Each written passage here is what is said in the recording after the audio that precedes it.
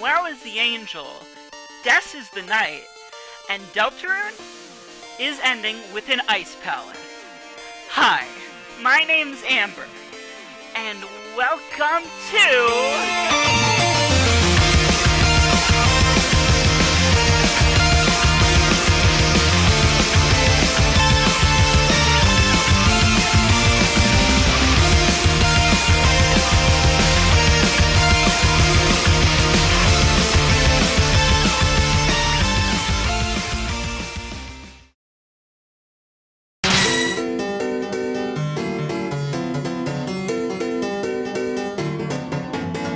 This video is going to be covering just about every mystery Deltarune currently has going.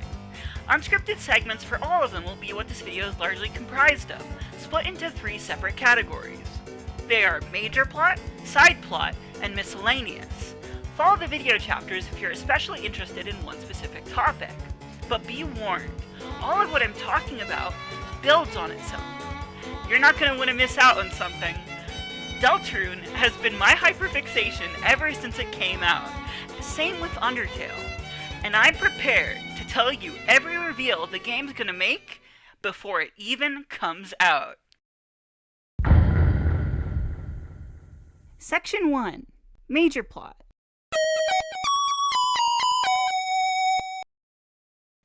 Alright, starting it off with the main antagonist, the Angel. Yeah, main antagonist.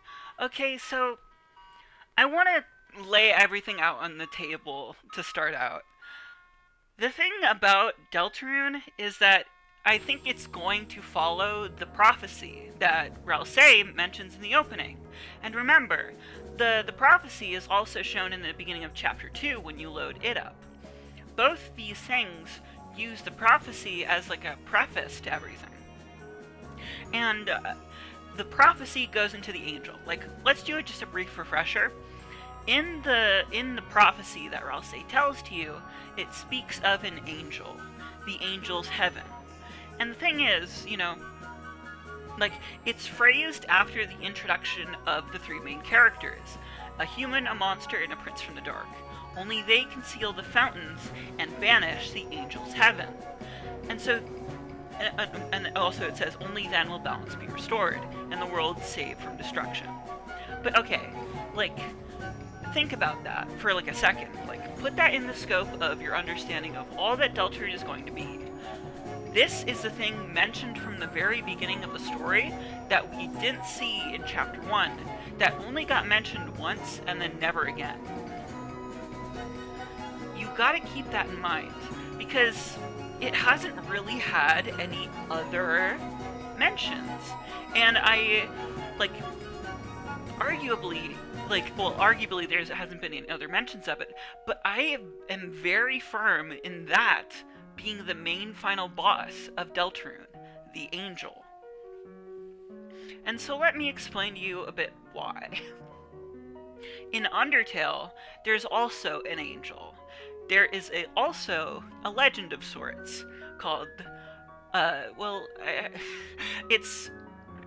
there's a symbol that called the Deltarune, and the Deltarune is of the angel. It's the thing that you see on, like, Toriel's dress, as well as, like, other places in the ruins and stuff. Like, the character Gerson Boom, like the shopkeeper in Waterfall, he mentions the Deltarune. What it means, essentially, what the symbol represents, is like there's angel wings, you know, and triangles under it, and the angel wings and the thing inside of it is like the middle is an angel. And what it means is that one day an angel will fall into the underground and make the underground go empty. It will save everybody. To get a bit out of the universe, it's supposed to be kind of like a judgment day, like tied to actual, like, religion and stuff, that, you know, the belief that one day everybody will be taken to the higher plane. Because something that a lot of people don't really click with with Undertale is that it's very much so like comparing the underground and the surface to hell and heaven, or just like normal life, because that's the idea. that there's a salvation, that one day that this mythical creature, that this, you know, an angelic creature will come down and save everybody. And that's what it represents. Like, that's what yeah, okay. Yeah, that's what it represents, but what's important to note about that I think is worth pointing a note about it, is that Toriel wears it. Like, it is very much so a thing that people believe in. That's why you see it in places. That's why people wear the symbol, or become the symbol. Because they want to be that angel. But what you learn later on in Waterfall is that the angel is not only that, but has some more lore to it. It's said that the angel is the one who has seen the surface, and they will return. Now, in the scope of Undertale, what this is referring to is Asriel and Kara. The thing about Asriel and Kara, if you don't remember, is that they fused their bodies after Kara willingly died, and so Asriel could absorb their soul and cross the barrier. And now, what their plan was to, you know, kill humans and save the underground, but that's how they will return. That's the part of the angel's legend that's important to people, right? And that's the whole dichotomy there. But the thing that's interesting about it is that well, the angel is very much so Asriel even afterward. They will return. What that refers to is Asriel coming into existence again at the end of True Pacifist and freeing everybody by breaking the barrier. But Gerson also mentions that some people in recent days have had a gloomier outlook of the angel. That the idea is that it's actually an angel of death, and freeing everybody is freeing them from their mortal coils, so killing them. And that leads into the genocide route. So Kara, in that instance, is the angel. It's both versions of the angel, but as one story. And now, why I bring that all up is, in regards to Deltarune, is because I think Deltarune is very much so doing the same kind of thing. It has an angel that it refers to, the angel's heaven. But the thing about it is that it doesn't really mention who the angel is exactly, and it doesn't refer to one that much yet. And the thing about it, the thing that's really interesting, is that I'm pretty firm in who the angel is. Now, this is going to be a little difficult to explain, but hear me out. I think the one who is going to bring about the angel's heaven, the angel, is Noelle. You know, Noelle Holiday. You know, they're your partner for Chapter 2, and so on and so forth. Now, the reason why I say that is because that Noelle is actually a very important character, overarchingly. And I say that even though we've only had 2 chapters so far. The thing that you gotta realize, or take into account, is that we have already seen so many of, the major characters in Deltarune. A lot of characters are just the Holiday family. We don't have a lot of new characters. We have a lot of Noelle's family. And you just gotta, think about that in the scope of, things that are brought up in the course of the journey. We have, the mayor, who is, referred to, built up, you know? And we have Rudy, who is a new character, who gets a lot of dialogue. Just put into account the fact that there is so much there, that you can learn so much about him, that there's stories, that there's all sorts of things you can inspect in his room, and he gets responses out of. That is a lot of, real estate. Sorry if that's describing it in a weird way, but you have to take into account those kinds of story structure things in this discussion, because I want to illustrate how all of this stuff is very natural. I'm not trying to theorycraft in the way of just coming up with ideas. ideas. I'm pulling on what's there. But anyway, yeah. And now, think about this. Think about how Deltarune, the first new character that you're forced to talk to in Deltarune, the one that you're required to talk to, other than Toriel, the first one is Noelle. The game wants you to know about her. And this is even true for Chapter 2. Like, SUSIE is, like, introduced, like, the first one you see there, but Noelle is still given screen time, even before she shows up later proper. Noelle's family is, like, the important family to Deltarune. We're only getting to know them as we play in the future chapters. Like, for instance, we don't know much about, like we know, like, we get Caddy's family. Like, I mean, you know, the new Caddy. And we get Jockington, but we don't know anything about Jockington's family. Like, and the same is true for Birdly. Like, they're used in isolation, but for some reason it's really important for us to know about Noelle's family right from the beginning. There's a mystery with not only the mayor's identity, but also Noelle's sister. There's things going on with Rudy. All of these characters are very important. And now I say all this to convey, Noelle is a core component of Deltarune. Like, she is majorly important. She's not just a party member that's going to be here once and then forgotten about. Like, that is imperative to make a note of. And now I want to even, like, highlight the uniqueness of her being a party member in that instance. Noelle being a party member in Chapter 2, it's not like she has unique abilities, you know? Like, the thing that, like, you would think if Deltarune were just, like, setting up new party members, like, willy-nilly, you'd think that there wouldn't just be, like, a better version of Rudebuster and RALSEI's Pacify spell. But that's what Noelle is. She's an alternative to the gameplay structure. And while I think that, you know, there's only so much room that you can, like, make new characters in that scope, like, with the limited, like, no element system that really affects anything, or nothing more complex than that, when you're just working with, like, sparing mechanics, like, there's not too much, like, sparing and fighting, there's not too much variance you can make unless you do, like, status effects and stuff. Like, but no, like, Noelle just has a better version of Rudebuster and Pacify. She is an outright alternative to RALSEI and SUSIE. And that's really interesting. Like, I think it's worth noting, because Noelle, just as a character, has had so much, like, telegraphed about her. There's so much focus and like, drama around her. And that makes her excessively interesting in the scope of all of Deltarune.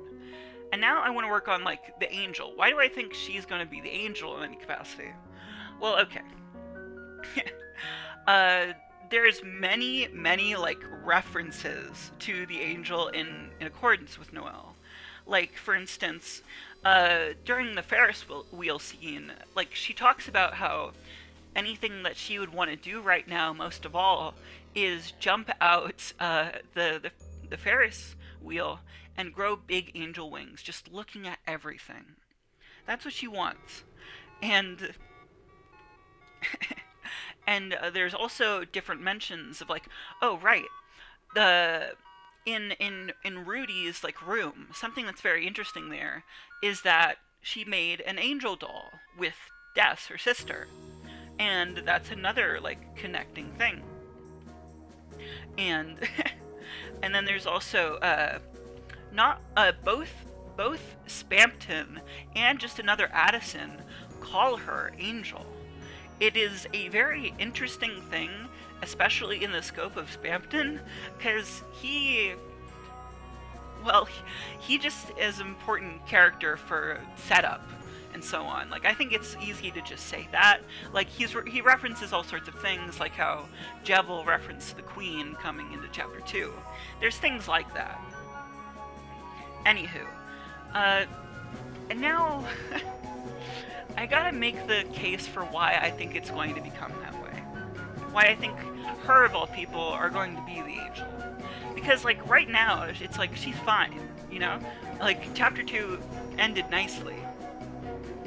The thing that I think is going to happen is that everything is going to go wrong. Her family is in the picture, and there is a lot with her family. Like, Carol Holiday is very interesting. I think her name's going to be Carol. Sorry if I made the mistake and never said that right. But she is very, very interesting. Like, she's someone who's only described, like, very vaguely so far. I understand if you don't even know who I'm talking about, but her mother's been mentioned, Noelle's mom, and she's mentioned to be very strict.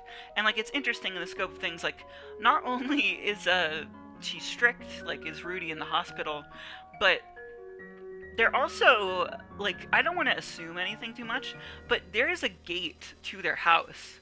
Like, there is like, the fact that it's like a whole screen away in that way, it gives me the impression it's more fancier. Like, I mean, Noelle has like a fancy watch. Like, there are things like that about her.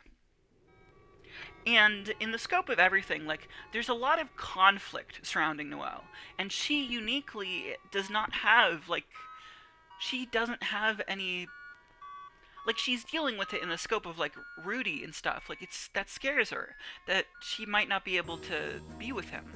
But that's, like, everything around her is kind of, like, when you're thinking about what's going to be the rising action, when you're, like, scoping out what the final chapters would be like, I think you have to think about, like, what the pieces are right now. Like, I think it's not unreasonable for people to assume that Rudy is going to die. Like, that is, like, it's something that I'm just, like, saying, you know, and we don't have any, like, deliberate, like, you know, moment to moment, like, tracking of how well he's doing. But, like, think about how the fact that he's in this at all, and Deltarune has, like, and Undertale has a focus on, like, replaying the game, like, the scope of your control. Like, when you think about how Rudy is in that scope, in this way, where he's in the hospital, that becomes, like, a horrifying, pitiful, like, story. Like, the fact that someone can die and come back because of your power over, like, loading and resetting the game. And I know that stuff is more involved with Undertale, but I think because the Deltarune is so connected to Undertale, it's fair to put those associations here. And now, I've kind of been, like, going around everything with what we've talked about so far, but I want to say that that's what I think is going to happen. That Noelle is going to become the angel after a lot of bad things happen with her family and just everything. Like, lest we forget, SUSIE lied to her about the Dark World. She still is under the impression that the Dark World just doesn't exist. There are these things that are building up around Noelle, which are getting more and more extreme. Like, Des in the picture, you have to think about Des as something that's going to be solved, like, within the scope of the game, and as a thing that's happening. And so, I think that's what's going to happen. She is going to be the angel. But I'll get into the why and the motivation behind it in the next few rants. Sorry. This is my first one. The other ones will be better.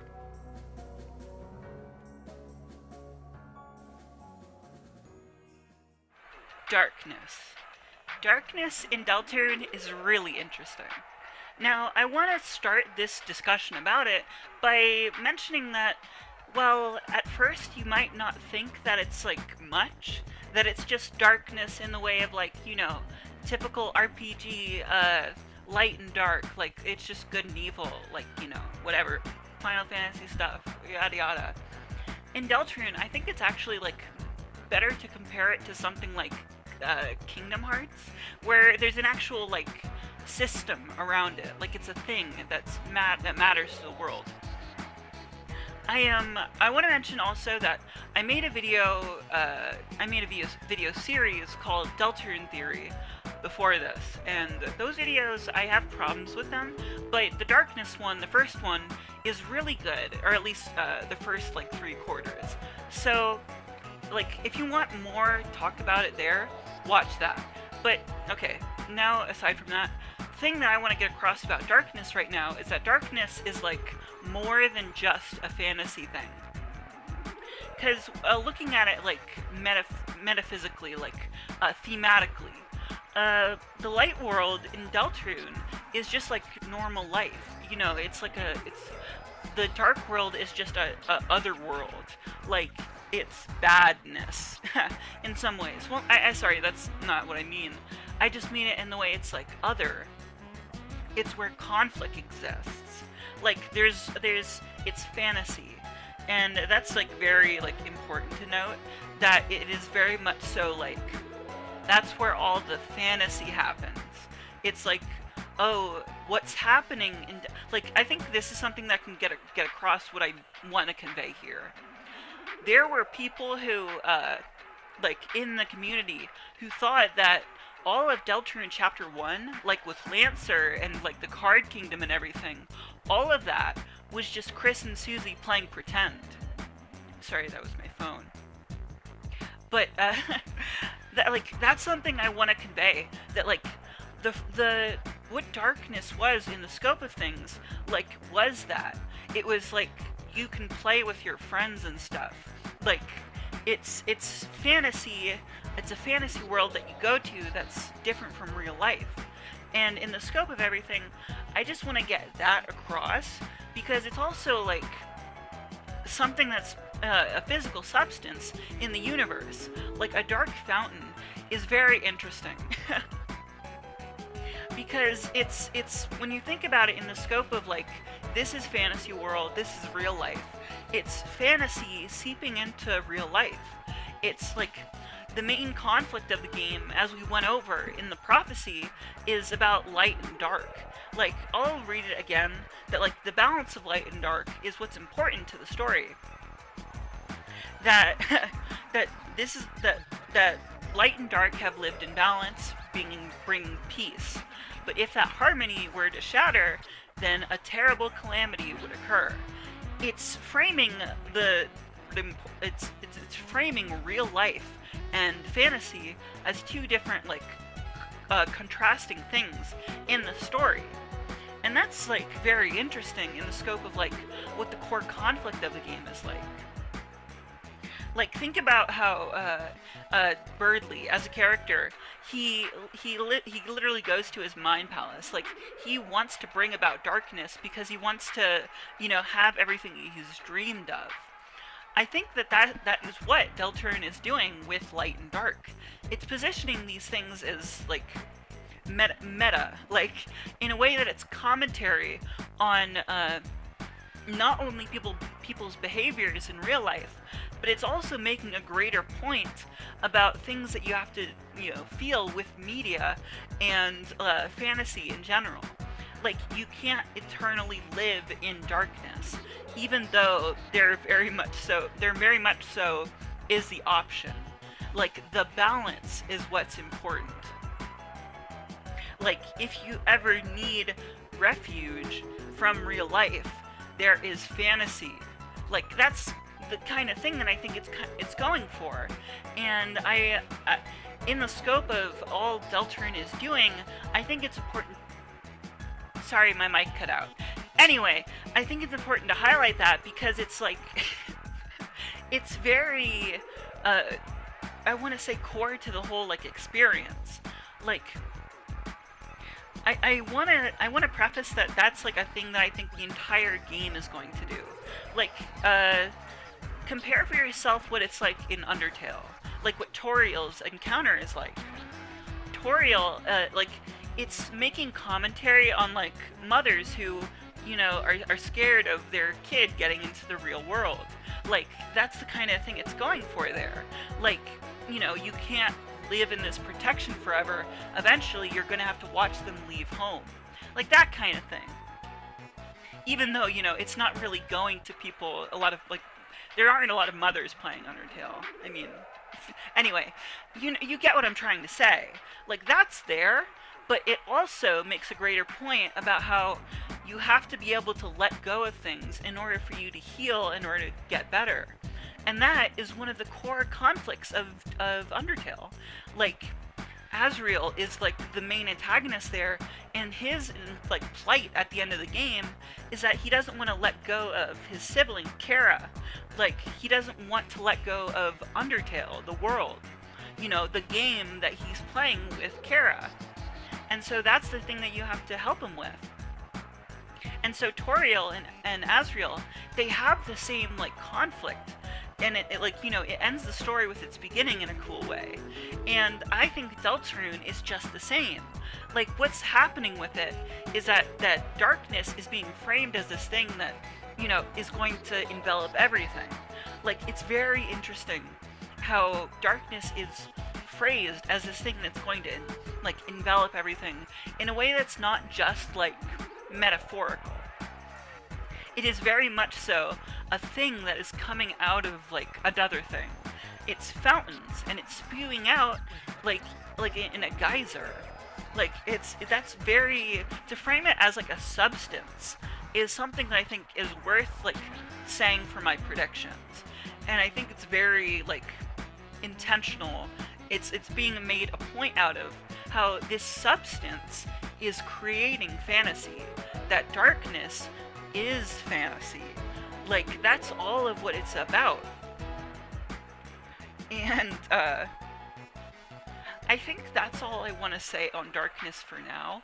I'm gonna go over more of it sooner, like in this video, but it's important for me to say that now.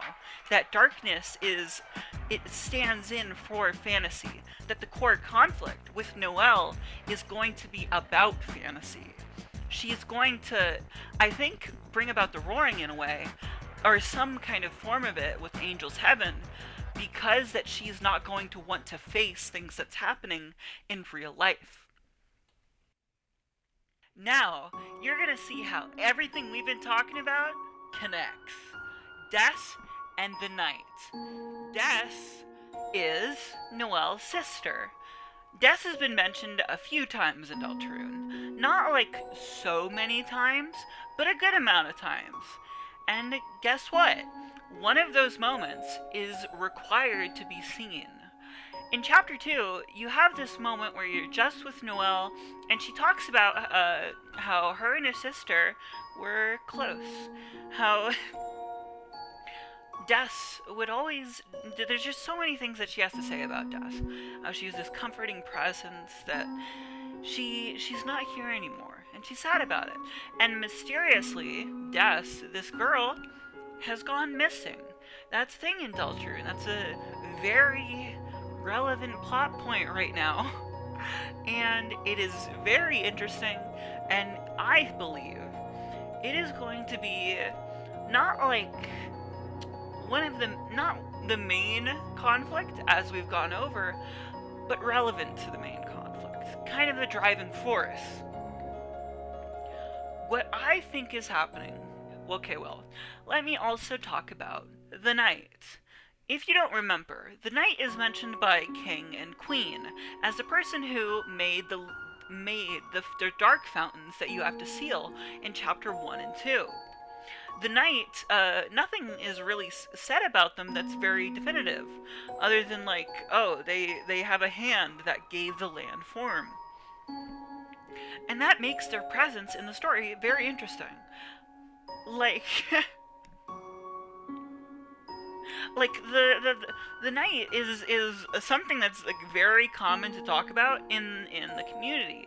Like, who could the Knight be? Like, it's a very, you know, big talking point. But I firmly believe that Des is the Knight. And first, I'm gonna say what kind of character I think the Knight is in the narrative, and then tell you why all of this ties in with Noelle. Okay, so the Knight, I think, is supposed to be a lot like characters like in Final Fantasy games. Like, there's a common, like, trope with this kind of thing about like a rival knight character. Like, I think specifically a good example of it is, I believe it's Kain in Final Fantasy IV. Yeah, oh wait. Yeah, Kain. Kain, he's this character who's like buddies with your protagonist, but then is like revealed to be controlled by the greater evil in different ways. And that's what I kind of think is going on with Deltarune. I also think a good point of reference, one that maybe more people who like Undertale and Deltarune know about, is the Masked Man from Mother 3. I think that Des, very much so, is that type of character. But I don't think she's necessarily under control in some capacity. But I'm kind of running away with that. I want to convey that it makes a lot of sense to me that the knight would be something like this. That the knight would be this character that's this overarching force in the greater narrative, that's always making itself known, but you don't know who it is at the beginning. And that's why I think it's very important, and why it makes sense that Des would be the knight. Like, as we've gone over, the Holiday family is the core of Deltarune in a lot of ways. They're the new characters. They're the conflict that the entire thing is getting roped up in. Like, it is very, it only makes sense that these things would be answered later in the narrative. And so we come back to this kind of thing. Why would Des be that way? I mean, like, for people who are not even, like, tuned in to, like, all the crazy stuff regarding Deltarune, like, the theory crafting, like, what makes me think that this just missing girl is going to be later important in the narrative? What makes me think that she's also the knight? Like, that's just something that sounds like I'm just saying. Well, I think of it for a few reasons. I think what's necessary for Des to be that way is that she was enveloped in darkness in some capacity. I think it's a lot like what the secret bosses are going at, what happened with them. In some capacity. Like, they are given unique knowledge, and as a result, they enact on that knowledge. Des wants to cause the roaring. She wants to end everything in some capacity. At least that's what I think. A lot of stuff that I'm saying here, I think is very, like, fluid. It could go multiple ways, but I think in the scope of everything, it simply makes the most sense to keep saying that Des is the knight doing this for ways that will feel dramatically cohesive in the ways that play into what we've talked about with darkness. That darkness is this complex thing in the scope of it all. That it's fantasy, that by ending everything, it would be like a sort of indulgence, in the same way that darkness is fantasy, and you can't be in your fantasies forever. Like, there's indulgence there. I'm kind of running away with all this, but I want to convey, like, little things about the night that I think very closely connect. Like, what's going to happen in this. I mentioned earlier how Des and Noelle made that angel doll in Rudy's room. I very much so think that that's kind of a metaphor for everything happening. That's Des and Noelle making the angel come into existence. It's this way of making it so, like, if Des is the knight, she's progressively goading, like, Noelle into becoming that, into believing what she believes. And there's more things that connect there. Like, I know a lot of this sounds tenuous, but these are the kinds of, like, very loose connections that are foreshadowing. You know, it's the loosest things out there when this is going to be, you know, more direct later. But anyway. Okay, so there's this message that Spamton has in his shop where he goes like one of his options is fear, and what he says is that, what are you afraid of? Like, there's nothing to fear except, and then his monocles or his glasses go staticky, and he says, "Can anyone hear me? Help!" And it's this super scary thing, but what I think, why that's relevant, is that I think that that's, okay, this is, for people who don't know, who are just played Deltarune once, this is insane. Okay, there are messages in the files of Deltarune that are just like someone going like help, like is anyone there, like that kind of thing. There are messages like that, and there's a lot. There's like, it's weird and it's scary. There's like, it mentions like, oh, there's a sound that sounds like scratching, and it positions this progression that's happening as you play the game, of someone in this weird files like way that is going to be relevant to the later narrative. And I think that's death. I think that that's death slowly getting, like, you know, consumed by darkness in this way. And that's why they're the night. It might sound like kind of unbelievable by itself, but I promise you that there's nothing else that really gives away what their identity is. Like, what I think makes the most sense is that there, you know, this overarching thread of death that's gone missing. And what's gonna happen is that this character comes in, the night, is gonna be relevant, and they're gonna be scary. They're gonna be talked about by SUSIE, and mentioned like, isn't it so weird? How are we gonna defeat this night person? What do they want in all this? And it's gonna be really scary. But okay, how I think that's going to happen too, I think because that KRIS made the fountain for chapter 3, what's gonna happen is that Death, or the Night, is gonna close it. It's gonna be super mysterious, like, why is this happening? But anyway, it's gonna be like, I have a very strong feeling, and I know that sounds like just whatever. Like, I have a very strong feeling that that's going to be like a masked man situation. Like with the needles, you need to get to the fountains, the needles, before this other character does, who has like something in common with another character. And you know, KRIS is a knight, and you know, so it's like, it's this interesting like connection. And like a rival knight character is just like a fantasy trope in this context, especially when Deltarune is trying to be like very classic video game fantasy. Like RALSEI is supposed to look like the Black Mages. There's those kinds of connections. And like the first Final Fantasy game is so like, there's things like dark crystals and whatever. There's so many connections you can make there in terms of inspiration.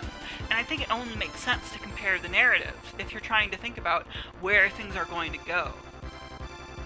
But anyway, and I think in the scope of things, Death is going to be a part of what convinces Noelle to be the angel. And so now I want to talk about all of that in a big picture sense, what the ending of Deltarune is going to look like. Okay, as of literally right now, the newest Deltarune newsletter, a thing that you can, subscribe to, just released. This is a thing that exists to give updates on Deltarune and Undertale things. And there's bits of lore in it, like bits of foreshadowing for Deltarune. And it single-handedly made me the most confident in myself I've ever been on this information. Okay, so this, insofar, we've talked about how Noelle is the angel. That I say that Noelle is what is talked about, you know, by Alvin, by everything. That she is the equivalent of ASRIEL and Kara to Deltarune's world. And, okay, that all has like so much holy imagery around her that she is, you know, associated with all sorts of, like, you know, angels, like, she's repeatedly called that, so on and so forth. You can watch that segment. And we've also gone over how Des is the knight.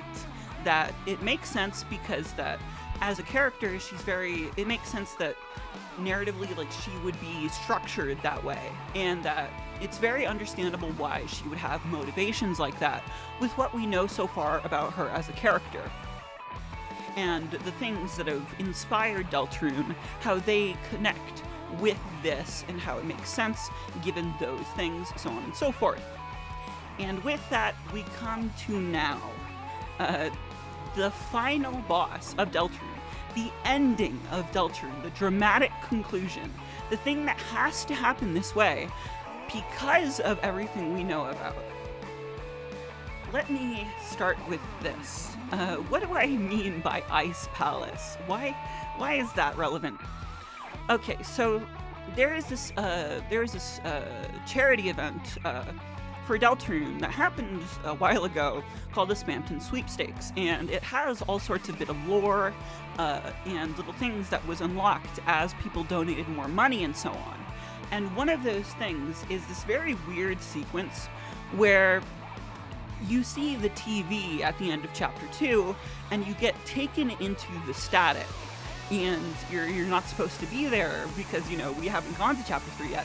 And at the very bottom, you could either go to the green room, the little bit that was shown off of Chapter 3 before, you know, everything, or you can go to this weird version of the page where it's all blue. You hear, like, the sound of, like, rushing water, like crashing waves, you know, on, like, a shore, and you scroll up and you find this gap, this place, this ice structure, very low, like, you know, pixel ice structure, and you find an entrance, and in that entrance you can see this whole like, throughout the whole Spamton Sweepstakes there are pages like this where you have this big, like, lore thing of one, or, like, I think it's strictly Noelle that says them, and in this one it's a big reference to the Mario RPG, like forest maze, things like that in old games, but it references a door that doesn't appear anywhere else in the game that she's talking about, in Noelle.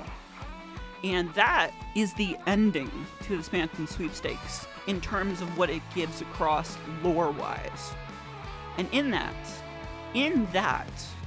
I can't say right now. We'll get into it very soon in the next segment and so on. But that has Noelle be also associated with darkness in some way. And so it's important to make this clear. I've portrayed Des so far as a character who is associated with darkness, who brings about all of that. And in that weird ice structure, it's presenting this moment as something that is associated, that is important to Noelle. It's important, it's interesting that Noelle goes through this. She is a character associated with these kinds of things. And that, to me, alone, portrays that she is a very important character to the wider scope of Deltarune. And so let me continue. There's this one bit, you know how you can visit Rudy in the hospital, and you see Noelle playing games with him, and, you know, he's giving advice and so on. She mentions that she's playing Dragon Blazers and that she's at the Ice Palace boss. Okay, that is what I'm referring to with the Ice Palace. It's also just a common fandom term for, like, reasons we can't get into, but I digress. The reason why I think that there is any more relevance to this is because I want to portray now what it would be like at the ending of the game and getting into, like, the emotions of Noelle as a character, of Des as a character, explaining explicitly Des's motivations as a character and how these things are integral to understanding all of what Deltarune is going for. We'll mention more how this applies to characters like the secret bosses in the Freedom segment, but all of those themes, everything with that, also correlates to what we're going to talk about right now. And so let me stop beating around the bush. What I think is going to happen is that at the very end of Deltarune, I think Rudy's probably going to die of his illness, and it's going to be this. I want to explain now a little bit about how Rudy is kind of comparable to Asgore, but in a way that's more like Toriel. In the way where Toriel is very coddling, you know, it's easy to want to stay with her, and that's her whole problem, you know, as a character, that she refuses to be able to let go and let her kid out into the world. And so it's being scared of her having more responsibility, of her, there being responsibility for her kid, and so on. And in that, I want to portray that Rudy, as a character, the problem with him is that he's not preparing Noelle for what's going to happen. It's in this way where Asgore, as a character, his whole crux, what makes him compelling as a character, is that his burden, his self-imposed burden, is to keep the underground trapped. For a long time, I never understood like what properly was going on with Asgore's motivations as a character. But what it is that he has that kind of fatherly, like, he must bear this burden in order to keep everything afloat, where he's just using it to justify his self-loathing. And that is a thing that is, like, common with father figures. And in that same way, Rudy is doing that, but in a way that's easier to, like, feel sympathy for, to like, you know, him for. Where it's this self-imposed burden where he never wants to prepare Noelle for what's actually, like, the severity of the situation. It's going to make it so, if anything happens to Rudy, Noelle would be even more blindsided. It would hurt that much more because he expressly told her to never worry. It will be that kind of, like, responsibility that's never, like, atoned for. And I think the Mayor holiday is, like, the opposite, with, like, how she's more overtly, like, stern and bad in the way that Asgore is in Undertale, but her behavior is more coddling, like Toriel, in the way that it's, like, more strict, and how Toriel is can be, like, very, you know, like, cover everything up in that kind of way. But I digress. Those things, I think, will contribute. And now I want to explain where Des would be coming from as a character. Previously, we went into how I think that it's very similar to what the secret bosses are going through. That it's in this way where they were given information by way of disappearing, like, things happening to them, meeting a strange someone. And while I think for Des, it has to be some form of, like, it probably won't be so direct that Des has been influenced by a mysterious someone. I think it comes across as Des being this character who already is associated with, like, edgy behavior, and who has gotten this sentimentality that the world is meaningless. Why even try? But it's getting across it in a way that is very core to what Deltarune is talking about. Because I think that nobody has really gotten across in the way how that sentiment at the beginning of Deltarune, your choices don't matter, which is then contrasted by RALSEI in the Dark World saying, I believe your choices do matter. I believe that is a direct comparison, or not a direct comparison, but the equivalent of Flowey's sentiment of It's Kill or Be Killed, because it is the narrative thematic through line of the entire experience. And I know that sounds a lot to say just outright, but the idea is, what I'm wanting to convey with everything, is that Deltarune is getting at these ideas of like, whether or not things matter at all, that everything in some ways doesn't matter, that this is going to be very heavy-hitting things, and I understand if it's hard to hear some of this, because what we're getting into, I've already said some things which involve how Deltarune and Undertale are influenced by, like, holy things, you know, that kind of commentary. And I want to get into how Deltarune is asking the question, if nothing has inherent meaning, then what is the purpose of living at all? Why care about anything? You know? That is what I think is playing into these ideas of your choices don't matter. And so it gets into this idea that Des would be someone who is not really believing in all of that, who doesn't really have anything that really connects with her emotionally, who understands in some deeper way that your choices don't matter. That everyone is an actor of fate, you know? That everybody does not know what their futures will be. That we're all doomed to die someday anyway, so why even try? And I keep saying that for a reason, those specific words. But anyway, Des would be coming out of nowhere, you know? She would be the knight in this sequence who, I must say, the roaring knight. The one who is destined to cause the roaring. The reason why she would be doing that is because she thinks it is a mercy to everybody, because the nature of existence at all is in some ways suffering. That living at all is so complicated that there's so many different twists and turns, and it's all so stressful. It all feels meaningless if everybody is going to die, if the sun, you know, one day is never going to exist anymore. Things like that. She has those sentiments, but she has the power of darkness.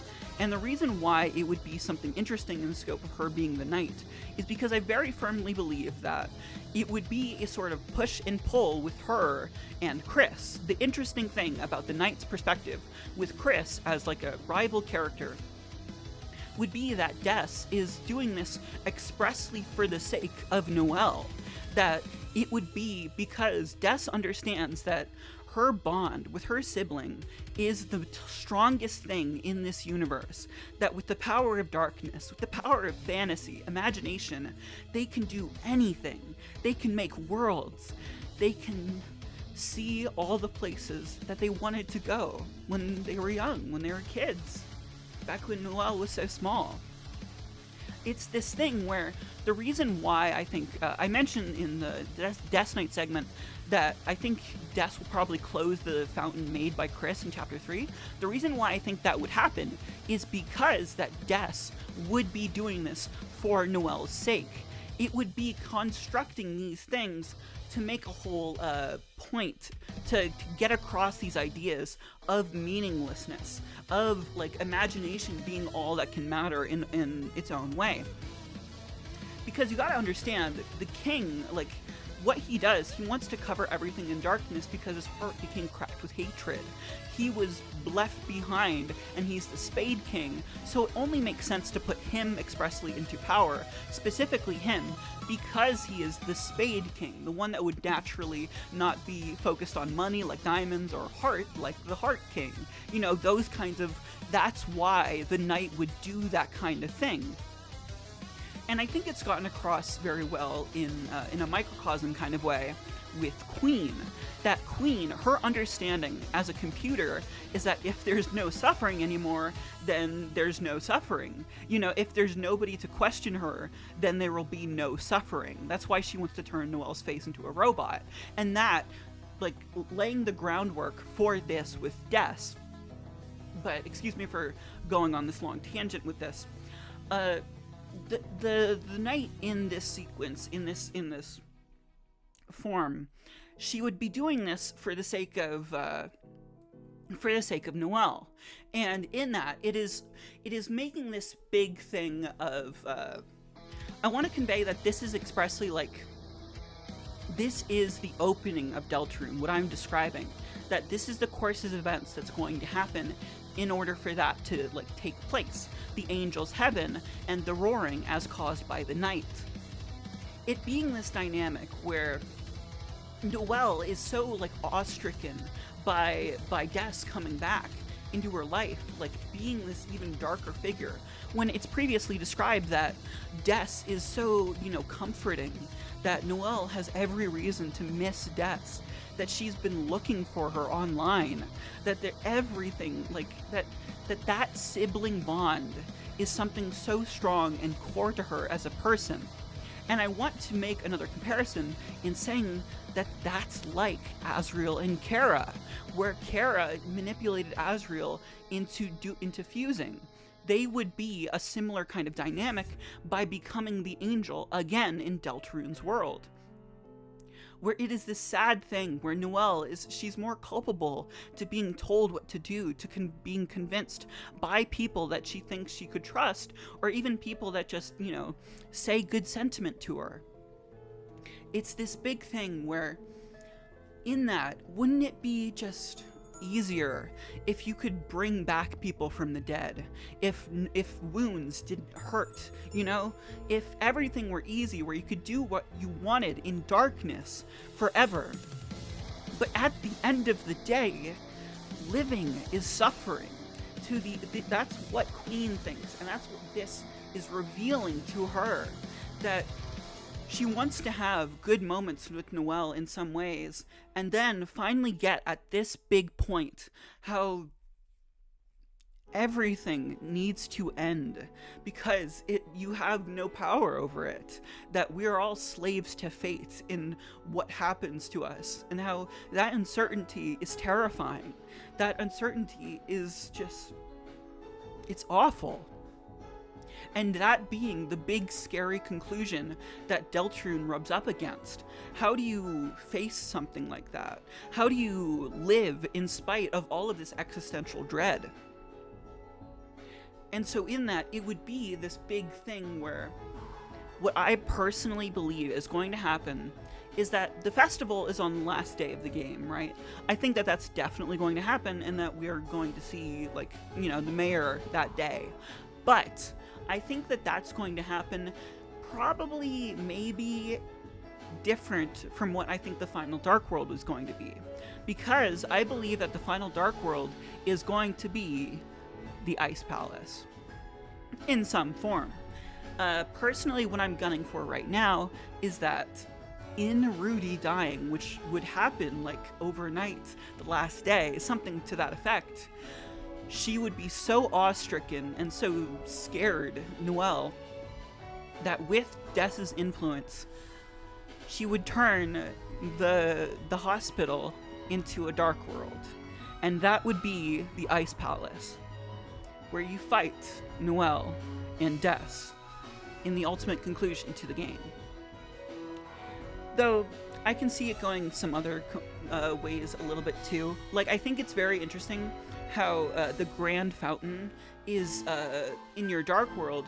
It has the multiple angel wings around the door.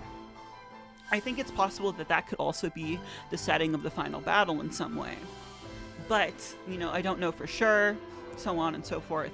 I just think it's possible because of the hospital, I think, it's a mostly white location, so it would make sense and be, scary and awful, being, the final boss area.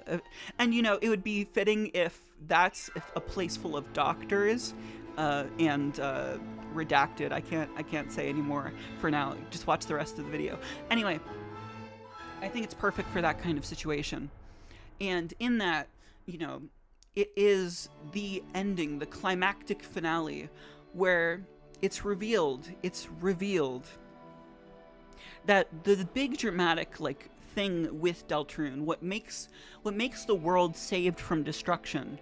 I've listed out all this sadness, this uncertainty. How do you ever how can you live with this fear, not knowing what comes next? How can you live in the face of so much sadness? How can you live in this span of just someone you love dying? How can you live after that? You have to strike a balance of light and dark, of being able to let go and being able to not forget of the things that actually mattered. There being a balance of reality and fantasy.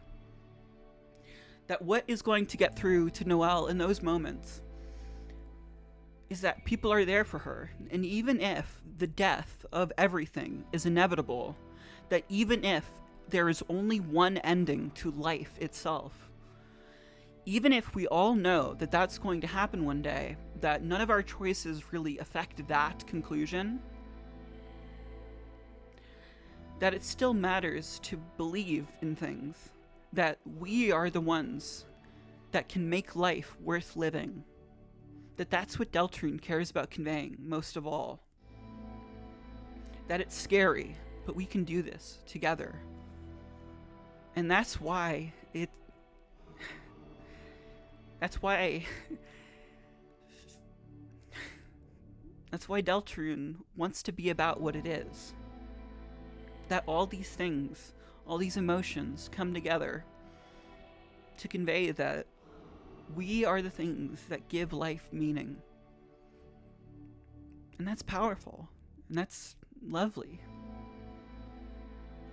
That's why I think, it's something I want to say independently, or I kind of just forgot, but I want to say that now. But I think that it's very important that SUSIE didn't tell Noelle that the dark world was real. That it is this lie to her that is going to play into how Noelle will feel like she can't trust anyone. That all of her life, all of her love for SUSIE might have just been fake. That SUSIE has to be the one to open up and show that she loves Noelle. She cares about the future, and that she's willing to be in that uncertain future together with her. And it being this beautiful moment where, everybody's happy at the end of the festival. Everybody's having fun. You might be able to, bring somebody who, specifically to do things together. That is kind of like a true pacifist epilogue type of thing. That's kind of all I wanted to convey now. I'll get more into, the deeper, darker revelations in a second. But I want to say what I think the ending of Deltarune is going to be like. This will be the end screen of Deltarune. This is a long shot, but please trust me on this, that this is possible. That after you get the end screen, all the credits, everything, all the thanks for supporting everything, there's the end screen, and there's a picture. Maybe in the grass, something. Of 3 smiling people together. With the words written on it, "Don't forget."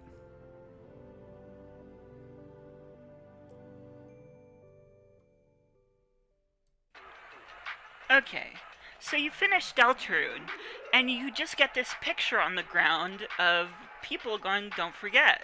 And that's what is that? Who cares? What?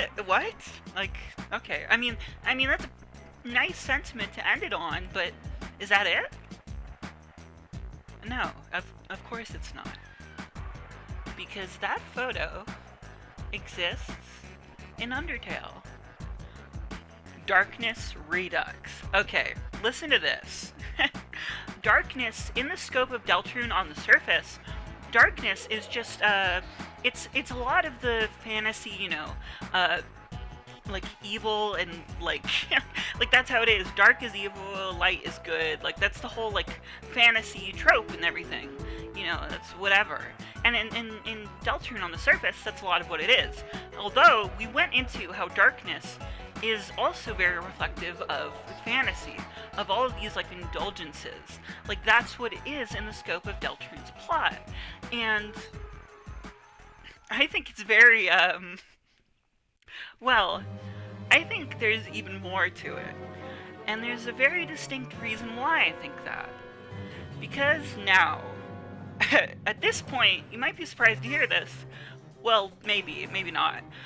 We're going to be getting into how darkness is in Undertale.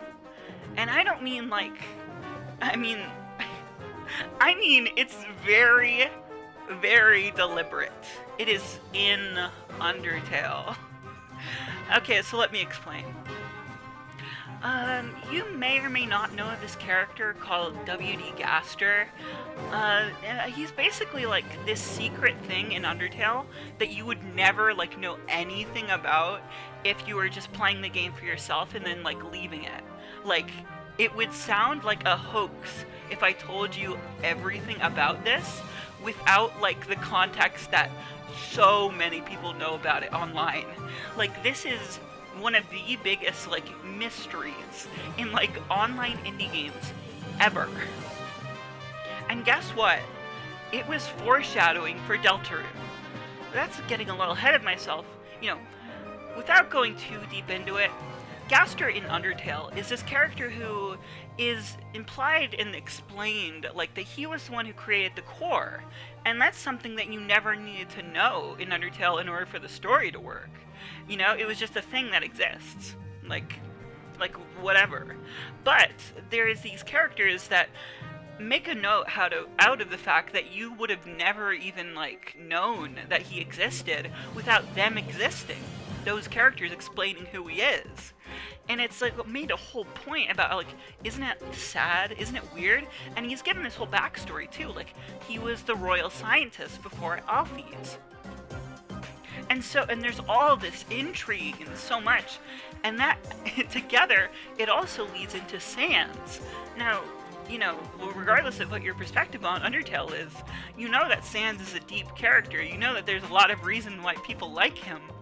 And the fact that he ties into that Gaster is so much. Like, that alone implies so much because that SANS'S, you know, never talks about his backstory and so on. And, okay. The thing that makes that makes darkness in the equation relevant is that in this room, like in this secret room that you would never, like, literally, like, you would not be able to access this if you weren't like manipulating the game files. If you go into this area, which in like the game like files is called room_Gaster, you get these weird symbols, which you don't realize at first are a font. Like, that's a character, it's a character speaking in a unique font, like SANS'S, like Papyrus. And he talks about this experiment that he's doing, you know. Sorry if you know about all this stuff, but in that, he talks about darkness. He talks about photon readings being negative. He talks about it getting darker. Like, it is the subject matter of Deltarune, which he is talking about, and experimenting.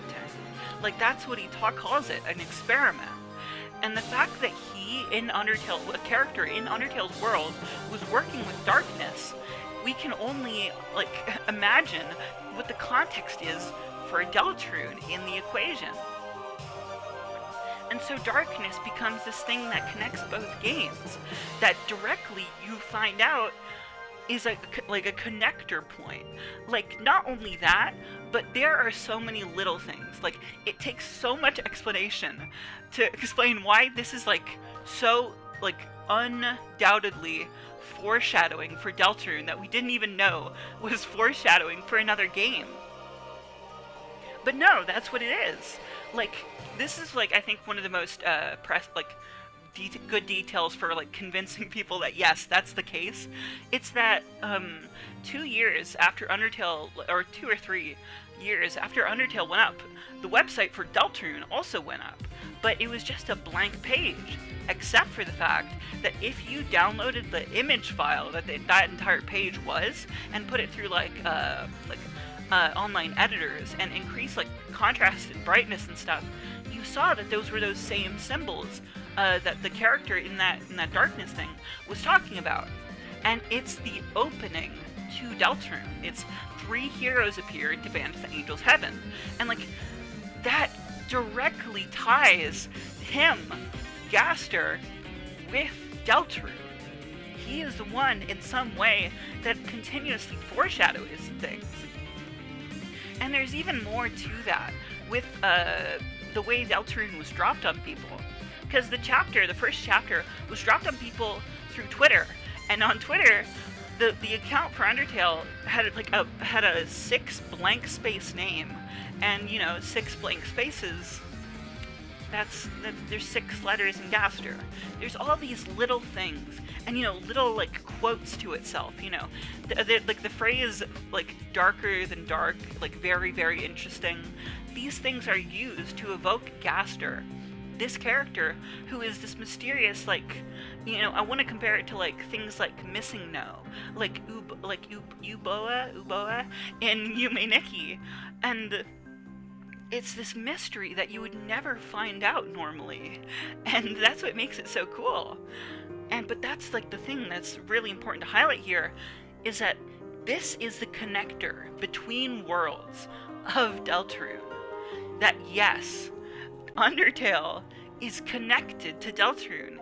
In fact, Deltarune has to be connected to it. And now I want to explain like how this character that I'm just like maybe introducing you now, this character is the final secret boss of Deltarune. And I want to put it in a way that doesn't, show too much my hand too quickly, but essentially, like, how the secret bosses, Jevil and Spampton Neo, like, they always have this character that's tied to them. Like, remove your idea of this, like, character, Gaster, existing. The fact that Sham mentions that that Jevil met a strange someone, which made him become that way.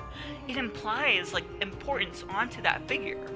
In the same way, does Spampton having a mysterious benefactor imply to this someone that you want to know the identity of? Why, like, think about what it would be like if there was no answer, like no person to put that identity to. Like, isn't it strange the fact that they're pointing out a strange someone in the first place? They're hinting at somebody there. And Gaster has many connections with the secret bosses. But, okay, this is all, I want to explain that darkness is a Undertale, like, Deltarune thing. One thing that I think is very important to this conversation is that I think darkness is very similar to determination. In fact, I think they are like similar sciences. Like, okay, this is the big bombshell, the reason why I'm talking about darkness again and laying out all this before we get into the end of the major plot. Darkness is not only that, like, fantasy in the story, but it is also actual darkness. And I mean like actual darkness, like absence of light. I mean when the sun isn't out, that darkness, but taken into a physical substance. Because, okay, think about it this way.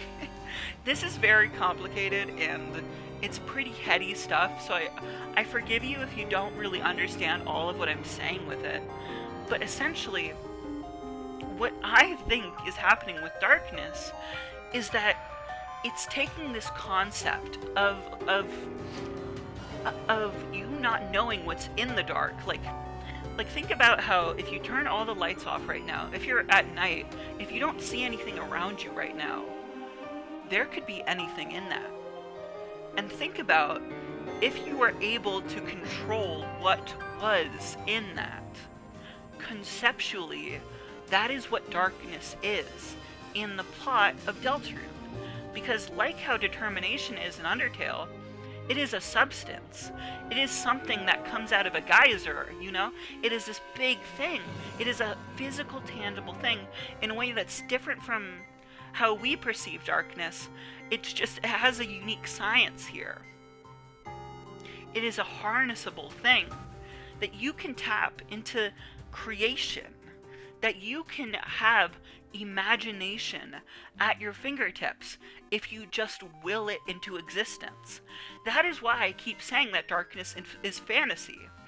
It is this way of creating. Like, it's imagination, but transformed into the idea of unknowing. It's using the idea of the fact that you can't see, like what you can't see, what you can only imagine, It's using that conceptual standing as reality, as a thing that you can control, as a thing that you can, like, mess with. Like, you can control and make more fantasy.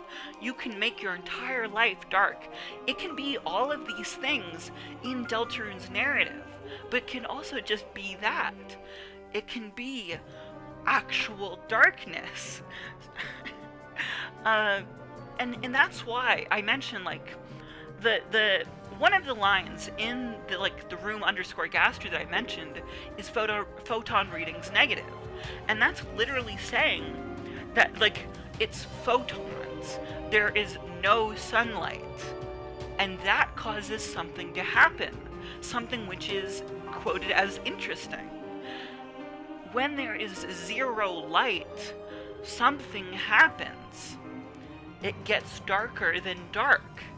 And so you get this form of control. You get this everything that you can mess with. That is what darkness is in Undertale's narrative. In Undertale and Deltarune's narrative. And it's so interesting getting that through Undertale, because that so far we haven't been shown that in Deltarune. But I am suggesting that there is a place that we're going to be taught that. That aside from, you know, the big conflict with Noelle, sorry if this is so much to process after all of that, that after that, there is something else that you can do which isn't necessary to get the game's main ending. There is a place that you can go. There is something else that you can do. There are questions that maybe you'll regret getting answers to. Alright. You've been Deltarune, you know? You've done everything you want to in the main story. But there's still this lingering question. What the what the hell is that bunker? What the bunker is, what I'm referring to, is that thing at the very bottom of town in Hometown, which makes whirring noises when you get closer to the bottom of the screen. And there's also, like, you can encounter Monster Kid and Snowy there in Chapter 2, and SUSIE scares them away. And KRIS looks apparently upset in some way. That's what SUSIE says. And okay, I'm not gonna tell you what I think is gonna help you get in there, because that's for a later time in this video. But I will say this. I think it's going to take a lot of effort to get in there, and I think it is going to be essentially what the True Lab was for Undertale. And I mean this in a way where it builds on everything that you've known thus far, but it turns everything on its head. Like, remember how in Undertale, when you got to the True Lab, it was this big thing, because not only did it make references to the other side of, like, the narrative, like, there's references to the evil route in Undertale, like the "but nobody came." Like, that's just a frequent phrase in the game, but, you know, there's things that connect the whole experience there. And the main point in that is that Alphys, like, shows you how this thing that you've understood working one way for the entire narrative, determination, actually has more complexness to it. It's not just your belief, like, that you can get better. It's not just your will, you know, like the thing that makes you, like, keep going after all the little things. But it's a physical substance in this world which functions uniquely. It's not just a representation of something emotional in that way. And what I think is going to happen in the bunker is that it's going to be this whole sprawling dungeon filled with so many creepy things, you know, like answers to questions, of course, like things involving, like, I don't know, maybe SANS'S, maybe, things like your, vessel, maybe, but we already talked about the vessel. Try to keep up. And those sorts of things. It is going to be a big, like, bonus dungeon with the hardest things in the game. In that version of the game, anyway. But that's what I think the bunker is going to be. And at the end of it, okay, what happens in it? Sorry, I was building to a point.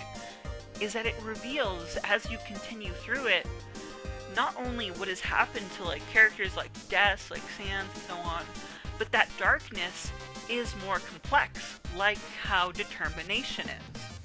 I went over it in the previous thing before this, the previous segment, but I think it's going to reveal that darkness is that, like, real form of darkness. But this is, okay, sorry, it's not only that, there's something I get really excited about talking about, because I think it's insane. That darkness is what everything is made out of. And I mean everything. Like, think about it in a real life way. There is no light and dark in real life in the way of, like, two halves coexisting. It's not exactly like a balance. What it is darkness is the default. Not seeing anything is the default. Light is what gives everything color. Light being reality is what sobers everything, you know? But fantasy is the default. Imagination, like, that's the thing we build from. I'm getting into so, like, you know, like, metaphysical concept things right now. Forgive me for that. But I think that's the direction that Deltarune is going. It is making it so everything is dark. Because in real life, there is only one option for making anything. You not only have to have a balance of reality, like what you're capable of, but also the power to dream, like the power to have fantasy in you at all. You need a balance of light and dark in order to live a healthy life. And so it positions the fact that like the dark reality, the thing that surprises you is that yes, everything is ultimately like not so solid. Like, think about how the fact that language is just something that we made up. Like, the meaning to things are things that we made up. Like, these things were made because we wanted to have a reality. We wanted to have rules. Like, the balance of that, like imagining what you can get, like, it is making a point by having the entire world of Deltarune made out of darkness, like even the light world. Sorry if that wasn't clear about what I was saying. That even that is built on darkness, because everything is built on imagination. You need to be able to have all that. Like, that's the point that it's making, and that is something that is dramatically terrifying. And that's what Deltarune's like bunker is going to make a point out of.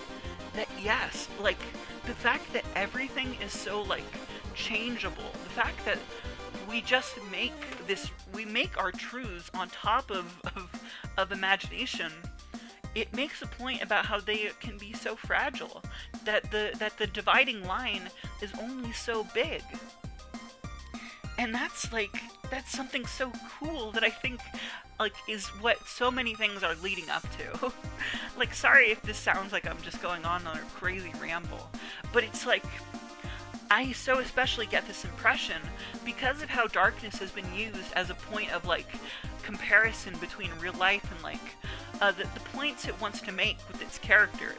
Like, I'll go into like narratives, like things like that, like later, like how I think King is like, it's interesting thinking about how he's like revenge from things like toys that are forgotten, and how Queen is making points out of how internet can control you, and how those ideas play into them wanting to spread darkness.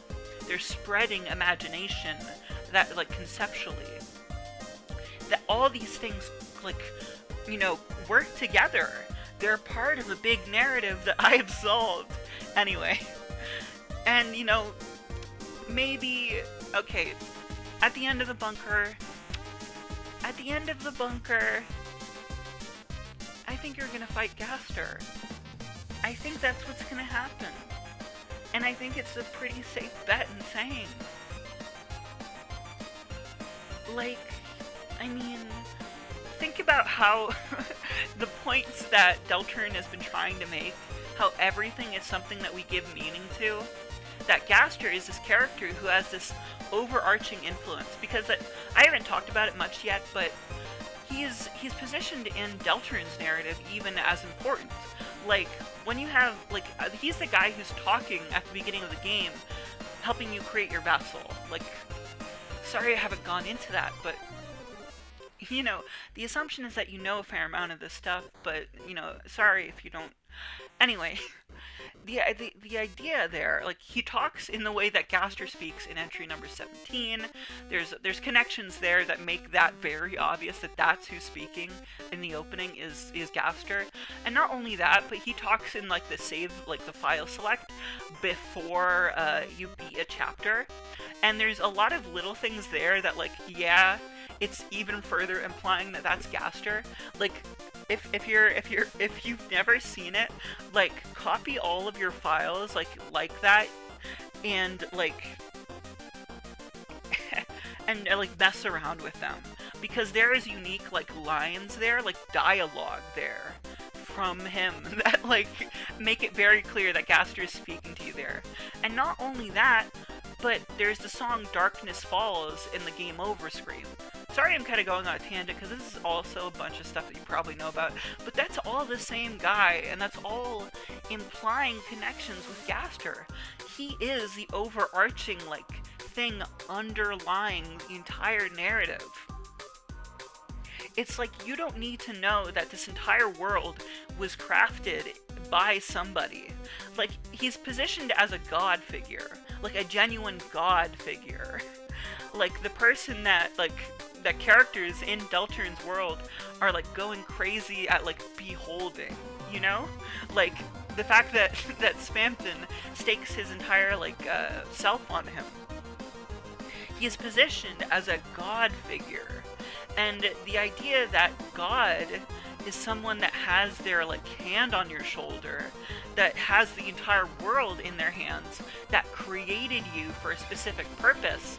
Like, if the entire world of Deltarune is made out of darkness, is made from the same building blocks that darkners are, that everything is built on darkness, it's just that some things are called reality, then that, like, that stands in for real life.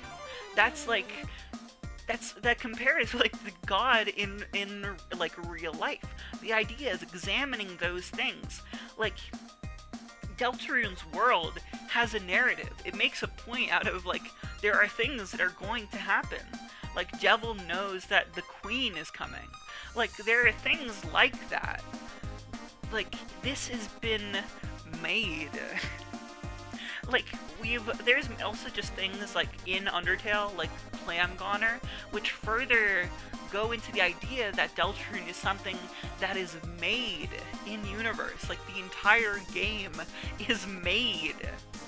And I mean game in, like, you know, in an out of context way. I mean, like, the world was made in universe. Anyway. Yeah, that's what I think is going to happen. And, I think it's going to be pretty cool. I think Gaster is going to be saying some pretty crazy stuff, like, does it make you scared that you have a designated purpose, and that this is all your existence will amount to be, and so on and so on. Those kind of cool things. But the reason why it's interesting is that it's a pure test of skill. Like, it plays into things I'll get into later, but I think that battle will be very, like, performative in that context. Like, it'll be just for the sake of showing you how, like, if you're that curious to keep looking, to want to know more about this world, then you have to be prepared to see how dark things can really get. Alright, this is gonna be an interesting thing to talk about. KRIS is your vessel. Now, what do I mean by that? Well, I'm actually being intentionally misleading. Because, you know, we understand the vessel we make at the beginning of the game to be some, a protagonist that we're going to control. But in actuality, nobody can choose who they are in this world. And I want to say what I think that means right now. That, yeah, you don't choose what your circumstances are. That you don't have control over these large things in life. As we've gone over with Noelle and, darkness so far, the ambiguity of where life is going to go is scary, and it's hard that you feel like you don't have, choice in these things. And that's why I want to explain this now. That the opening of Deltarune, it's very easy to see the Gaster connections if you know who Gaster is, as we've just gone over. But I want to stress this now. If you don't know who Gaster is, then this sequence doesn't make sense and can only be interpreted as a dream. It is framed like a dream because it is also like the flashback sequence in Waterfall in Undertale. It also does that storytelling thing of the person saying the name of the protagonist while they're in a dream, and someone else is saying the name of them in the dream itself, that like it transitions out of. And so in that, it is framing, it is in that you have to understand that this is a dream that KRIS is having about themselves that they don't think much of because, as far as they know, it's just a dream. But in that, it's sad that KRIS sees this collection of different body parts and isn't sure what to make of himself. That KRIS has this confusion and this inability, this lack of control over their life. Where, as we learn, as we go through the game, people don't really know KRIS that well. They know ASRIEL, and that helps, settle you into the world. But KRIS is the outsider, the weird one, that we have to learn with. And now I want you to think about Deltarune as a game that is trying to get at the process of growing up, of being a teenager, a high schooler, who is faced with now that you're getting out of this leg of life, you're really being faced with your choices, that you have to decide where you go for like clubs or whatever, that you have to think about your career, getting a job, and so on. That it is this being faced with choice, being faced with who you want to be, that is so core to this stage of your life. That the reason why it's called Hometown, partially, is because it is that leg of life that is, you're propping yourself up out of it, you're growing. Okay. There's this one bit of dialogue in the light world in Hometown.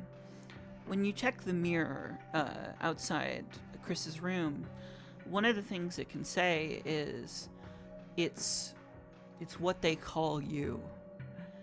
And that's it's a very specific way of phrasing it. And it's what they call you. I want to emphasize that KRIS has a problem with themselves. That they view themselves in that displaced way. What they call you, but not what KRIS calls you. That they don't recognize themselves as KRIS. And so we get into these ideas which are complicated. KRIS, I think, it may be weird to hear this, but I think that KRIS is supposed to be in a situation where they are intentionally framed as kind of a problem child.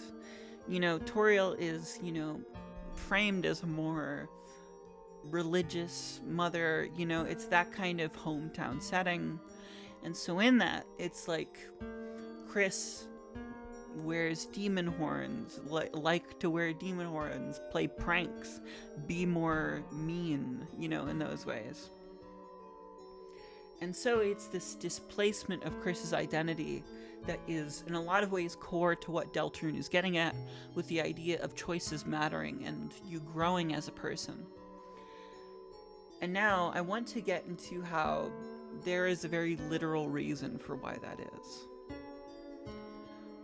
This is something that a lot of people, I feel like, don't fully process with what we have right now. But I believe that the situation that's going on right now with KRIS, I haven't mentioned it right now, but they take out their soul at the end of the chapter. The thing is that those sequences are a reference to the soulless pacifist ending in Undertale. What happens if you do genocide, but then go back and do pacifist again? It revealing that you can't escape the consequences of your actions in this way. And it's a big reference to that, but why? People have interpreted it all sorts of ways, but I want to just frame it this. I want to just say it outright. KRIS is possessed.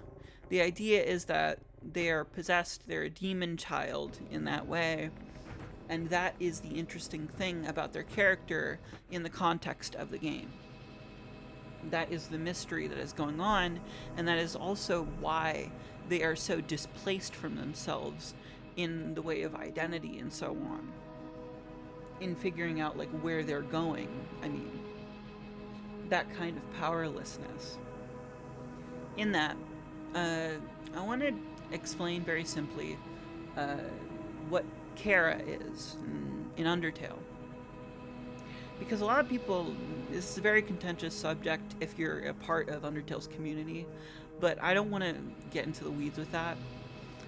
I will just say now, Kara in Undertale, what they are is a metaphor for the dynamic that players have with their video game character. How you play a Legend of Zelda game, right? And you control Link, and you interact with funny NPCs, characters who do all sorts of crazy things, and you have fun going on the adventure. It's breathtaking. It's exhilarating. It's funny when characters talk to you. But that's not who they're talking to. They're not talking to you, in a way. Kara is that, but in universe of Undertale.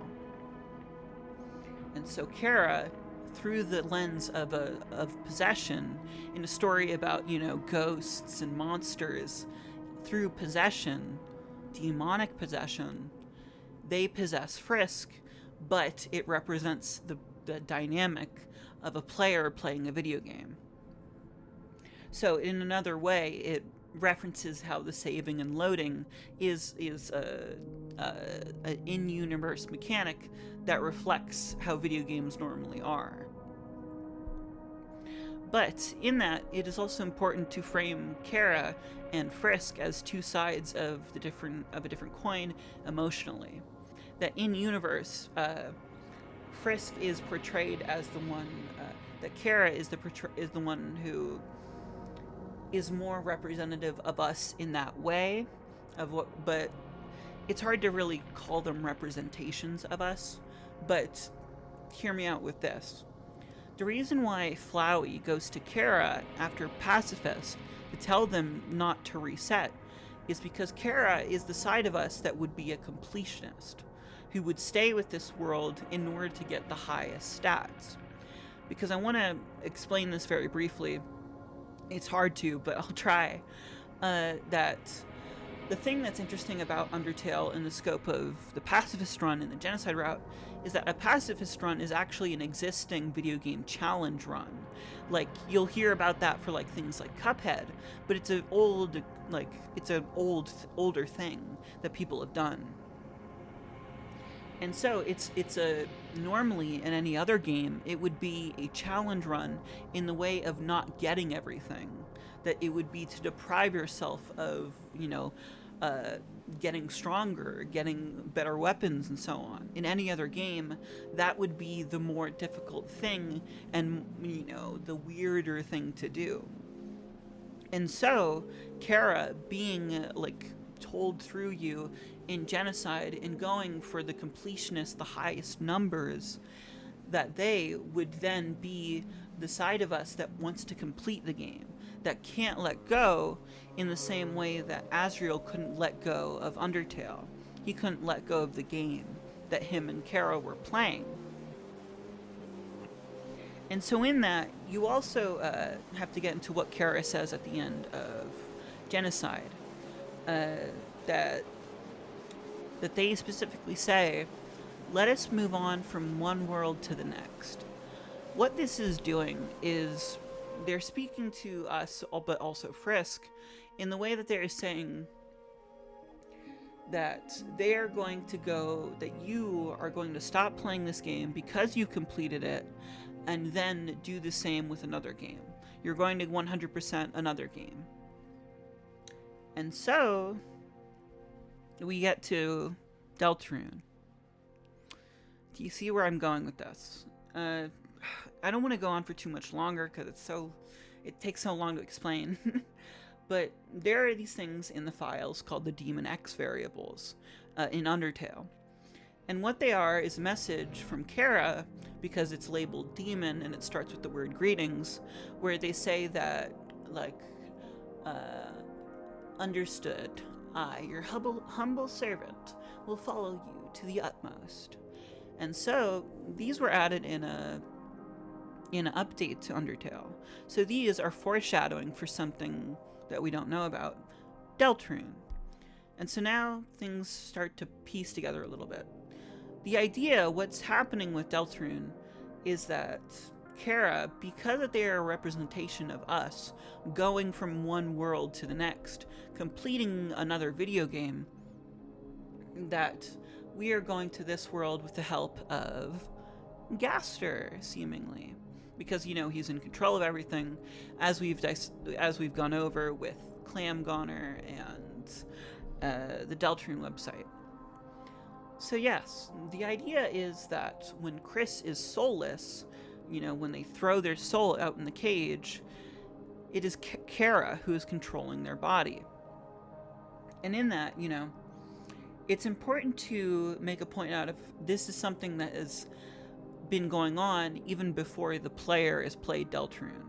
That the cage is said to have seen quite a few crashes, that it's stained, right next to it, that tutorial says that KRIS just does this sometimes. That in all of that, it implies that KRIS has been acting weird since before the player has ever touched Deltarune.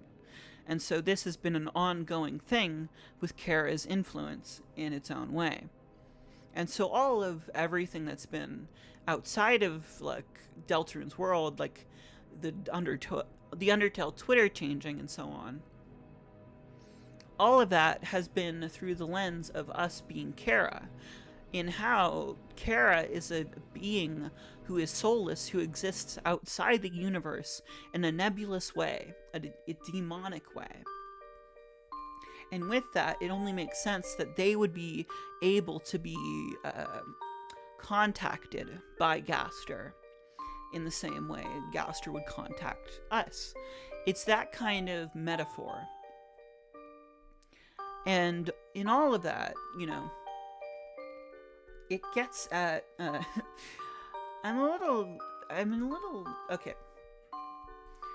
That's the mystery at the heart of what's going on, but, as we'll go over in a second, the idea is with, freedom in general, the reason why it's so sad is because, KRIS is their own person in a lot of ways. They're made out to be this really, you care about them, so on and so forth, yada yada. It's important because it's fighting against this idea of growing up. KRIS is figuring out their agency in life, even though they are ultimately destined to a fate that is out of their hands. And so in that is why Kara is important. This is complete speculation, but I believe that Kara might have been initially envisioned as being what they are for Deltarune, and then given a backstory in Undertale's world.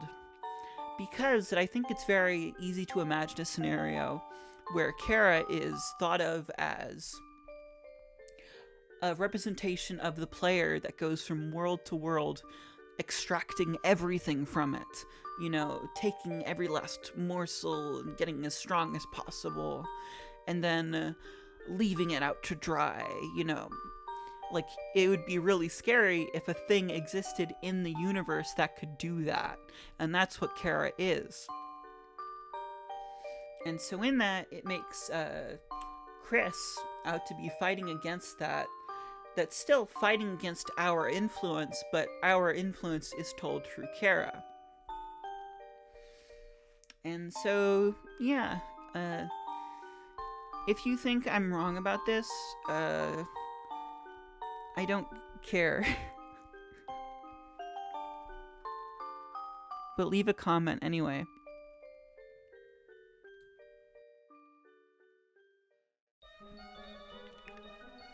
Freedom.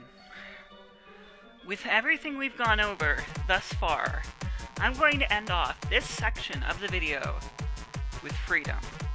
Why it's a necessary component in Deltarune's narrative, why it's involved with KRIS, what I think it has to do with the game's main antagonist, and just in general, what it is. So let's start with KRIS. We just went over how KRIS is in a dynamic where they're possessed by Kara. And in that dynamic, it's KRIS is just in this position for the sake of it, you know? What makes them interesting is that they're the leader character. They're the main knight character that's important. They're I'm saying that they're the protagonist character. They're the leader. You know how every video game, with parties, they're the one, leading all the other characters. But the circumvention of expectations, what makes it interesting, is that the leader is the one with the most, awareness of the fact that they have zero agency in the world. That they are just a tool for the sake of the narrative. They matter the least in this. They're just a puppet, so the rest of the narrative can take place. And so, why exactly, okay? Why is this even all happening? Why are they so important? Well, in the scope of things, I think Deltarune is just a game of sorts, in the same way that Undertale is just a game. But in the way where it's not a game between siblings, it's that Gaster, as a character, his backstory is involved with how he was split across time and space. This gives him a sort of omnipotence. You know, he's aware of everything. And when he's not exactly tied to the world, I think there's nothing he could do but tap into this substance that he has experimented on, that he staked his entire life on. What makes Gaster an interesting character in that sense is that in the scope of Undertale, he was the royal scientist. He was trying to, and because of that, he was trying to find a way to save the underground.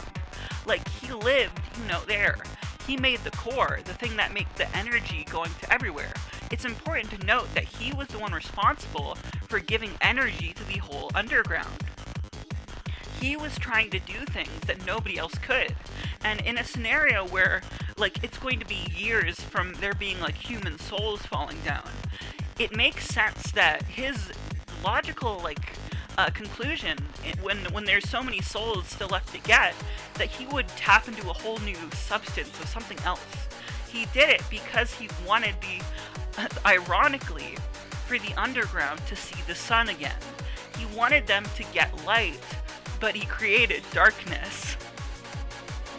And he was subsumed by darkness.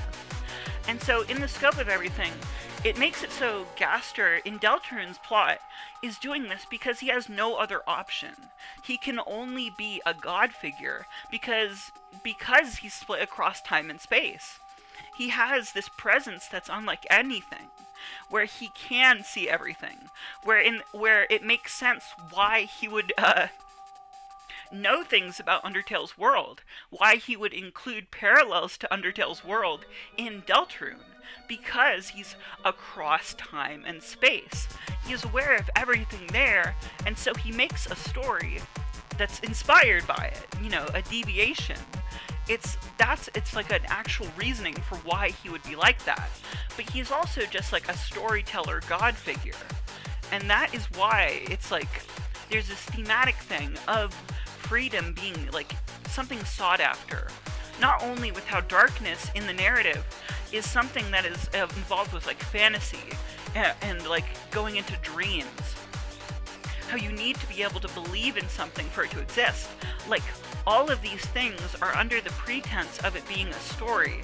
Like, but in the way where that doesn't really, like, regardless of how many layers you are outside of the fact that, like, this world is, like, fake, it's like, there is still morality.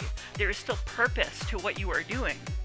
And I think that is most exemplified by, these two specific lines from SUSIE and RALSEI. The SUSIE one is very iconic. It's at the beginning of the game when she, like, you know, presses you against the locker and stuff. She says, in case you don't get it by now, your choices don't matter. But immediately after, like after you go through the intro in the Dark World, you get this sequence with RALSEI where he says that he tells you about how you're going to go on this long journey, and he asks you to care about things. That regardless of the prophecy being a thing, regardless of the ending being told to you from the beginning, there is still purpose to it. In the same way that there is still purpose to living, even though inevitably you know that you're going to die. It's this complex statement under the pretense of, like, how much choice do you have? Like, it's two sides of the same coin. And all of these things come together into making, like, the narrative.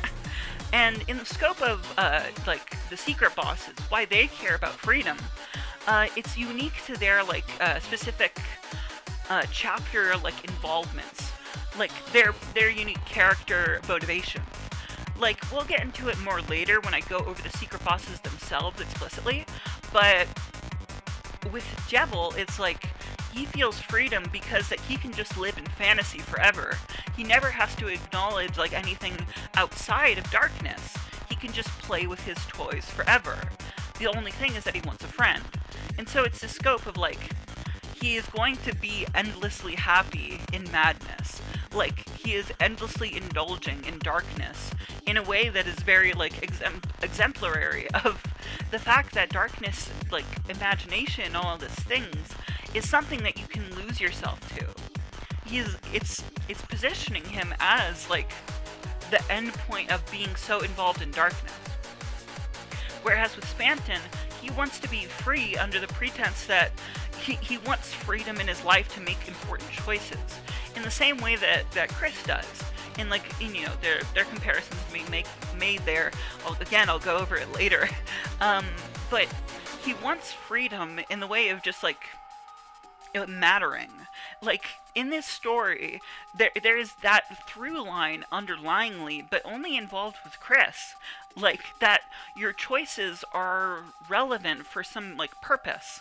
And you have to, like, under the scope of that, Spamton, he, like, what makes him interesting is that he wants to matter. Like, that's the reason why he wants to get heaven, is because he wants, it's like positioning him as a guy who wants to be popular, but in a way that is involved with, like, you know, angels and demons, in the way similar to how Jebel was. And it makes it so freedom is, like, this whole theme that involves just everything. And so lastly, I want to go into how that involves with Noelle. Since we've gone over how Noelle is going to be the final boss of Deltarune, I want to go over how freedom, like, connects with her in a way that's, like, similar to Undertale. Because as we went over, Noelle being in that position is similar to how Asriel is like the angel in Undertale. And when talked about like the angel, like the legend behind the angel, it said that the angel is the one who will make everybody go free by getting to them to the surface, whereas the angel of death is the one that kills everybody, and that's Kara. And I think to an extent that's kind of what's being gone here for. Like, not exactly. I don't think the Deltarune means the same thing necessarily in Deltarune, maybe, but I think if it does, it's going for this idea. It's going for the idea of nobody having to suffer anymore. That Noelle is doing this to free everyone. That convinced by her sister, goaded on by everything going on with Rudy and her mother, is the lie that SUSIE told, how everything just feels so fake and so on. All of that comes together into Noelle doing this because it'll stop you from ever having to worry again. Alright, that's the first third of the video done. Now you got the second third. This is where I'm going to be going over things like the character arcs of the three main characters, as well as the weird route. So, are you ready?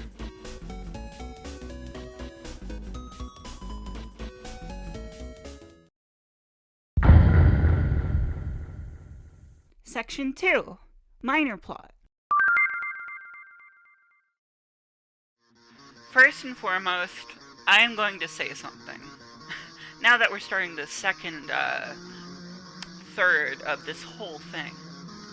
SUSIE is my favorite of the three main characters in Deltarune. And now I want to start by explaining to you what her arc is. Like, why it's important in the scope of everything. SUSIE wants to view things very simplistically in the first chapter of Deltarune. Like, she's a bully character, but what makes her interesting is that she pushes everyone away. She actually, like, doesn't have very high self-esteem. Like, the thing that makes SUSIE push everyone away and be that way is that she doesn't want to open up to anybody.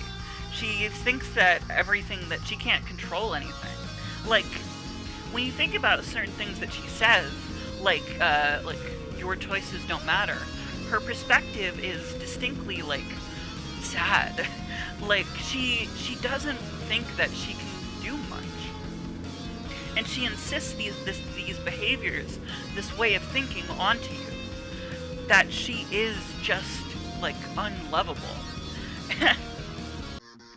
And through, like, Lancer and everything there, what happens is that you make her realize that there is a reason to let people in, you know? That these ways of thinking that you can get are just... they're ways of her not letting people like her. Like, the thing is that she just doesn't understand how people could like her in general. And that's just where, like, all of the hostility and, like, projection comes from. That most of Chapter 1 is dedicated to making her understand that she can let people in. It makes it so, like, her character is mostly about that. That she, like, has this kind of, like, internalized hatred that makes it so she's actually a pretty understanding and empathetic character.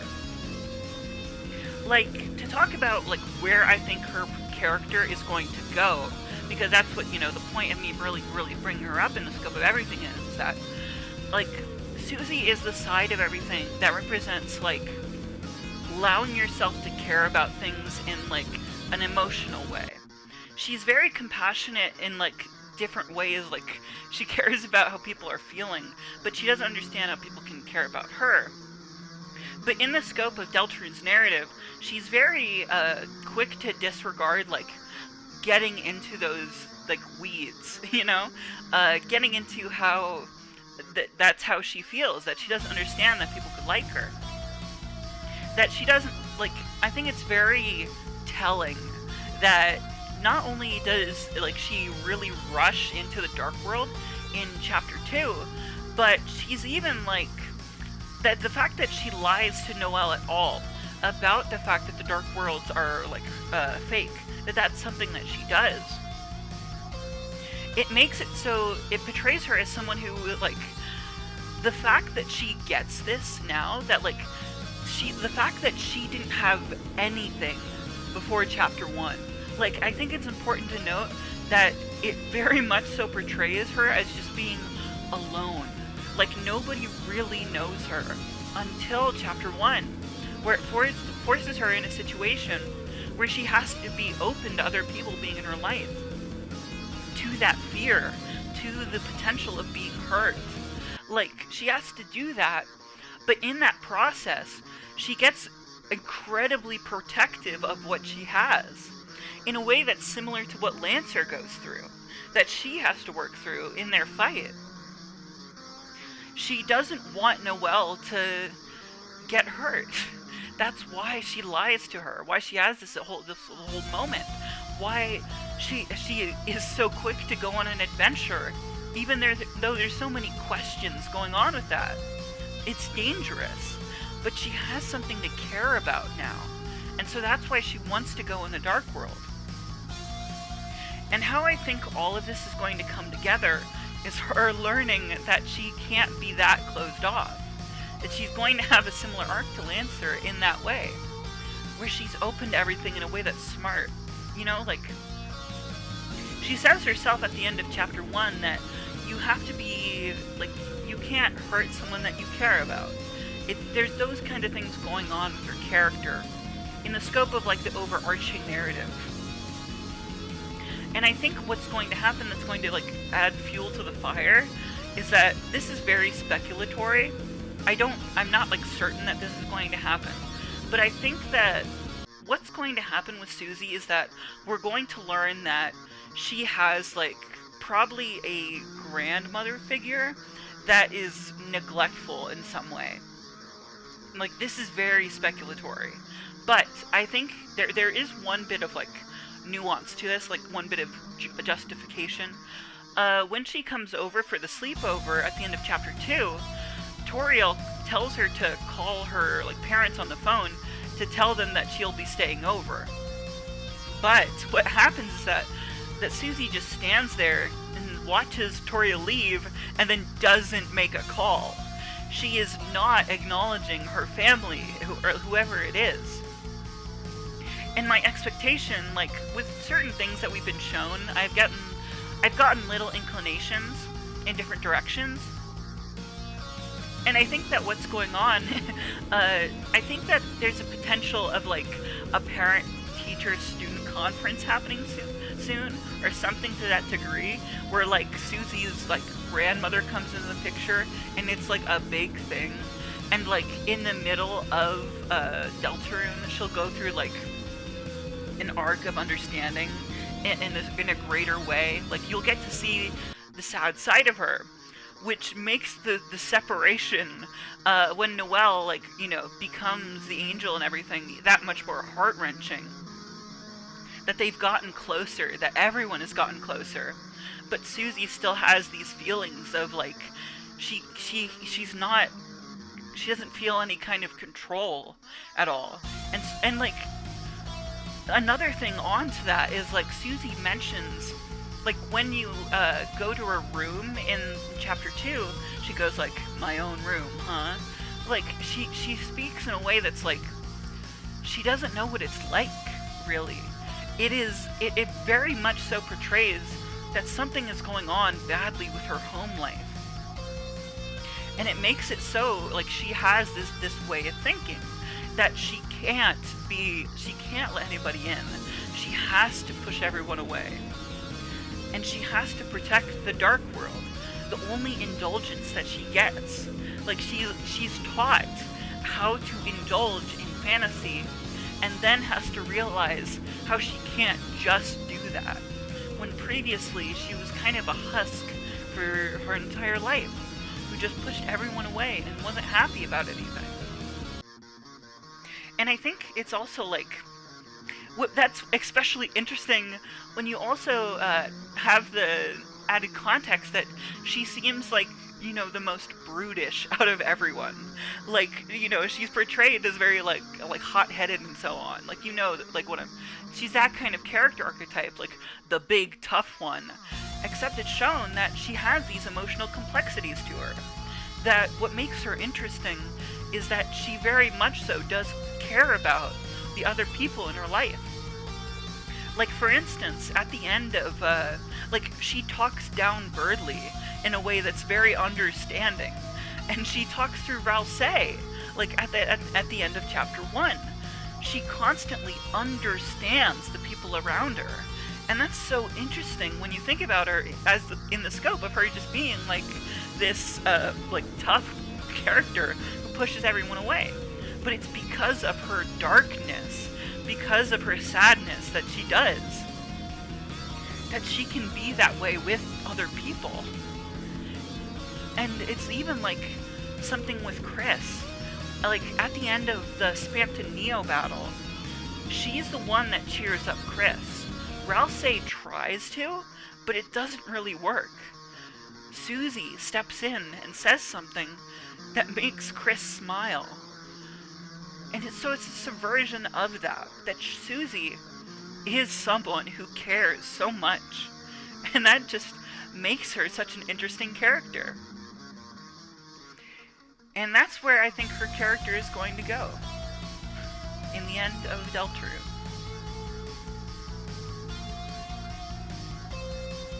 Oh, also, she is definitely getting with Noelle. Like, that is no question. Like, they are going to be together, and it's going to be, like, a very important moment in the climax. And if you think otherwise, I'm sorry, but you're kind of just... You don't get it. I'm sorry. RALSEI. RALSEI is perhaps one of the most interesting cases in terms of, like, the Deltarune community. Like, talking about what RALSEI is going to be in the big picture is very... I know what I think it's going to be, but a lot of people are contentious about him. Because the thing about RALSEI is that he's a very genuine character in certain ways. He expresses a lot of things. He talks about so much, he explains so much, he knows so much. He has some, like, big moments, but he's also just weird in other ways. He knows things, and I mean, like, knows things in a scary way. Like, perhaps the most indicative thing of his weirdness is what he says after the Spamton Neo fight, where he tries to persuade KRIS into getting calm after everything that happens there. And he mentions thinking of something warm.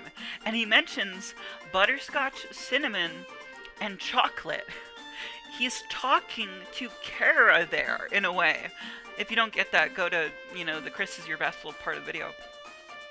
But, yeah, he knows things.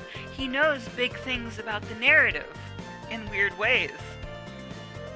In some fashion. Like, that's another thing, like, I think it's so important to make this distinction, that he's a person. He's not completely aware of everything that's going to happen, necessarily, you know? Because he's surprised that at the end of chapter 1, that Queen wouldn't know what the roaring is. He's surprised that Birdley would ever want to create more darkness.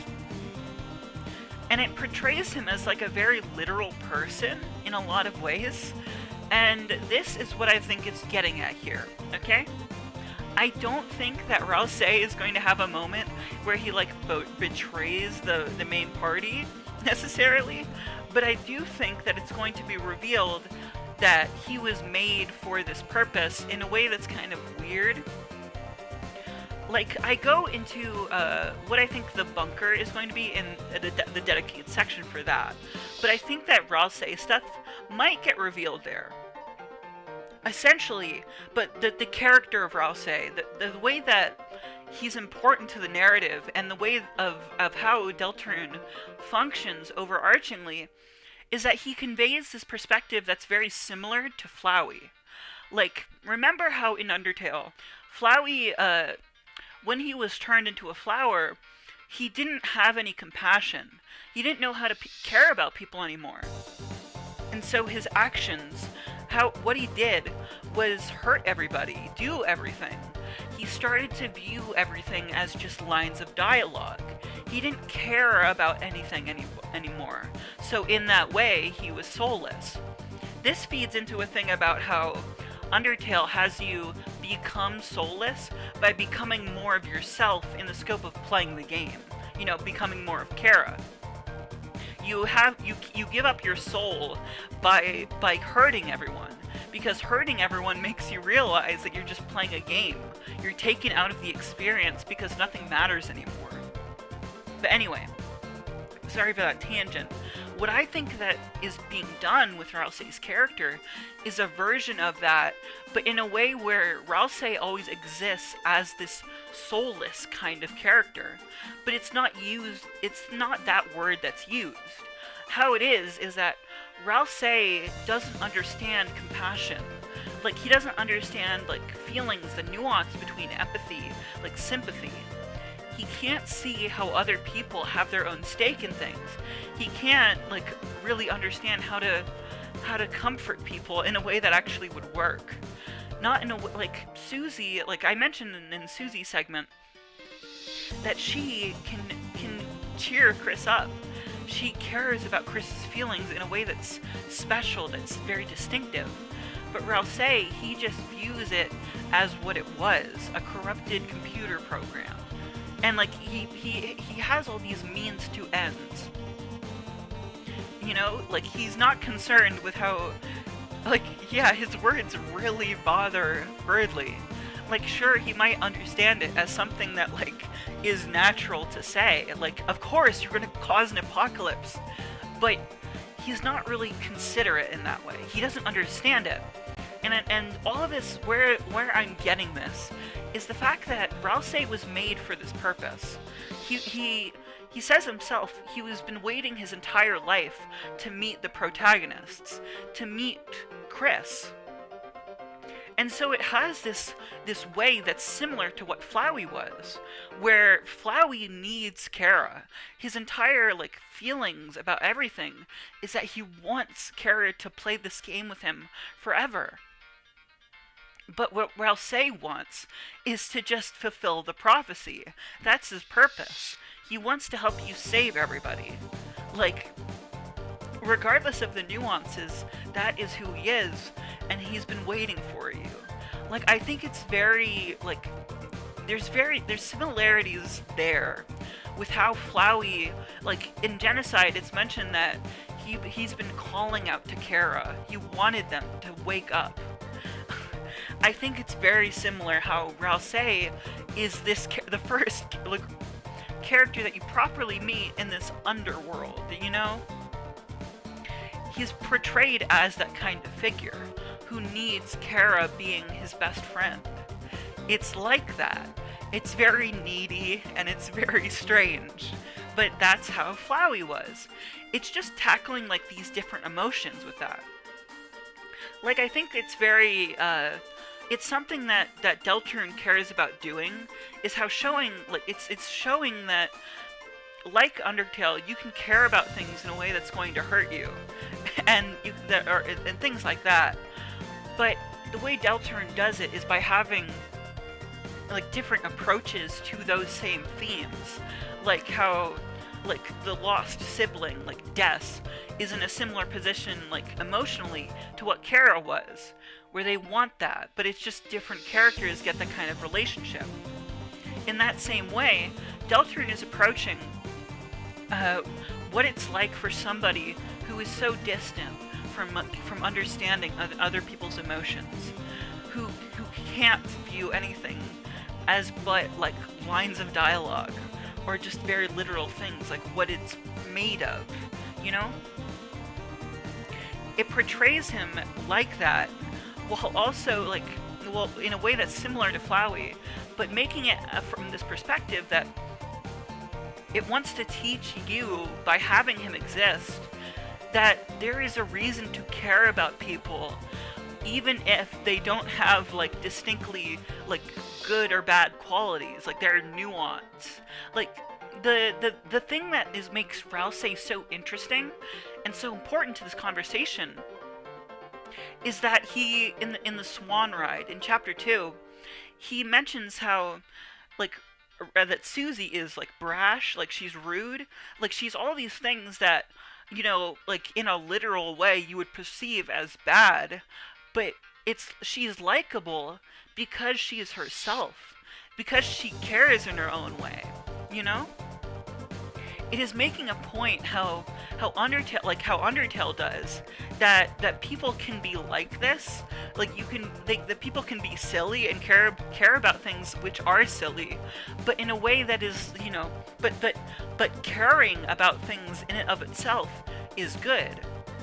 Like the fact that like Alphys cares about like anime, it's a silly thing that is made fun of in its own way, but RALSEI, like it's good that she's her, you know? It's likable that she's herself, that she's passionate, that caring about something is something to be celebrated and loved. Like, that is the what's getting across with his character, that there is depth to caring about people. And that's similar to, like, and that's another way of thinking about things that is, like, in accordance with SUSIE. It's interesting how these two characters represent individual sides of what Undertale and Deltarune are trying to, like, get across. Like, being open to goodness. Like, learning how to balance light and dark. Learning how to care about things in a way that is, like, you know, real and empathetic and emotional. Like, showing like that there is so much goodness to be found in everything. It's powerful. It's such a powerful message, and I love it so much. I love it so much. I think what's going to happen with RALSEI is that he's going to come to understand that more and more, to the point where even though he was designed to do these things, even though those were his purposes, he ultimately will probably care about you too much for that to change him.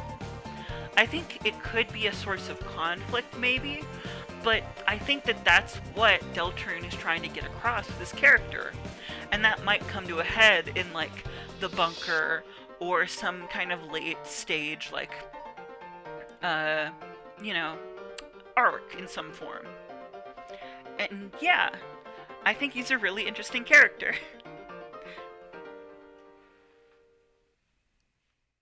Lancer. Now, sorry, but I tricked you. This one is actually going to be talking about Birdly the entire time. Okay, I'm kidding.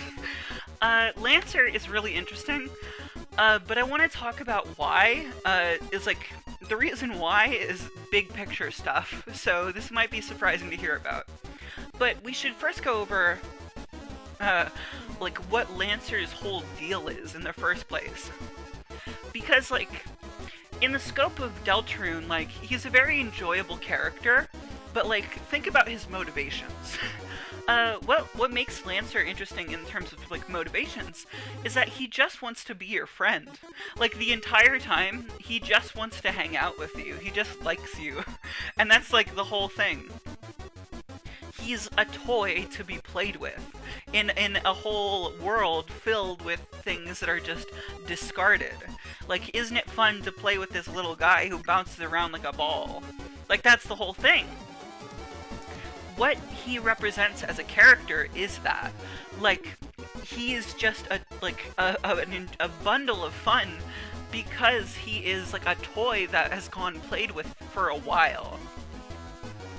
In the scope of Deltarune's narrative, there's something like I really want to highlight, and it's how the bosses in each chapter are like big picture stuff. That stuff has to do with the world they're based around, but Lancer and Birdly represent different sides to that existing conflict.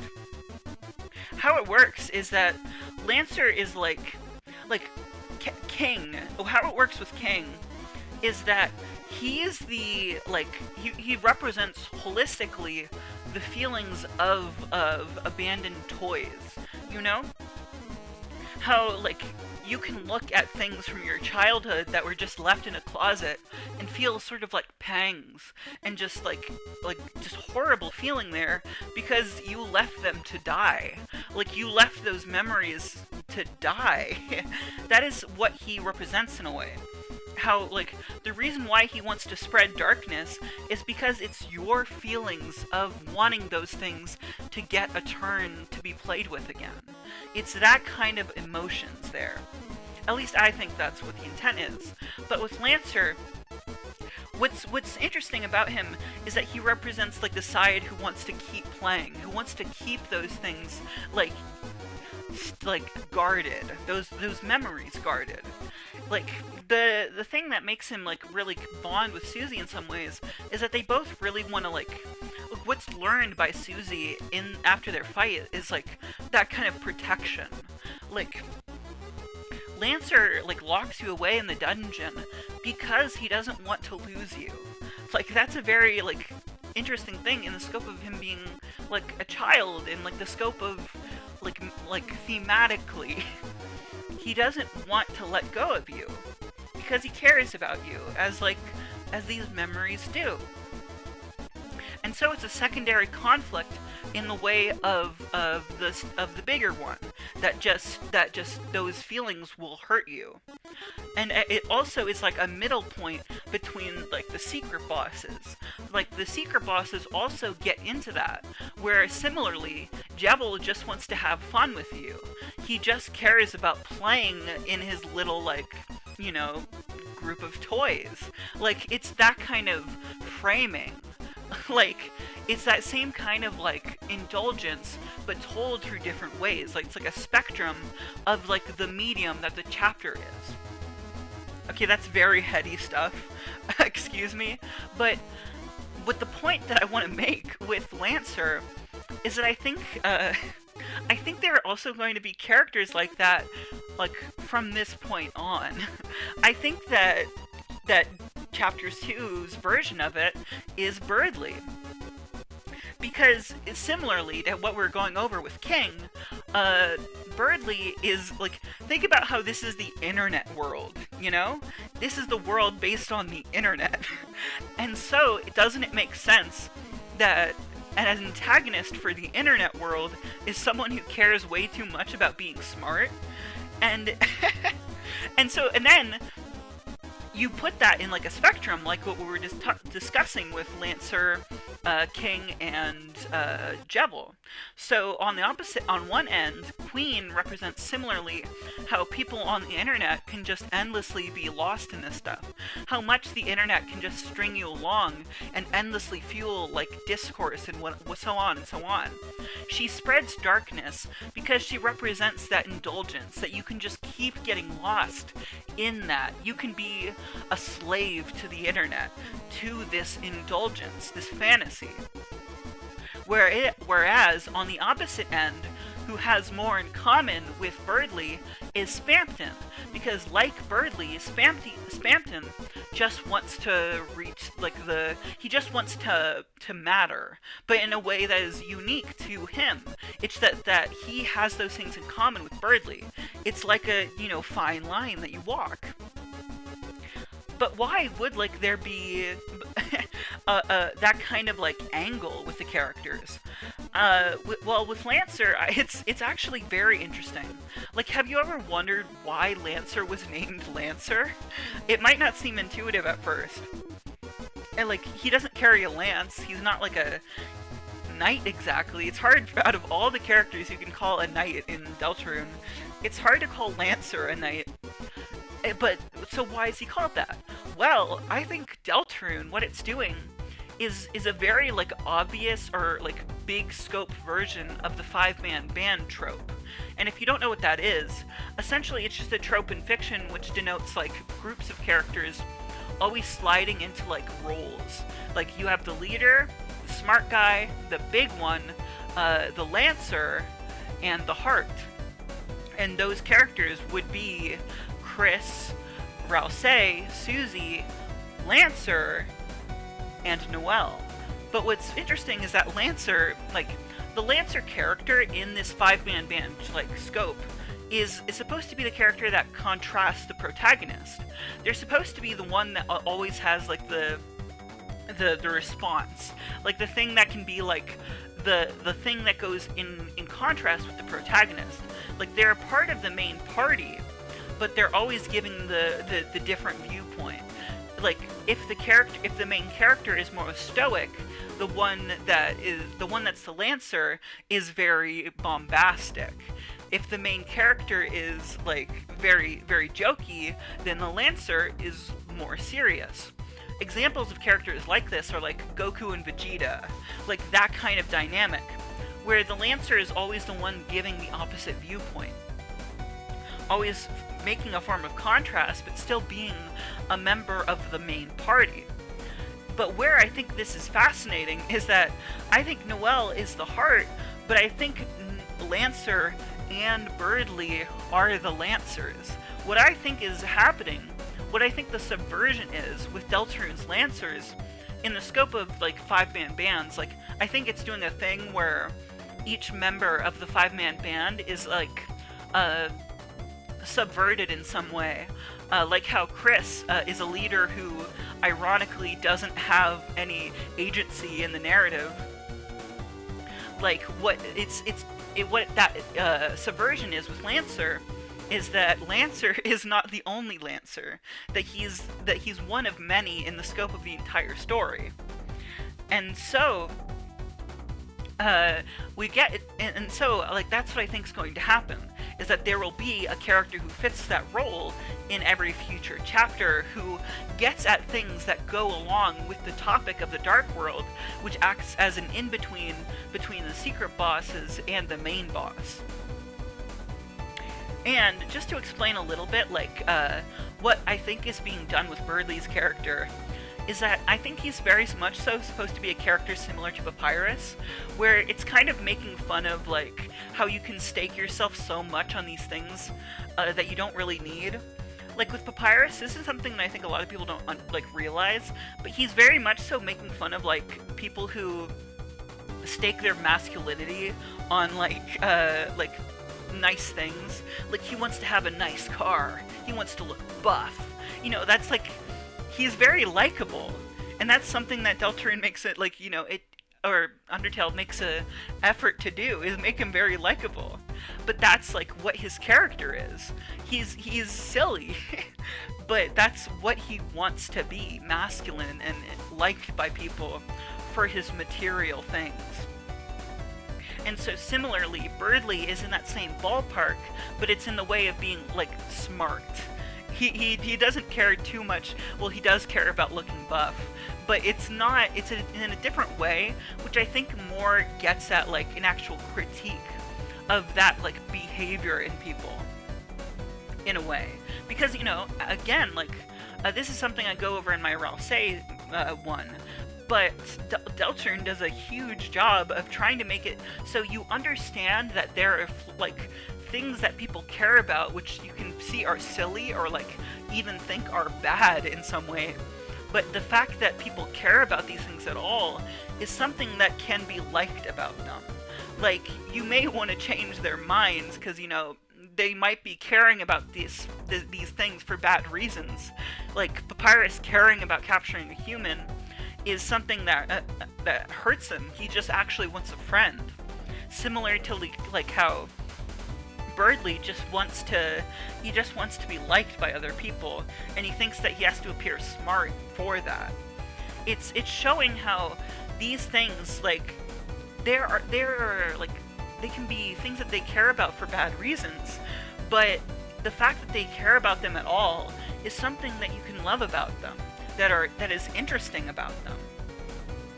And I think that it's really crazy that Lancer, out of all characters, is, like, the scope into that. How we're getting a lot of Deltarune's main, like, different points through this archetype of a Lancer character. Someone who works with the protagonist that you get to know in future chapters. And by the way, for the record, I think the next Lancer character, I think it's a safe bet that one of them is going to be like Caddy and Jockington, probably working together. Because I mean that's been said, like that they never go without each other. But yeah, I think it's also possible that like in the next chapter we'll get that in some form. But I'll save that for the next segment where I talk about the next chapter. All right, chapter 3. This is maybe the most interesting thing directly that I'm going to speculate about, but I think I have a pretty good guess about how it's going to go. Okay, so it's been pretty obvious that chapter 3 is going to be TV themed, but the extent to which that I'm going to get into. I think that, like how the king in chapter 1 was kind of representative of all the toys in Card Kingdom and like playing games and so on, and how Queen was representative of like the internet by being a laptop. I think that the chapter boss in the third chapter, who's probably named Tenna, but maybe not, it's like a Spamton sweepstakes thing. I think how it's going to go is that they get at like how you can kind of live your entire life through the television, that you can get everything from it, like the news, like you can get all that you need in a way from the television. You can become so dependent on it in a way that's different from like the internet, where you can stake your entire personality on the television, like TV shows, and like get all your news from it in a way that's different. But I think that it also has like a different through line probably, because I also think that it's going to focus on the Dreamer family. Like I think it is in fact going to focus on Toriel, and you remember how she called the police when her tires got slashed. That makes me think that Undyne and Napstablook are going to be there too. And in the scope of that, I think it's going to reveal to us things about the Dreamer family and the undercurrent for all of it. What it's going for in a way that is like thematic and like getting at what the television theme. It's really dark to put it this way, but I think that what it's going for is like trying to tune out your parents arguing so you watch television.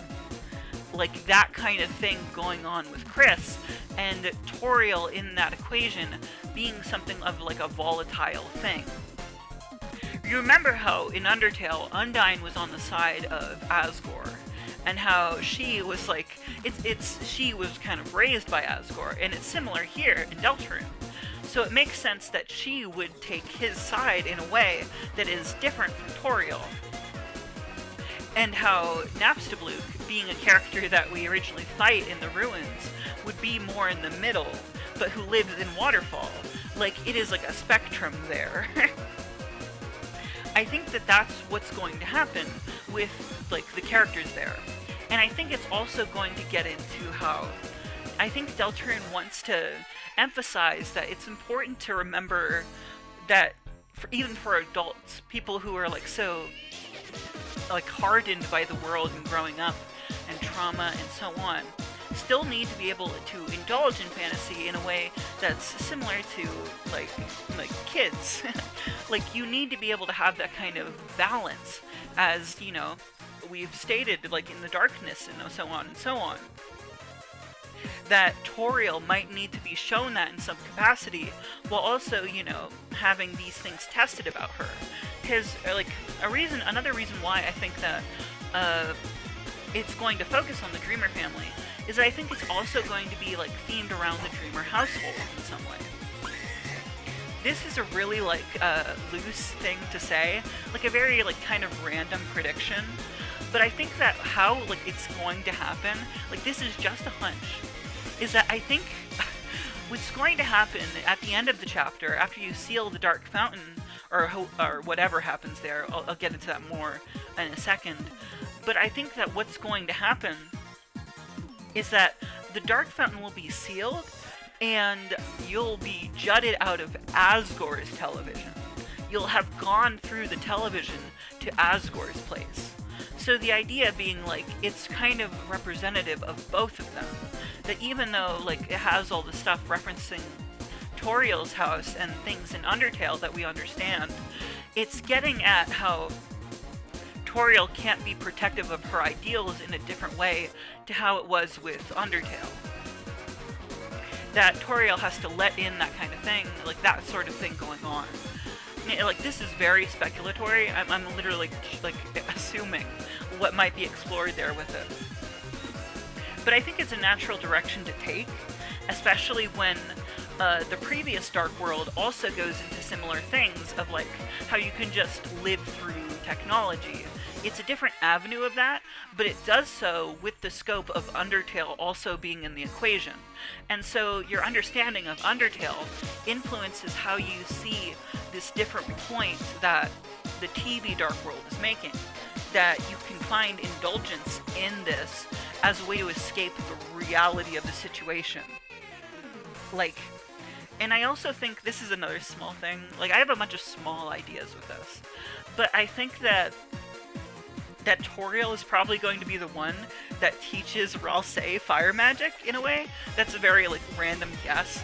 But, like, we see the Prince from the Dark in the opening in the prophecy, like, making flames. Like, RALSEI, like, he has magic and, you know, that summoning animation, but he doesn't have an actual, like, you know, like, fire, like, magic. And I think it's very funny if that would be how he learns, that it's through Toriel in some capacity, and she just has it by default in the Dark World. Like, I think there's a lot of room to do that kind of thing there. Like, this chapter will be exploring those kinds of more household conflicts by focusing on those kinds of, like, objects and emotions with those objects. Like, through a bunch of previews, we've been shown how, like, there's characters based on the weather of all things, and how they're, like, they depend on each other. There's things like that. Like, little things that gets at, like, the big picture. And, okay, this is something that I don't really have a big answer for, but I think that the reason why KRIS, well, actually, I do kind of have a big answer for it. But I think the reason why KRIS made the fountain this time, even though they're not the knight, in my understanding of it, is that, well, it wasn't KRIS. As we went over, when KRIS is without their soul, they're Kara. And Kara is working together with Gaster. So in a way, they literally are just furthering the narrative. They're literally just making more story happen. And it makes sense if Kara is the one to do that, if it's Undertale related. If Kara is making this Undertale-related part of the adventure come into existence.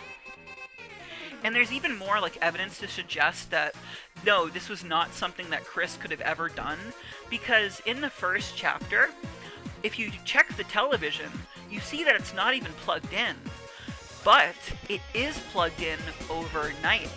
So what we see at the end of chapter 1, where Kara throws KRIS's soul out of their body and leaves with the knife, what they're doing is going to plug in the television. Like, that is what they do overnight, because that they know that the Dark Worlds are real and that more stuff is happening. They were planning this even before they could know anything more about Dark Worlds, even though they just got introduced to Dark Worlds. They knew all this was happening. But, yeah. Dark Worlds. Okay, I'm re-recording this because of the trailer for the Nintendo Switch 2. I want to get across first and foremost that I think that it's now abundantly clear that Chapter 3 is in, the TV world, and that Chapter 4 is at church, which, since we know that the weekend is happening on chapters 3 and 4, that means church is on Sunday, which is funny. But anyway, I want to use this segment to talk about what I think the future Dark Worlds are. And I have a very nuanced understanding of it. We've already gone over how I think that the Ice Palace will be the chapter 7 one, and that will be the hospital. And I also believe that the bunker will be an extra dungeon of sorts, with the super boss, so on and so forth. That will also be in chapter 7. But now I want to get into chapter 5, 6, and 7. I mean, chapter 5 and 6. Yeah. And this is where things get a little complicated because really it's mostly guesswork. And right now I'm not looking at everything there is in chapter 4 and 5. So take everything I say here with a grain of salt. Okay. I think that, first, it's weird that QC's diner exists, but also, Icy's. Isn't it weird that, because, it'd be normal if you just had, one diner to go to, hang out, and that was, all it was designed for, But then Icy's exists. And if you remember, Icy's is one of the only things affected by fun values in Undertale. And so, Icy's. Icy's is extremely prevalent in Deltarune to a weird degree. I am shocked looking at how many mentions there are. Think about how it's in, the cyber field, the puzzle for no reason. It's there for no reason, but, it's fine if, Noelle is looking it up in her room in Queen's Mansion, but why is it everywhere? And so I think that it's possible that we'll get, a food-themed Dark World in some way with that, but I have no clue. I just think there has to be some kind of payoff for it because of how abundant it is, and also Noelle being associated with ice, so it's why are they both ice associated? And I mean that also applying to the different skeletons because they're from Snowdin, so it's everything is around ice. Anyway, I think that's possible, but I also think that the graveyard could also be some kind of Dark World. But I only say that because I think it's possible that we'll learn more about how darkness can bring back the dead in a scary way. I think that's very possible. But, I also want to say that I think it's also plenty possible that, well, we just haven't seen the entire hometown light world yet. Because keep in mind that the police tape, Undyne's police tape, that's just covering an area that we can't get to. And sure, it'd be normal if it just led, if all it was just going to different cities and that was connecting with the rest of the world. But I mean, it's just there. It's possible that we haven't seen everything yet, and I mean, we don't know where Birdley lives. We things like that. So hey, consider it. And I think that would be a prime area to have a Dark World. That there would be more there, potentially. Because quite frankly, I find it hard to believe that the mayor's office or so on would be a Dark World in some form. But anyway, I digress. I also want to cap things off with saying that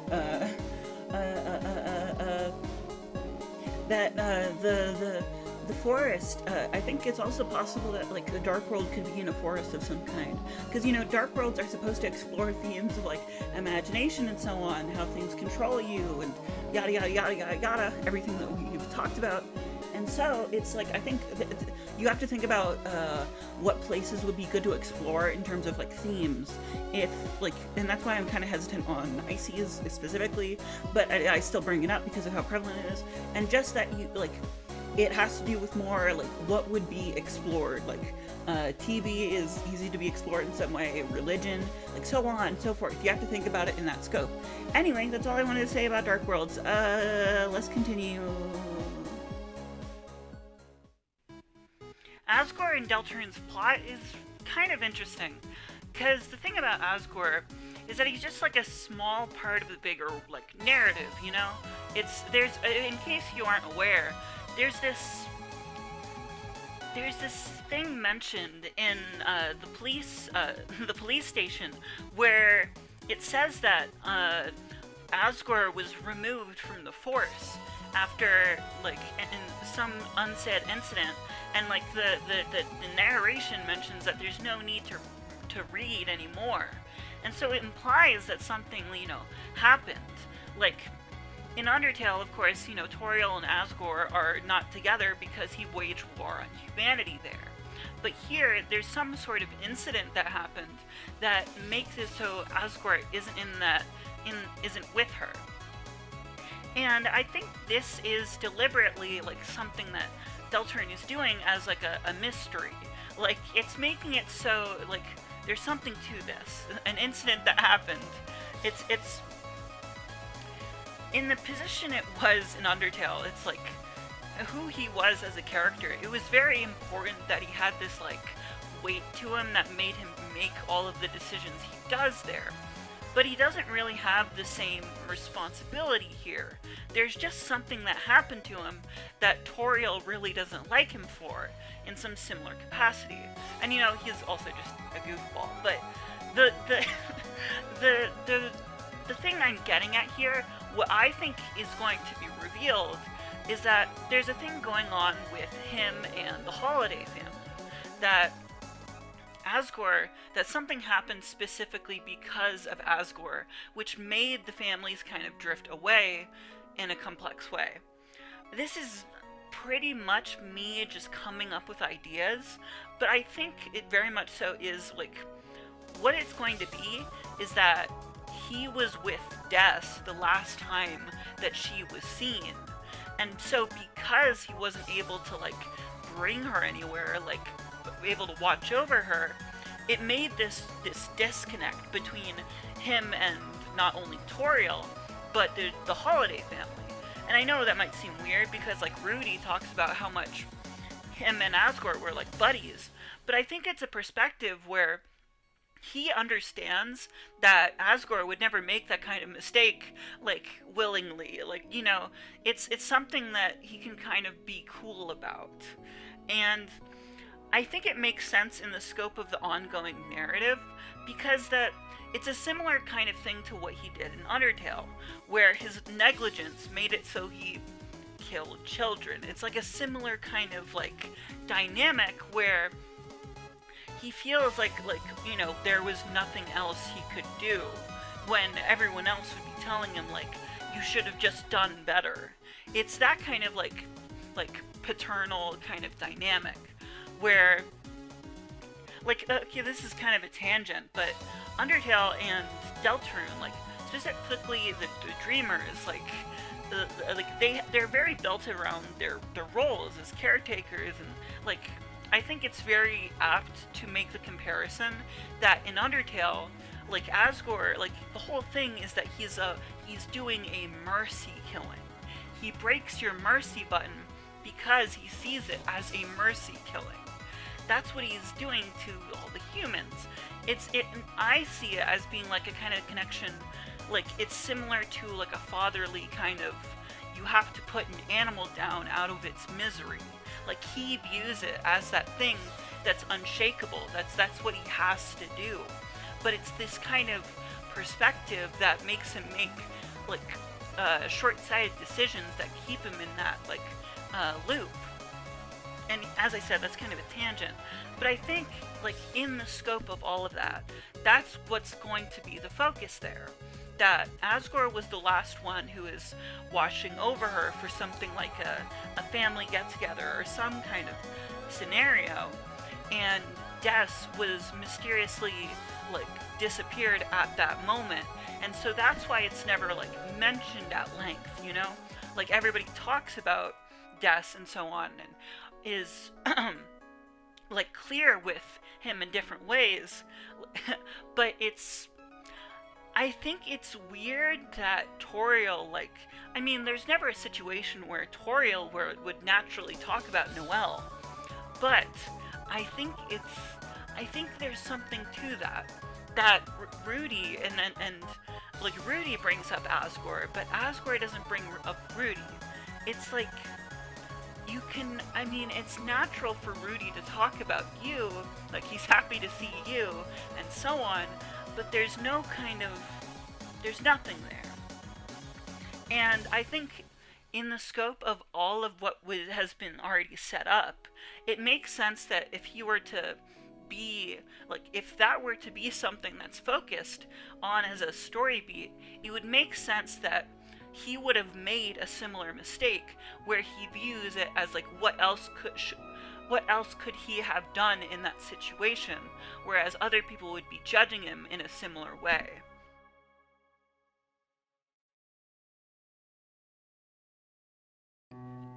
This is a pretty big one. This is SANS'S past. What is up with Sans from Undertale? He's like the fan favorite. But a lot of that comes down to how in Undertale he makes these references to how he's had a very complicated history. There's nuance to him as a character, even though on the surface he appears as just a jokey kind of slob. Like, that just makes, he's the blunt one in comparison to Papyrus, who's the more active one. Like, those kinds of, understandings get thrown on their head when he reveals himself to be one of the most emotionally mature characters in the entire narrative. Sans shares that with you in Undertale and things like his dinner date, where he reveals how he has these perspectives where he makes you understand how there is always more, like, fueling your adventure than you realize.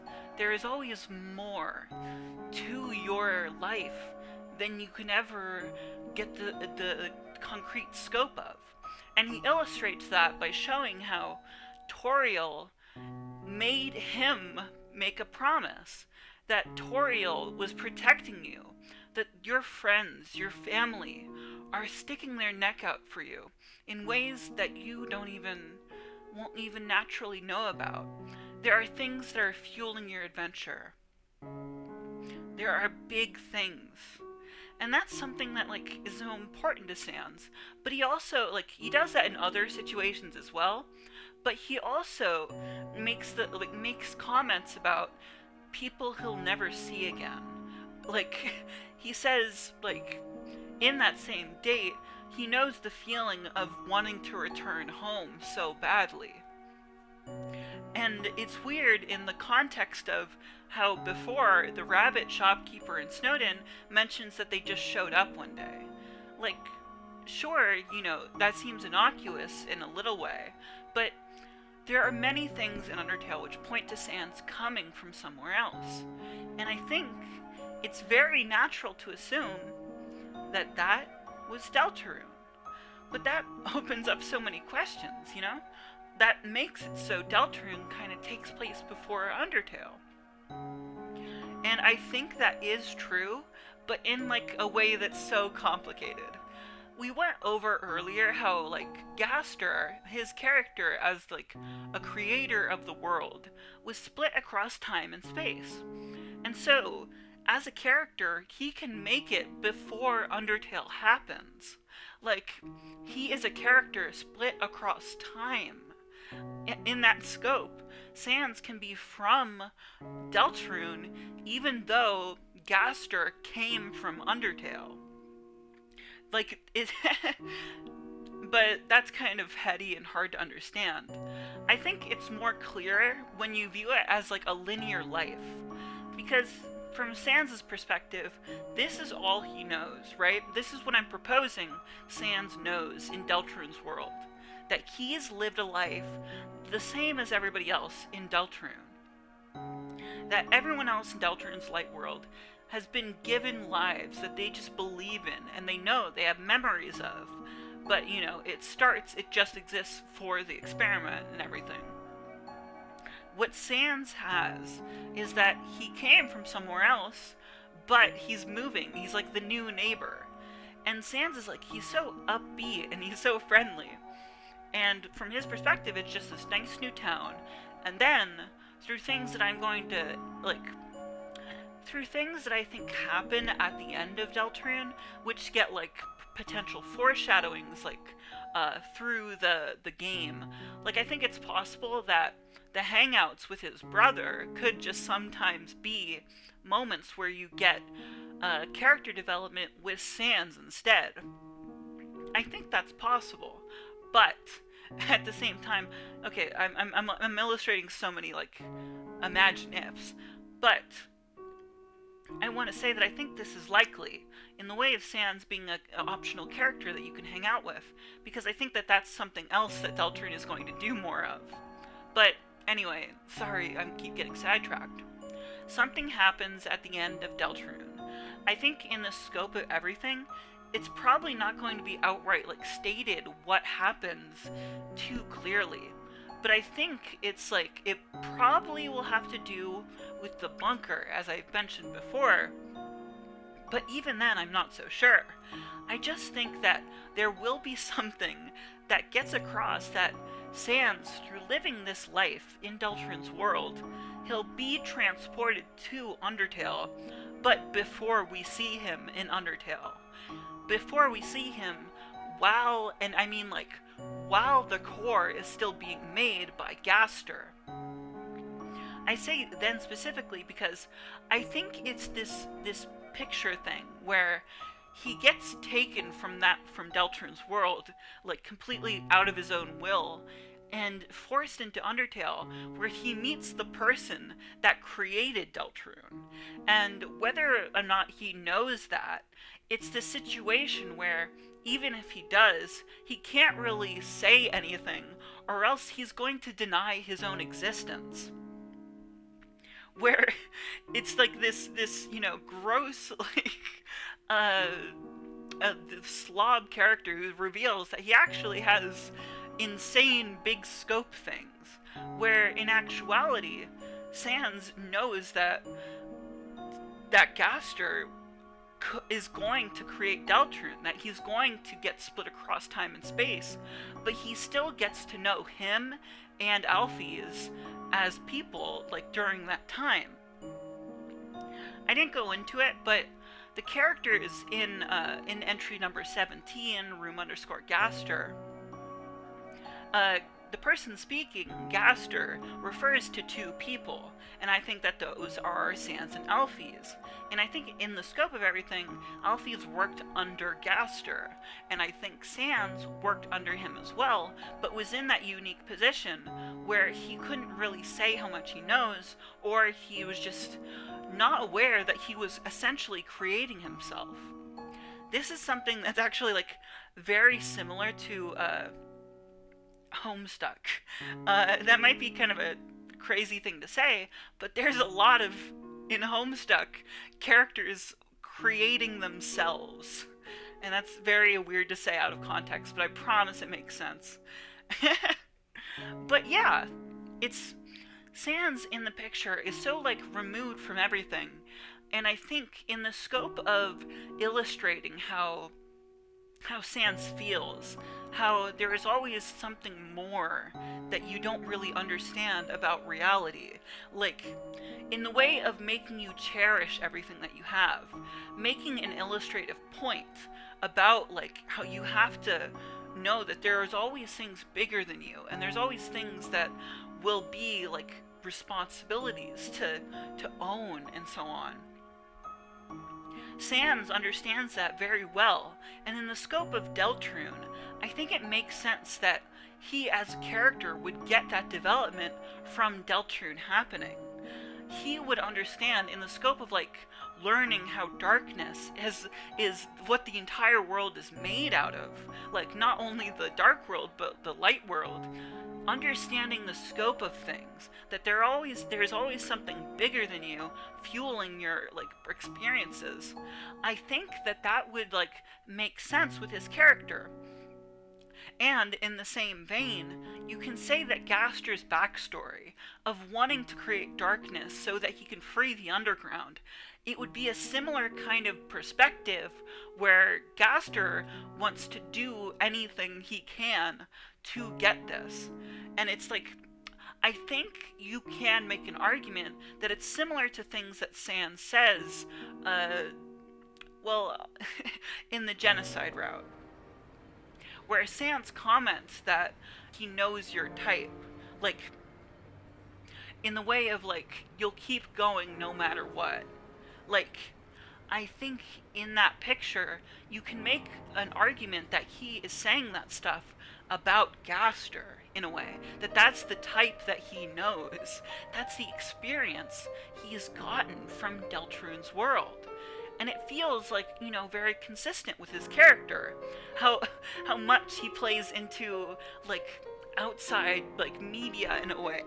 Like that time loop situation feels so perfect for a character like SANS.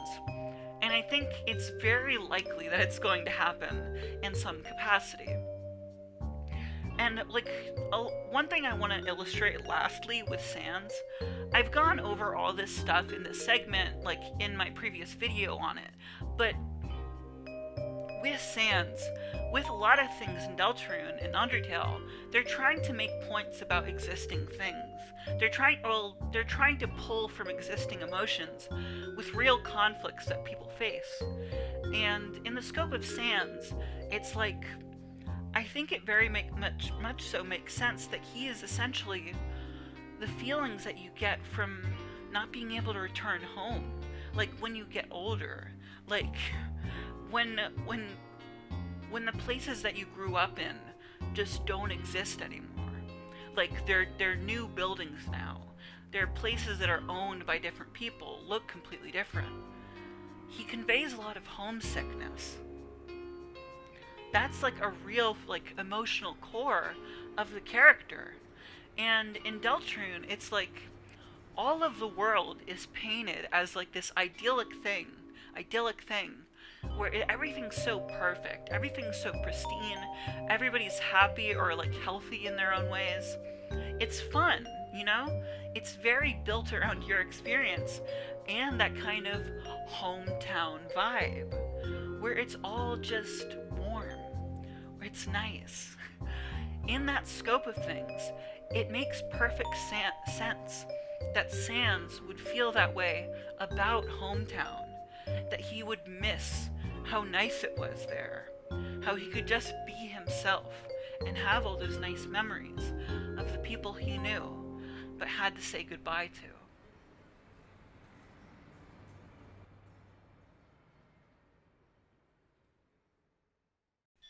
This is perhaps one of the most reachy things that I say in this entire video. This is something that I'm kind of just guessing about, but I think it's an interesting enough guess that it's worth putting in this video. If you don't know what this segment is referring to in its title, I'm talking about the song by the sea. The character Onion-san is you can find him in the light world just by like the lake and everything. And he mentions there being a song by the sea that is not a new song. And he talks in this way that is so like meta for no reason. Like he's definitely got a deeper awareness that is just being made fun of, like Flowey in some capacity. It is insane how like free the way he's presented is here. But I think in the scope of things, like he talks about having a secret that he can only tell a friend and so on, and he mentions it in a very specific way. And the reason why it's interesting to have a song by the sea is because, well, in the scope of it, like not only is it just a cool bit of intrigue, but Undertale routinely has these bits of intrigue associated with waterfall, you know? Not only is it where you can encounter presumably Gaster. I think it's very fair to say that that's Gaster, like it's undoubtedly Gaster, this character, the Mystery Man. In the files it's called Mystery Man, but like, you don't call a character Mystery Man without having an identity, a true identity for who that is. Like, you're doing that just to be, like, you know, vague. But anyway, I'm getting sidetracked. There's not only that, but Goner Kid associated with Waterfall. And just in general, there's a lot of weird things about Waterfall.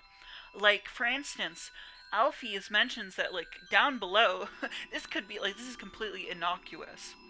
But Alfie's in this one specific, very, very specific line of dialogue in the game, mentions that she has all sorts of theories for where, like, waterfall goes at the bottom of it. Where does all that water flow? Like, the trash comes from the surface, but below, there's nothing said about where it goes. And in the scope of Alfie's as a character, it's very interesting having, like, that kind of, like, scope around her, around Waterfall.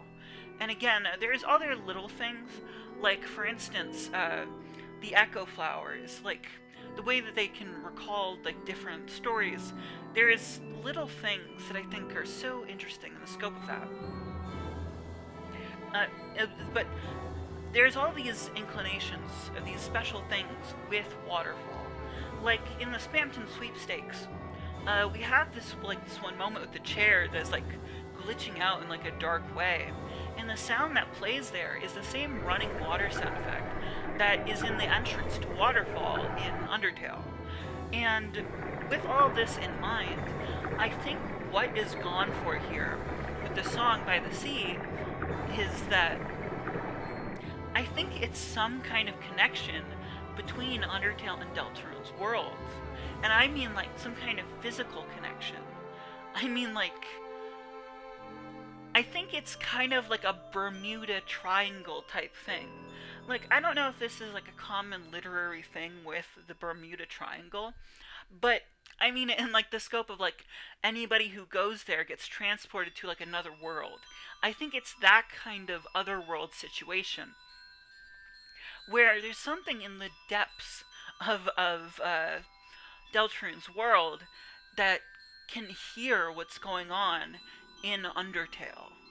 And it might very well be that statue with the music box.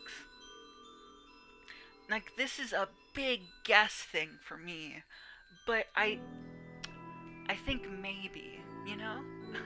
I think there's a good chance that that's what it's going for. That the song that's not a new song is Memory. The weird route. Okay, this is another big one. And, well, in honor of it being a big one, and just it being what it is, I am breaking the format a little bit, which is, you know, it's funny, it's on topic. I have a little script here that I'm going to read from, but also give little comments as I see fit. And so, let's get started. First, I want to mention how what genocide is to Undertale, because of course it's the thing to compare it to. Genocide in Undertale, like a lot of games with morality have evil routes, you know, where you play as a serious renegade or someone who just doesn't care about anything. But in Undertale, it's a metagame, you know. It talks about all these things, about ideas and conventions in video games, and so genocide gets at how it isn't really about being evil. You don't play video games to be evil, even when, because, you know, there are power fantasies and so on, but at a point, you know, it's not like you would actually do any of those things. And so it's detached from you. And so what are you actually doing it for, other than just, like, the gameplay and so on? Because if you're playing an evil route that is just difficult, if you're just playing it against the way that is intended or so on, then it becomes about something different. You're just doing it to see what happens. And that is what SAN'S gets at in his battle. In Undyne's fight, you know, it is just about how you were evil and that she is good. It is it scopes the entire world, but SAN'S makes it clear that it's even bigger than that. The point of it is that you're doing this just because you want to see what happens. It's not out of good or evil. And Undertale makes a point with that by comparing you to Flowey. it makes it so that you become like Flowey, because in this way, nobody would naturally do the genocide route, right? Because Undertale makes it clear every turn that you have to be good in some way to get the right ending. And so it is itself this choice to go against the naturality of the game and doing it to see what happens. And in that, you become like Flowey because that thematically you cannot let go of this world, and your feelings become different than the hero of the game. You become detached, you become distanced, because you no longer care about the natural, like, people, like, things that people would do, saving the world. You just do it for your own gain, your own detached form of enjoyment to complete it. And so on. It's that, and now I want to use that, with that in mind, we're going to talk about the weird route. The curiosity in genocide is the driving force. It is a morbid force. It is the sentimentality that Asriel has that makes it so you can appease to him and make him stop being the angel and so on, and keeping everyone trapped. And in genocide, you become soulless if you go through with it more than he has. You fully become a point of no return where you have hurt people and aren't above consequences anymore. As we have gone over with Kara in being in Deltarune, how it makes sense because they move on from one world to the next. Those themes become about something bigger in scope, because we've already seen those ideas played with in Undertale. And so how could this explore those things when also Deltarune doesn't care naturally about whether you fight or spare things, that you can do it either way, normally, if it isn't about getting the highest stats. It's how genocide is a play on how you get naturally stronger in video games. And weird route is different, because the weird route, it's not like getting stronger in a typical sense. It's arbitrary, it's out of the way, it's strange. Why this is because of how Gaster factors into the entire game's messaging. This game is not just about completing it, but being so obsessed with it that you fall into madness trying to understand it. Being so unable to be comfortable in what you are given, what the game is as is, that you try to do anything to seek out deeper answers. Enlightenment. The something that's more important to you, something that's more important to you than blissful ignorance in it all, is knowing that the entire world is fake. But that isn't enough. You need to do everything. Find an answer for everything. And so I get into this, where it is emotionally what really makes the weird route different than genocide. Because it's coming from this place that is similar to what I've gone over with Deaths. You become like Deaths in the weird route, in the way where after figuring out everything, after understanding the way the world works, you grow nihilistic and then try to bring the world to its limit. It works as an evolution of Undertale's themes because you may have already ended the world there. And so now, caring about things all over again, in some ways, feels insulting. That it made you care about it, when all of it now, it feels worthless. That none of it really mattered. That you become distanced to it in a new way. When you're done with the game, when you recognize that dark truth, that everything is controlled by someone bigger, it takes you out of it in a way that is very much so correlating with growing up. Like all the games, all the movies you watch was made by people, and it's a similar kind of understanding that is being gone at here with the weird route. But in that, it feels like none of it really matters. Like, you become so distanced and detached, like, it is a form of, like rebellion. That now that you understand, you think it makes it smarter to be, like, edgy in the way, where, like, you bounce back against this understanding. That it makes you smarter or more mature, that, like, it doesn't matter to you anymore. when it is as much, when that sentiment is as much a falling into darkness as some of the secret bosses and so on. That your anger, your, like, all those feelings is what is going to ultimately destroy you and be, like, the scary thing to fall into. Similar to Jevil and Susie, the way that Susie rebels against everyone, and Jevil rebels against everything. In the way where they don't care about everything in different ways. But, yeah. You find it hard to be satisfied when you recognize this fakeness in everything. It makes it so you are capable of this, of, like, destroying it all, of being so just upset with it all. It is despair that you fall into alongside Noelle, because in becoming, you know, the knight, in becoming like Des, you are, like, recreating that same structure that what it was like in Undertale with Flowey, where I can very distinctly imagine a scenario where it's something similar to how Flowey, like, gets disturbed by just how much you are willing to sink in that sadness and, like, emotional hate for the fact that all of this is fake, that you don't care anymore. Where Noelle might sever ties with Des in some form. And so, in that, I think that the ultimate culmination of that, well, would also be that, because Kara, the thing about them is that they are inevitable, that they will always be a part of us. Regardless of our sentiment, regardless of if we do good or bad, Kara is always a representation of us, because they are the side of us that goes from game to game. The lingering desire to complete it, to extract everything. Like, they are always something that you can fall back on.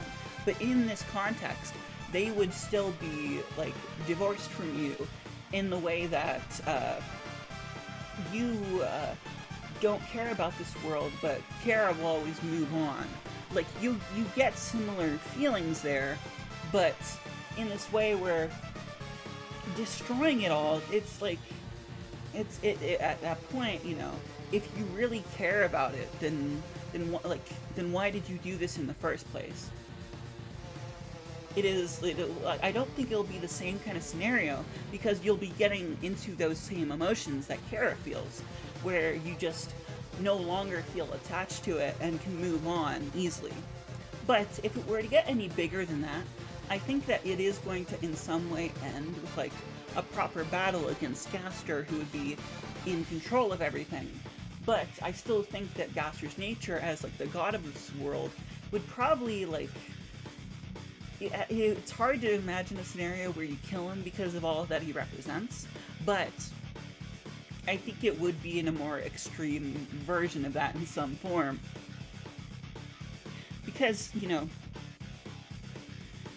it is all about finding purpose in a life that you know is bound to end. That everything is, in these ways, arbitrary, they're hard to connect with, and so on and so forth. And so, yeah, those are the emotions that I think are going to be got at. And I think it is going to be very strange and weird from chapter to chapter. I don't imagine every chapter will be the same as chapter 2 with how it works, but I do feel like it will be a different kind of ending, but I don't know if it'll actually make it so you can't play the game anymore or anything like that. But, yeah. Oh, I also think that it would just be perfect. It would be perfect if Kara makes himself known by saying this. I, the player of this game, which I have so graciously been given, must now sever you, the same way we first met. It is... Okay, that's all. I just think it's so poignant to get that kind of understanding again at the very end. But, yeah, Kara is still important. It'll now be this big evolution of how you have to care about what's there in a new way, and so on and so forth. the weird route.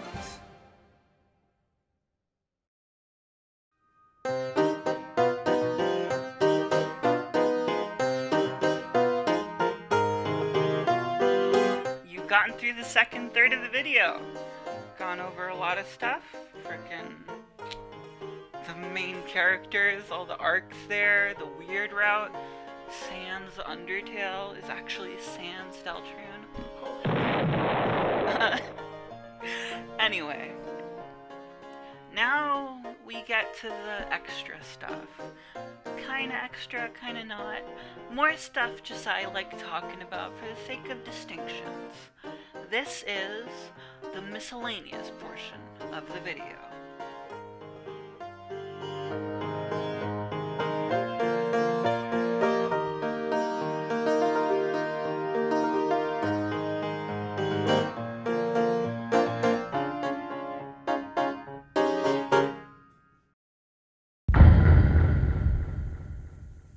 Section 3. Miscellaneous.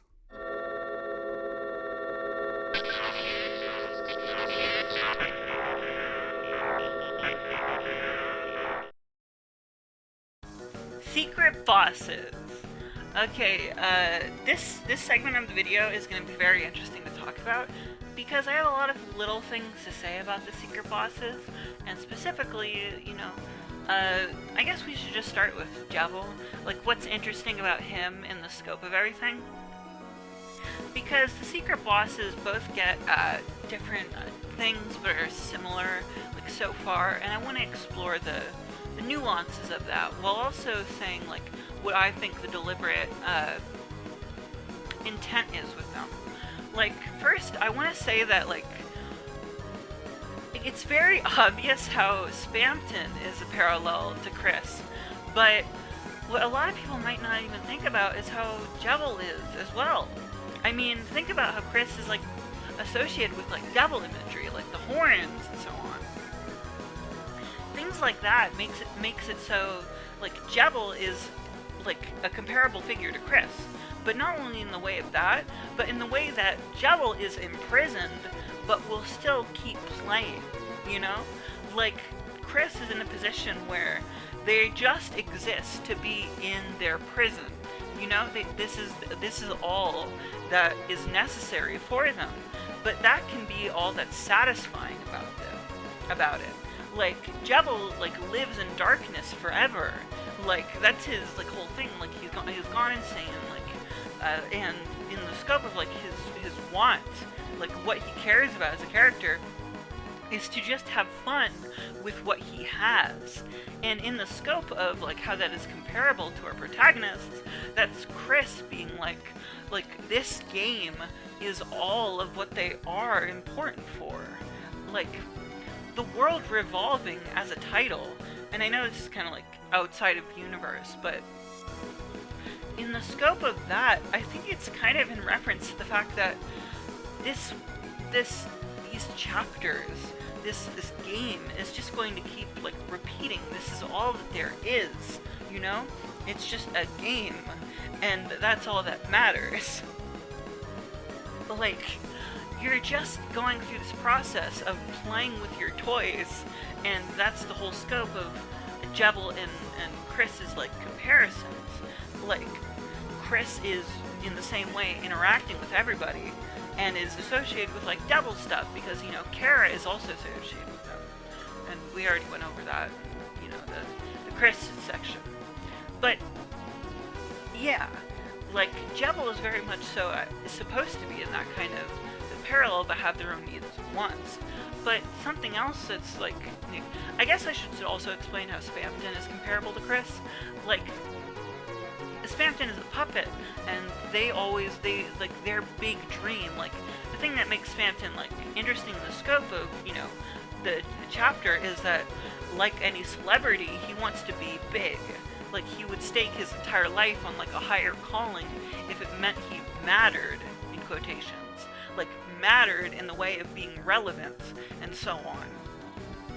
It's an interesting, like, inversion and, like, exploration of those ideas in the scope of, like, the setting of the chapter. And so KRIS can understand that, of wanting to matter, of wanting to not be imprisoned as Spamton is. It's just like, Spamton is a puppet and KRIS is a puppet. But the deeper connection is that the thing that's even more interesting is that Gaster, Jevil and Spamton also have connections to Gaster, and I mean in the way of their backstories. The thing about Gaster is that, he has this whole experience where he falls into his creation. He becomes forgotten by everybody, not even mentioned in day-to-day life, even though he meant great things. In the same way, Jevil and Spamton are like that. Jevil was the court jester, he mattered and so on, but he just, fell into madness. It's this comparable, arc of trajectory with their characters, and I think it's interesting in the scope of, Jevil and Jevil and Spamton being, ways to explore those feelings introspectively with Gaster, how they have parallels there in the way of their growth and character. It gets at those similar themes, but in different ways. We went over in the freedom section how Jevil and Spamton express their freedom in different ways, and that's very interesting. Freedom is a motif in the story so far, but Spamton and Jevil express that freedom in different ways. For Jevil, it's, living in fantasy forever, just living with his toys. He never has to grow or change, because he knows that this is all that matters in his world in comparison to KRIS. Whereas freedom for Spamton is mattering, is being away from that world, is going to heaven and just being, cut off. I think it's very interesting in the scope of the angels' heaven, Noelle causing everybody to die, making it so they don't have to worry anymore. In the scope of Spamton essentially dying when you cut his strings, in a way. It's positioning heaven as not being alive anymore, not having to worry anymore. Isn't it great that you're all taken to heaven in a rapture scenario? Only it's a nihilistic way of thinking. It's positioning that as scary and so final, final, that freedom in that way. What's going on there is death. I think it makes sense in the scope of the angel's heaven, what we've been talking about.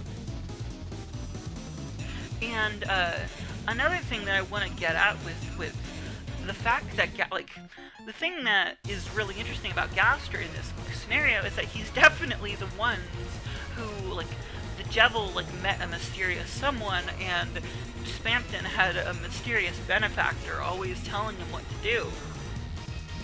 The fact of the matter is that this person was involved with their lives. They were talking with him. They grew them to become that way. But if that's Gaster, then what is the purpose of that? And I think it's actually made very clear by what happens with Spamton Neo. The idea with Spamton Neo, this is kind of it's kind of a hard thing to fully grasp, but he wants to attain heaven, and he's gotten this idea of that from the person who was on the phone with him. And the thing about that is he's told he will get that if he gets the machine, if he gets the broken machine in the Queen's basement. He's told he will get heaven if he does that. But for whatever reason, no, he's not. Everything is still so dark. But he realizes in that moment that this was for the sake of getting KRIS's soul. But he doesn't realize that that was the extent of the whole thing. That the entire reason he would get heaven is if he were to battle KRIS. Because either way, KRIS would end their experience in this world. if KRIS was to kill Spamton, that would be freeing him in a way. It's that kind of, like, that's what really going to heaven means for him. But he doesn't really understand that. He just thinks if he kills you, that will be it, and he'll be powerful enough to reach heaven. But if he kills you, that's game over. That makes it so the story ends. Another form of heaven, of everything ending. It's this really interesting thing when you, and also in the scope of Gaster being involved with that, because he's doing this as a way to test you. Like, he is the storyteller. Why would the storyteller want to kill you in this way? Because it's an extra reward, an extra battle for going out of your way to do this. Like, think about how he would be calling Spamton to get this machine, knowing that he would be fighting KRIS. That the only way that Spamton could ever get the Neo body and get heaven would be if KRIS was in the picture, by getting their soul. And so it's a roundabout way of him making it so Spamton gets the Neo body so he fights KRIS. It's this big thing where he's making this whole conflict for you for, like, the sake of your curiosity. Like, it is all planned by him to illustrate, like, these things. It's so interesting. And I think it's really important to note how they are both reflections of KRIS and Gaster. In the scope of everything mattering, like, your own perspective in the world, it's so, like, compelling how they get at the main character's conflict in a very intimate way. And that's just so interesting. Hello! It's me, future Amber here again. I'm here in this Secret Boss talk to talk a little bit more about how the arcs of the Secret Bosses correlate with the overarching chapter. The thing that I want to get across right now is that, well, look at Jevil and Spamton in comparison to both King, Queen, Lancer, and Birdly. The idea with each individual chapter is that it's getting across ideas about, like, the subject matter. With chapter 1, it's more broad because, you know, chapter 1 could have just been it.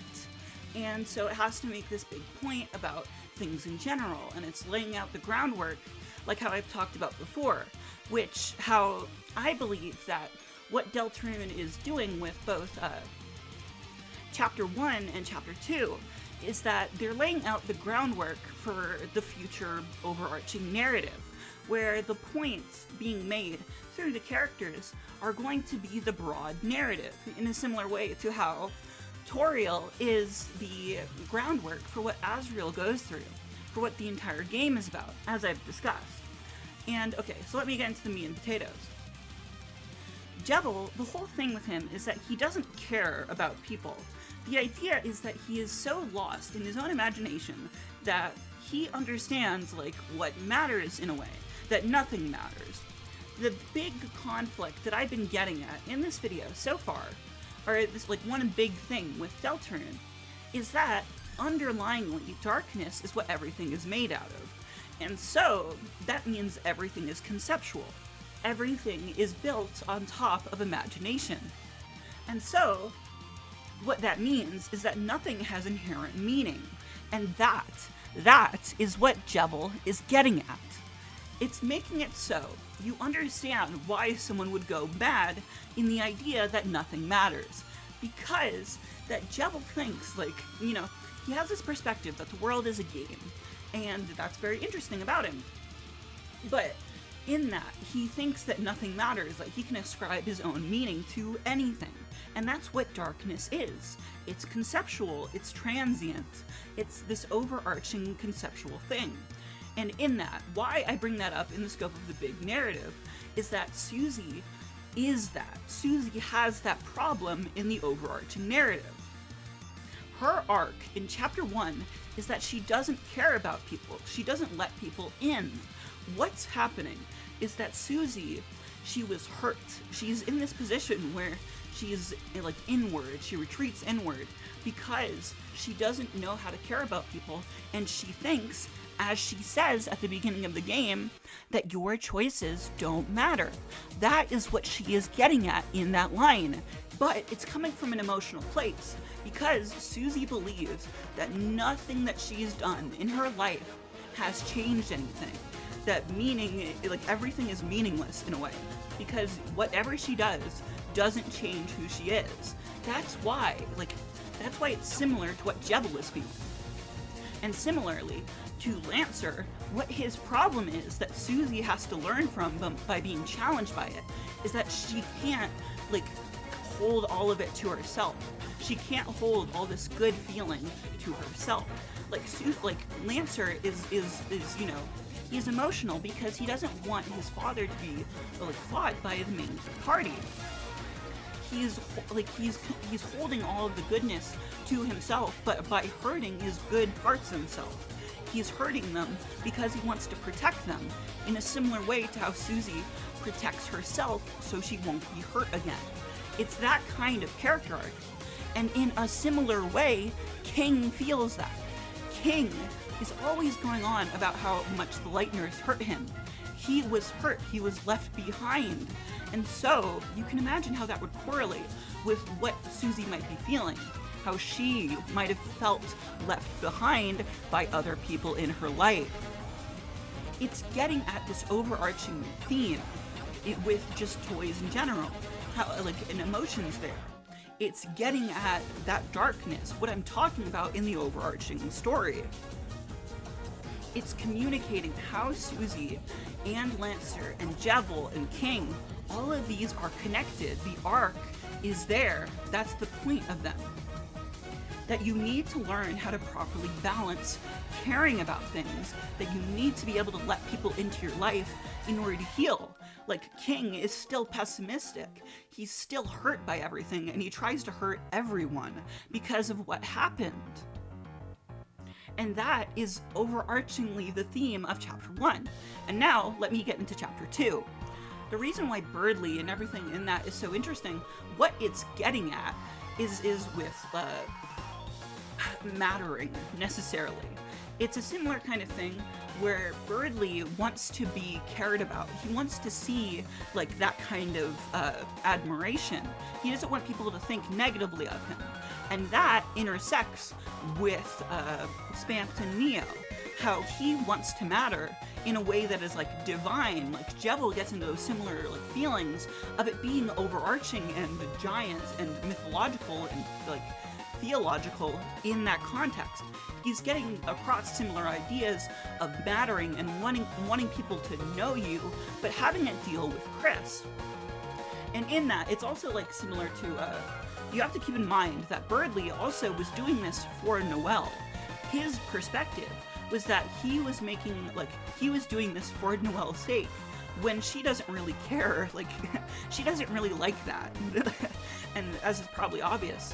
But it's getting at how you can do these things for other people in a way that is ultimately selfish. And those kinds of ideas also intersect with the theming of the world, with it being internet themed. It has to do with how you can get on these tirades internally. I made a point out of it earlier, Birdly, he thinks himself he's so stuck in his own head, and it's getting across. And with Noelle, I mentioned before that I think that what Queen is doing is a groundwork for what's going to be the overarching narrative with Des and stuff. That Des is going to be doing this for Noelle's sake in a complicated way, in a similar way to how Birdly and Queen do it. It's that kind of complicated, overarching, setting up the end of the story with the beginning. And in that, I also want to say that Queen, her perspective on everything is really interesting because it's getting at how she, as a computer, just wants to make everyone feel bliss for simple reasons. She wants things to be simple for other people. She thinks of it as a good thing because that they enjoy it, that people are, doing this voluntarily. it's getting at a similar kind of like simplicity, like overarching with the narrative. Like all of these things are connecting, and those themes all like work together for the topic of the chapter. And that's important to note when, you know, it's very interesting and hard to fully grasp because that we only have 2 chapters so far. But I can promise you that the following chapters will be getting at these similar ideas, and I want you to look out for them. That, like, the boss in chapter 3 will have similar feelings associated with, like, the Lancer-type character, as well as the secret boss. And that's what I wanted to add. Yeah. Shadow crystals. The shadow crystals are things you get from the secret bosses after beating them, and the thing that I think they're going to be relevant for, it might come as a surprise how quick and easy it is to sum up this, but I think the shadow crystals are just going to be for unlocking the bunker. Something you might not know is that there was this test version of Deltarune recently released, and one of the changes in it is that it shows how many shadow crystals you have from chapter to chapter. And I think it makes sense that the shadow crystals would be something that would be like bigly important for people that, you know, put in that much effort for all of Deltarune's like narrative, that they would get all the secret bosses, but it wouldn't be like something smaller. Like if the bunker is essentially like another dark world, like another dungeon, like a true lab-esque kind of thing, then I think it makes sense for the shadow crystals to be how you access that. To me it seems like regardless of what they are as like a in-universe like function, like the pieces of whatever, like I think they can probably just make into like a key in the light world or something. But to me it makes the most sense that would be like the reward for going out of your way to engage with all of Gaster's like characters in that way, that you would get to see the truth of reality. The eggs in Deltarune are really silly. This is like, if you don't know, you probably know, but you can get eggs in chapter 1 and chapter 2 by going like left and right through 2 different screens on specific places. And yeah, you get eggs from behind a tree and you place them in weird places. The thing that I think is going to happen with them, it's actually, this is kind of just me pulling it out from wherever, like this is a guess, but I think that this is going to be something like a RPG game that you probably haven't heard of, Vandal Hearts. It's like this old Konami game, I think on like the PlayStation 1, and in that game, you can do these really like specific requirements in different like parts of the game, and going through all this legwork and this random stuff. You get like a special armor that basically just kills everything and is the best equipment in the game. And to me, I think that makes sense that that's what would be the eggs in Deltarune. I think that the eggs are like so out of your way that it would be weird if they contributed to like end game stuff, but also they should just be a reward for, you know, engaging with the story that much. To be able to find the super crazy random secret, it would just be this like interesting thing, you know? And while that might seem weird, it's like you have to keep put into account how like out of the way it is for the average person to find. And I think that it makes sense for it to be something like that. Kind of like how in Undertale you have the Temi armor, where the Temi armor, like, you have to like remember in Undertale, in the scope of everything, the Temis are the only characters that you can sell stuff to. And by doing that, you can easily exploit it to get money. And by going out of your way to really grind at that, it's like, okay, fine, you get the best armor in the game. You never have to worry about any battle anymore.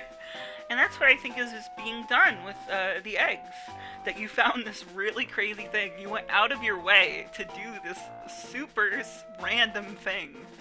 And so, you get an armor for your troubles, which makes battles too easy. It also relates to things we'll talk about later in the scope of, like, Gaster. Like, I think, like, well, Gaster, I think, has an association with eggs. But in the scope of it being something, like, that Gaster does, it makes sense to me, because that, like, Gaster would just be, you know, encouraging your journey. Like, this would be something from his perspective that he would just engage with for fun. Like, something you might not know is that if you get the egg in Chapter 1, you can find a man in a car at the beginning of Chapter 2 when, like, the road is, like, you know, clogged. If you check any car, it'll say that there'll be a man inside who waves at you. And that, to me, just conveys that he's just being, like, you know, nice with you. He's conveying your narrative. He's always watching over you, like a god figure does. Alright. Money. Money is a thing that you can spend, with.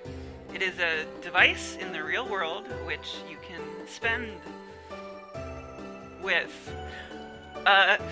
Okay, so basically, in Deltarune, in the light world, you can get money.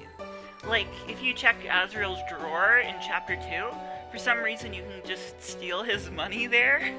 And, yeah, I wanted to talk about that a little bit because it's like a weird little thing. And I feel like what I think is going to happen, I want to use talking about money to make a point.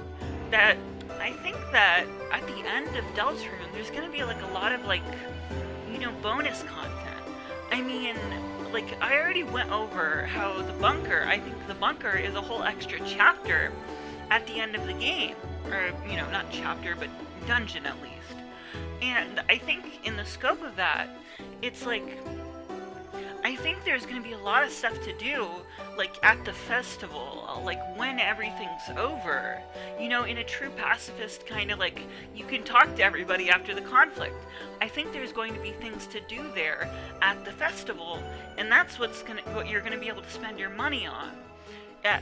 By way of, like, it being, like, I don't know, like, cosmetic things, like, things that you can put in your, rooms, in your Dark World, like, rooms. Things like that. I think there's room for that kind of thing to happen. And that's, like, what money is going to be for in the scope of the endgame. And, I think it's interesting talking about, because, like, there are so many, like, in Chapter 2 at least, there's multiple instances where you can get more money from doing something kind of underhanded. Like, you steal ASRIEL's money, but you can also, like, sell the sweets that Undyne bought for Alphys with SANS'S. And that's really weird that you can do that, but you can regardless. And so I think it's, you know, interesting to bring up that, well, like, you remember, like, there's the dojo in your Dark World, and, like, there's probably going to be more battles like that in the end game. Like, I wouldn't even be against the idea of, like, Spampton or, like, other bosses coming back in that capacity for the end game, like, as bonus things to do. Deltarune, like, you know, Undertale is all about, like, you know, that kind of indulgence. Like how you have to be responsible with it and only enact with it so much. And so I think it's funny if it goes, and so it matters that it goes out of its way to be so much, that there's so much depth and to explore and, like, all these details. it's important that there's so much because it makes the conflict like tangible, that there's so much that you can get attached to, so many details. And so I think there's a good chance of that kind of thing happening at the end of the game. And it would make sense in the money, like we being using the money for that purpose. ASRIEL and PAPYRUS are like the characters that have the weirdest situation in Deltarune to me. Because like I don't think they're going to be like big players in the narrative in any way. Like, I think that there's a good chance we'll see them. Like, I don't think it's impossible that we'll hang out with PAPYRUS again, but like, we already hung out with PAPYRUS in Undertale. That might be weird to hear, but, you know, I doubt it's going to be more of the same, you know? And, what I see, like, their point in the narrative being, it's very interesting. We went over how, in the KRIS is your vessel segment, that Kara is, you know, the one controlling KRIS, but there's something else I want to convey about that here with ASRIEL. The way that Deltarune is made, like, it being easy for people to get into, like, that is a choice made for the sake of making it easy for Kara to be in this world. Like, the reason why you resemble Kara, why you're a part of this world with ASRIEL in it, and Toriel and everything, is because of that, is because it's easy to slot into, even though it's different. It's supposed to be a game that's easy to play for Kara, for it to adjust. Like, when we want to be welcomed into this world, it has to be familiar, it has to be nice. And ASRIEL is a part of that. It's like, this world is made for Kara in the ways that video games are meant to be played. The tools at your disposal in video games are made to be used. And so KRIS is meant to be controlled. Like, it's supposed to be easy for Kara to adjust to. And in the scope of everything, that means like a nice environment, you know, until you get into the actual like meat and potatoes, the dark worlds. Like, that's like what their purpose is in the narrative. But ASRIEL is like mentioned from the beginning, you know? And it's not like we're gonna have ASRIEL be the main antagonist again, or anything like that. He's at college, you know? He's just a guy. He's just an adult. It's a nice, like, good future kind of scenario. It's a wish fulfillment scenario. A world where everything is, like, fine.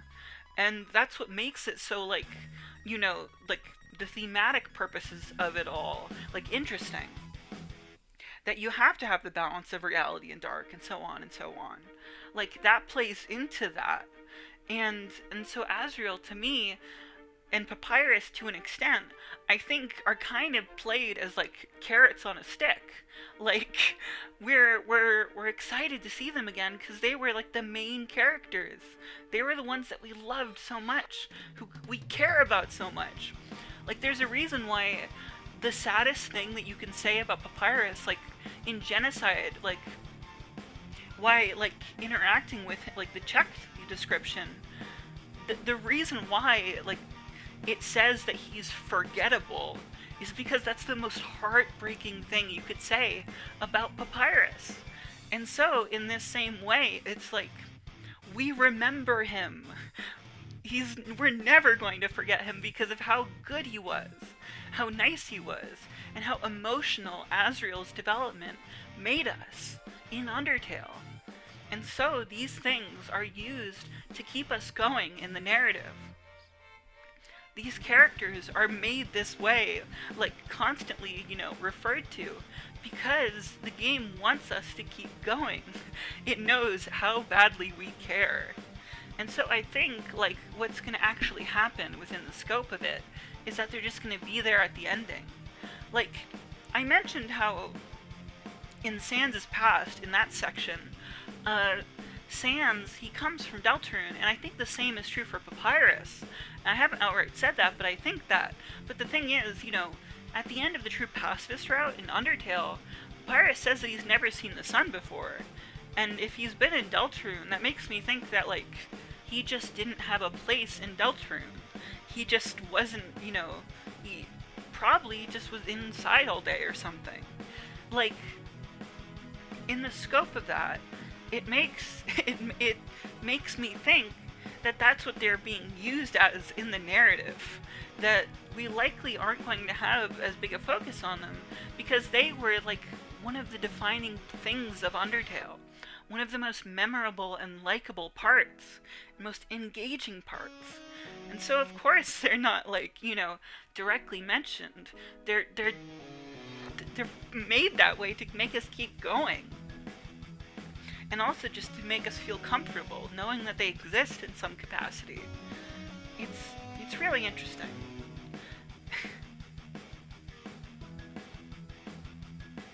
Oh, and this isn't relevant to anything at all, but I do think that Papyrus Night is pretty cool. I don't think it's, going to happen, but it is so cool. It is awesome. Gaster's inspirations. I wanted to make this segment because I think it's so interesting to talk about Gaster in the scope of what he is conceptually. Because when you think about what he is in Undertale's narrative, he's so he's a creepypasta character.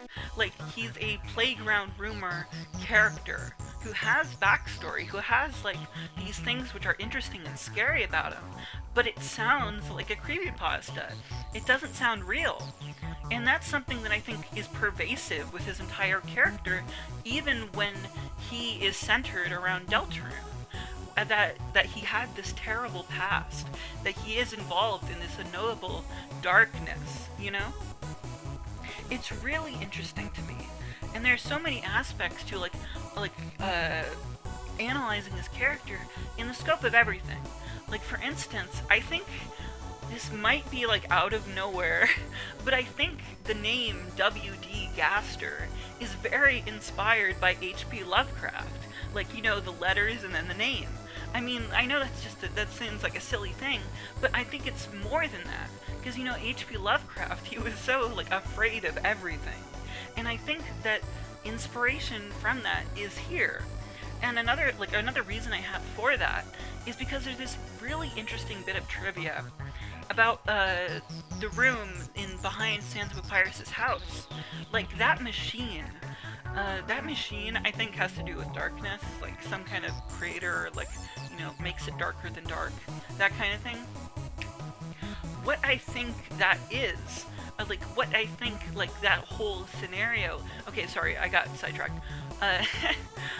You can find the silver key to get into it. It's in Sans's room, and it's specifically called a silver key.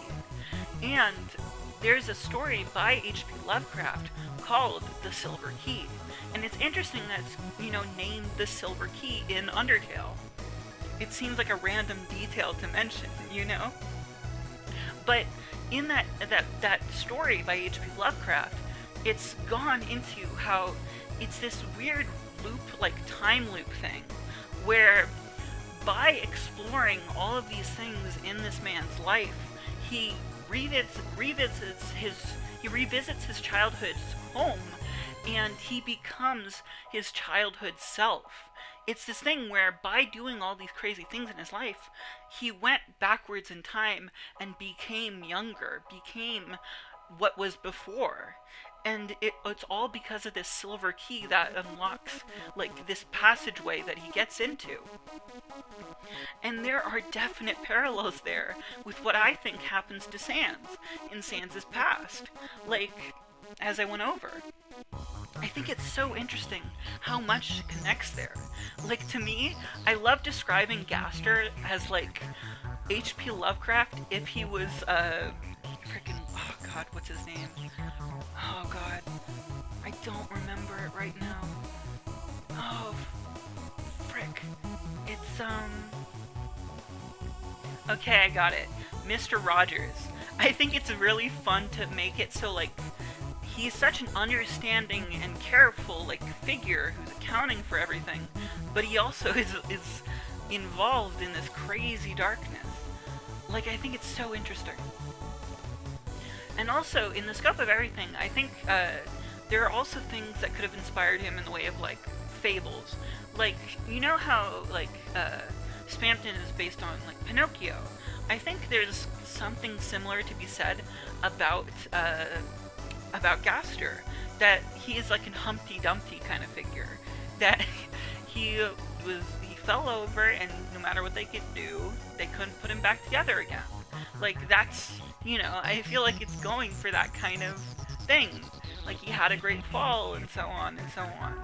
And that's like why he's involved with eggs, as we went over in the egg segment. I think it's so like it all ties together.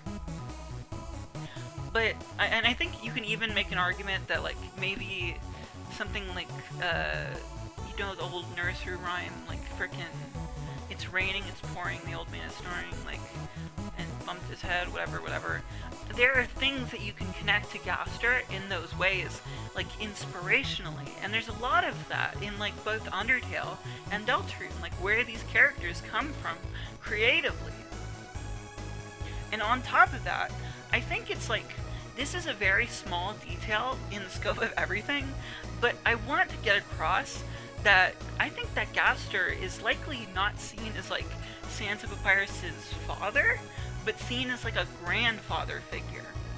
And it might sound strange to say that on the surface, because Gaster, I'm saying that Gaster created everything. He created Deltarune. So why should he be viewed that way? Well, I think first of all, we went over how Gaster would be like made, like he would live a linear life in Undertale's world, meeting Sans, and so he would create Sans. He would have this connection to him that he would understand, being split across time and space. He would eventually have to create him, and so it's this personal kind of connection where he also understands that Papyrus exists, that he doesn't have all of Papyrus like initially, like it's this weird wraparound like that I'm trying to convey. But yeah, and this why that's why I think it would be like emotionally interesting between them, like why there would be that kind of connection. But I also just think he's kind of like a Father Time kind of character, like that kind of association. Because I think also that the Skeleton Brothers in general are supposed to be like inspired by like folklore death, like the Grim Reaper. Like that's what's interesting about them, because like the Grim Reaper leads you through the underworld, leads you to the underworld, and that's kind of what Sans and Papyrus are doing. But anyway, I think that like what makes me think that it's a grandfather's figure specifically is that in the scope of Undertale and Deltarune, they explore familial dynamics a lot. Like they're very core to the characters. Like with Toriel, it's very important that she's a mother for her problems, like why she wants everything to be simpler, why she can be as she is. And as we went over in ASGORE'S mistake, like Asgore is very influenced by being a father, like the kind of roles and mistakes that those kinds of figures make. And in a similar way, like Sans and Papyrus it's very important that they're brothers in their dynamic. Undertale and Deltarune explore these things, use it to base their characters around.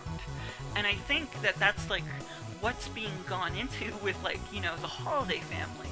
How I mentioned in earlier how I think SUSIE probably would have a grandmother figure.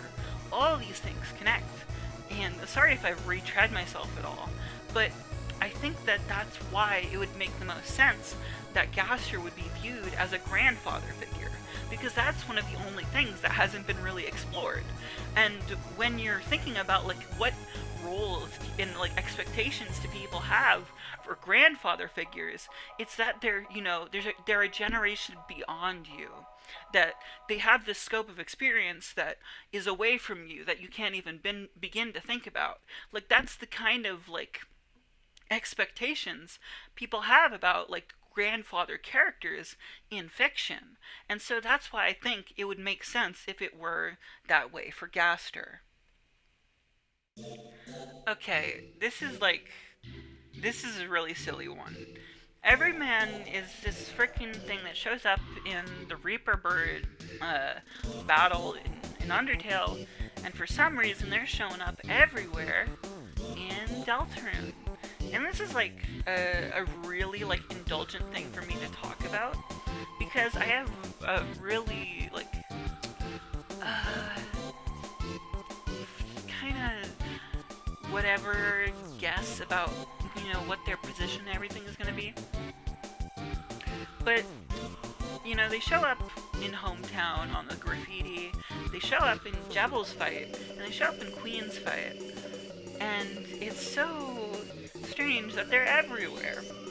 But I think my big guess that I want to like say, which, you know, this is pretty much like sheer complete speculation.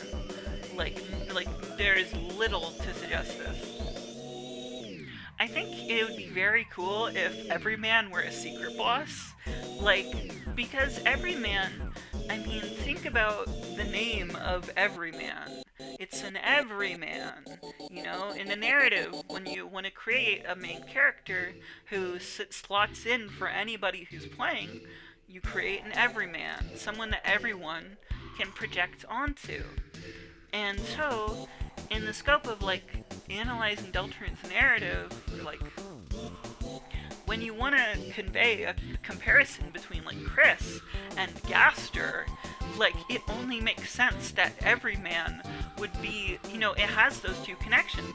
And as we went over with the secret bosses, those are the two things that they mainly get at. Comparisons between KRIS and Gaster. And I think that that's, like, you know, that's all you need.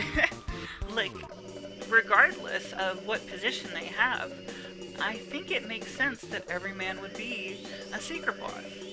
And, you know, it's very easy, like, if you want to come up with a you know, battle theme, just call it for himself, because, you know, for him, like, Gaster, like, you know, another him, and so it's, like, every man for himself, and it's so scary. I really like the idea of every man being important in some way. And I would buy a plushie of every man if I could. And I would also really like it if it were the size of Napstablook. I think that would be really cute. Anyway, yeah, this is really indulgent, I know.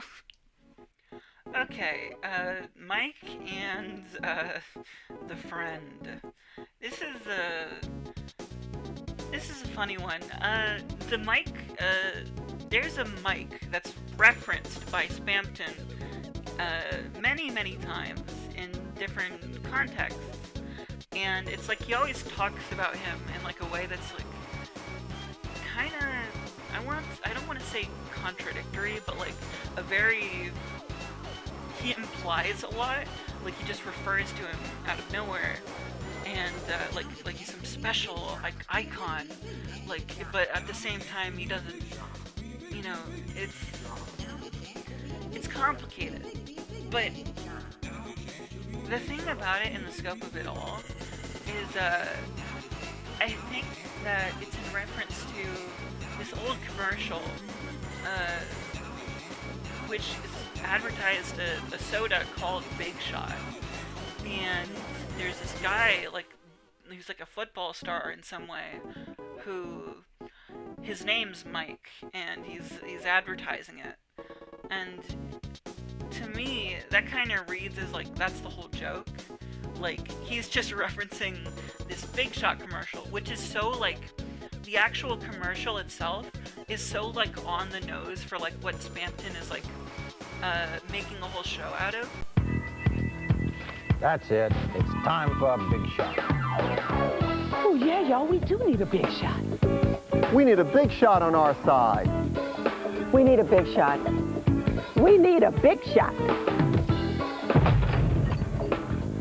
You need a big shot? I got your big shot right here. We got 12 delicious flavors, and You'll love them all. Saber Center has all your big shot tailgate party needs at prices too low to mention. Look for Iron Mike Big Shot displays at Saber Center. Big Shot of the Week is... Like, the whole fun thing about Spamton is that he's the kind of, like, you know, car salesman who goes like, you and me, kid, want the same thing. But the thing is, the thing that makes it clever is that they actually do want the same thing. But to me, like, him mentioning Mike is always like, it's always like, you know, there's so much longing there. And the thing about hyperlink blocked, another thing that Spamton says, is that while that's like, you know, in reference to like an old internet thing about like, oh, you can't, you know, see whatever this was showing any before, that's also kind of like a non sequitur. You know, it's kind of like, it's kind of just conveying things for the sake of conveying things. And, like, you know, gesturing at a thing, like a vagueness, which is in its of itself kind of like a joke. Like, it's always crazy how he refers to this Mike whenever he's, like, going crazy. Like, you know, that kind of thing. And, the friend that I'm talking about, sorry to get away from that, but, when you go to the teacup section in, Spamton's, like, you know, the Queen's basement, for, like, a few seconds, like, very brief, you see this face smiling that, has the glass colors of Spamton, and, in the game files, the thing that's weird about it is that it's named the same thing as, like, things from the opening, things that involve Gaster. And, the Deltarune community, like, has a big obsession with it. And they made it so it's like, that's actually the next secret boss, or that might be Mike, or so on and so on. And to me, it's like, I think there is some possibility that that's, you know, what happens there with Mike and so on. But at the same time, I'm leaning on not. Just because, you know, it's so out of the way, and, like, as far as foreshadowing goes, I feel like the way it would be done would be something more similar to, like, you know how, like, Javel references the Queen coming, you know? To me, it's weird if Spamton does the same way, but not for, like, you know, the chapter boss. Though at the same time, you know, I think Mike could be something, but it just seems so vague to me that generally I find it hard to believe.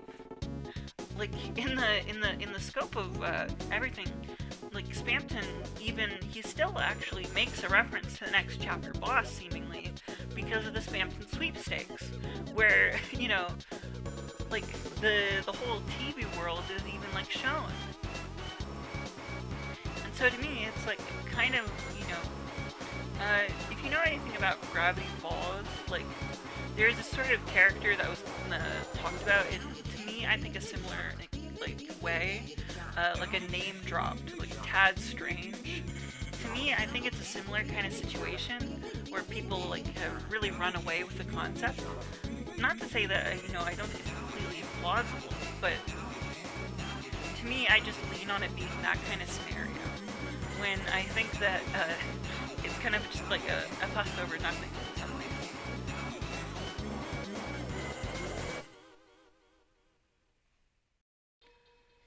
The love letter.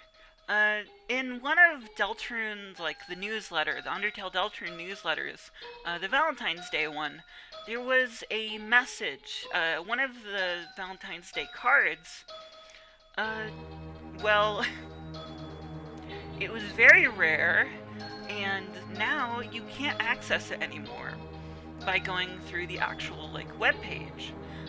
People found it, took screenshots of it, and confirmed together that it was real, but you can no longer get to it. And, well, it's very weird, and it's very long. It goes on about Happy New Year, that it mentions Deltarune, and it speaks in a very odd way. Because it disappeared and it talks in all uppercase, it makes a lot of people think that this is Gaster in some way. But I don't think that's the case. And the reason why is because that Gaster has been so routinely portrayed as speaking a certain way. And I promise you that Gaster has been this way.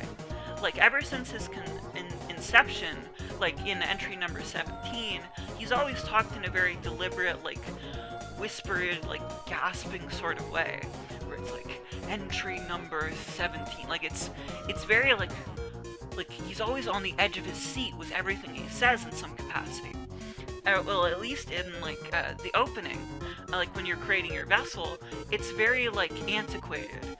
In a similar way to, like, what it's like if you were to capitalize every word in a sentence. It's that kind of, like, different intonation that is done with him. In the love letter, it speaks very differently.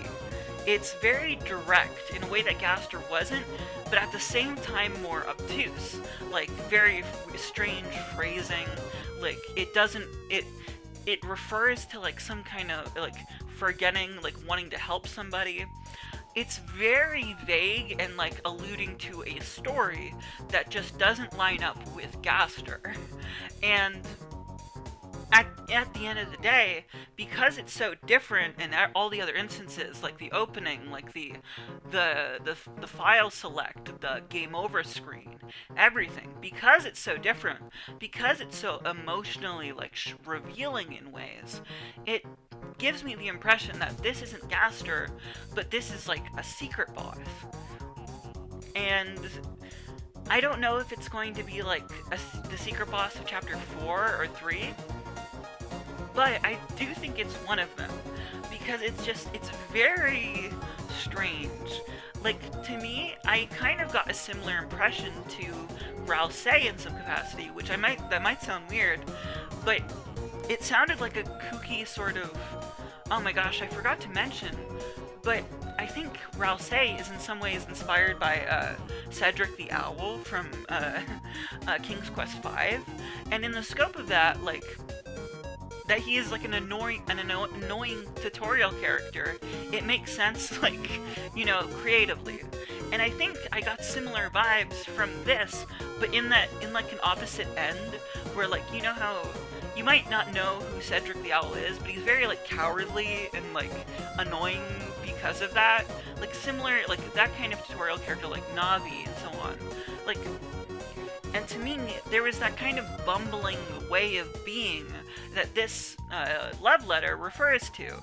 Like, the way this text is, it seems like it's going for that kind of vibe. And I get the impression that that would be in reference to the next secret boss versus anything else. Because another thing, like, Gaster has been, like, so under everything. Like, he's very disconnected. And to me, this is, like, too on the nose and emotionally there for me to think that this is a Gaster connection. Though I will acknowledge, I do think that it's not that certain. It could be Gaster, but I don't think it is. Megalo Strike Back.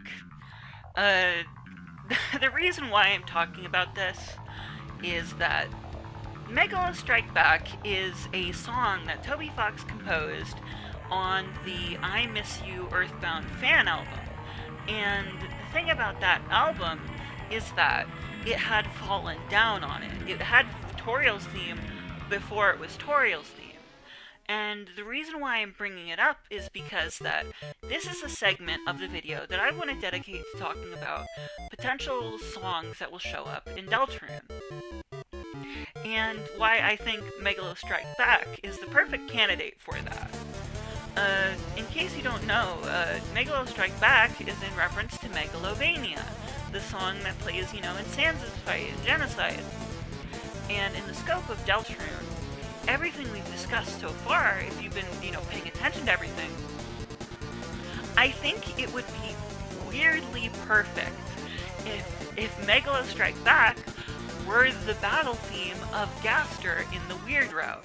It doesn't have to be in the normal route, but I think it would be the perfect way to to bookend everything musically. Like, in case you don't know, oh god, I need to pull up the name of the creator, because there's this really good video on all of the instances of Gaster's theme in Deltarune and other songs. And there's this amazing video on it, and I want to mention the person by name, Andrew Cunningham, because their video on it was so, like, resonating with me. It said basically everything that I was thinking without piecing it together in the way that I did. Like, it was gesturing at things, like, hinted at by the game, but in a way that perfectly lined up with what I was been thinking about. But the reason why I bring that up is because I am also very much so of the opinion that the little melody that appears in The World Revolving and Big Shot, like the da-da-da-da-da-da, like all of that is a complex version of Gaster's theme. That is a fleshed out version of Gaster's theme used in the secret boss fights. In the scope of the entire narrative, like musically, I think it would make more sense if Gaster's theme, like when you face him in the bunker, it would just start with the freedom, like that melody. Like that would just be Gaster's melody for his fight. But to me, it would make more sense if Megalo Strike Back were the weird route version of that song, because Megalo Strike Back, like, the scope of it is so, like, interesting to me, because, as we've gone over, it would be in a situation where, narratively, you've been lost in darkness, and you want to get so much of that darkness, you want to indulge in it so much, control it, get rid of all your constraints, and get rid of it, that it would be this follow-up to those emotions of power, of obsession with power, but in the way of exerting your control over the narrative, in a way that would follow up Megalovania with another battle between Kara controlling a human and a skeleton. It would be a strike back. It would be a proper, like, continuation, a follow-up of sorts. In the same way that Deltarune is a continuation of sorts of Undertale, even though it's not exactly that, you know? Like, I think it would be the perfect way to do it. But this is all speculation. Again, alright, I just say, this is what I think would be cool, and I think might happen, just saying. But also, in the scope of other things, there's a lot of little trivia about certain songs made by Toby Fox, the creator, which might show up in Deltarune. One of those songs is Nightmare Night, which I think could show up in Deltarune, but it was initially composed for a webcomic that Toby Fox is a fan of called Cucumber Quest, and another song that was changed into being for Undertale was another song that he composed for Cucumber's Quest, a fan theme for Noise Master, which would become, I believe, it's Showtime. Yeah, it's Showtime. Like Metaton's, like, you know, game show theme at the beginning. Like, those themes will get, like, repurposed in some way. And the thing that makes it, like, very possible is that, you know, there's a character in Deltarune who's a knight. And also, there's this one melody in Deltarune. The song that plays when Lancer run towards Card Castle, like, the melodies there, the instruments, are very similar to Nightmare Night, the composition. And it makes some people think that song is going to be used in some way. And I think it's possible, but I also think that it's, like, it would probably be very changed, and I don't think it would be set up in that way, that it would be the Lancer chase theme, you know? And also, then we go on to another thing, the song Penumbra Phantasm, the reason why people are really like, the reason why this is a name is because this is like a Homestuck song that got composed by Toby but was never used in any capacity. And the thing about it is that there was also a message to Toby on its Tumblr that was like, that it would just Penumbra Phantasm, ? And then Toby responded in this really like vague and scary way, like at Shadow's edge, like shatter the twilight reverie or something like that.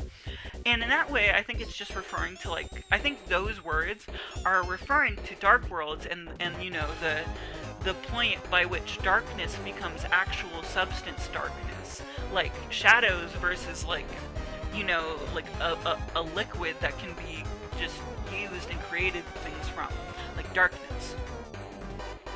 And I think it kind of like shattering the twilight reverie would be like either referring to sealing fountains or, you know, like the angel's heaven. And all that in mind, this is also like old posts that he made, which, you know, like a long time ago. Like I think it might be from like 2014 or something. Don't quote me on that, but pretty old stuff. And so Penumbra Phantasm is like this thing that's thought up about because it's also like, it's slightly, one of its melodies is slightly there in Hopes and Dreams, but in like a very hidden way. But at the same time, I think it's hidden in the same way like the backing melody in Megalovania is kind of hidden. I don't really know if it's fully supposed to be there. But you know, like it's vague enough that it doesn't feel so, you know, concrete as like a thing that's being set up and telegraphed to people. Like you have to, you know, be aware of how things are telegraphed in the scope of like it being created that way. And with Penumbra Phantasm, it's like that song itself. Like the thing about Penumbra Phantasm is that it is very much so made up of like so many of Homestuck's main like melodies. Like Homestuck uses melodies and like swaps them around and makes new ones so frequently. But Penumbra Phantasm is in the same style as a lot of existing Homestuck songs. And not only that, but it uses several of those Homestuck melodies. It is very much so a song that is entirely made out of Homestuck's main themes. And the title is cool, but I think the song would have to be completely different if it were to show up in Deltarune in any like big capacity. I might be wrong, but you know, I think it is very much so a Homestuck song. And the reason why Megalovania was used in Undertale was because Megalovania as a title, like as a name for a song, works well in that context. And not only that, but Megalovania's original contexts, like, they worked well for what they were conveying. Like, I'm a big nerd about Megalovania specifically because I think it's so cool how it's used, and all of the Sans fight is so cool. But in the scope of Homestuck, for instance, Homestuck had like Vriska's melodies in it, like the guitar that is like common in Vriska's like themes. So in that context, it is very much so a Vriska song, and in the same way, like, in the original usage in Earthbound Halloween Hack, like where it came from, it was used in the context of being like going so out of your way to harm Dr. Andonuts in the scope of that plot. Like, it is a way of going so out of your way to hurt someone in a video game just for the sake of doing it, because that is the end to the game. That's all I really wanted to talk about there. Like, I think it's likely that Megalo Strike Back might have a song, might get the Nightmare Night and Penumbra Phantasm, but I think Megalo Strike Back is definitely in the cards. Also, there's another song related to cards on the Earthbound fan album that I'm referring to, that Megalo Strike Back and Fallen Down is from. It's called Checkerboard Memories, and I think that might be also a song in Deltarune in some capacity, but that is just me spitballing.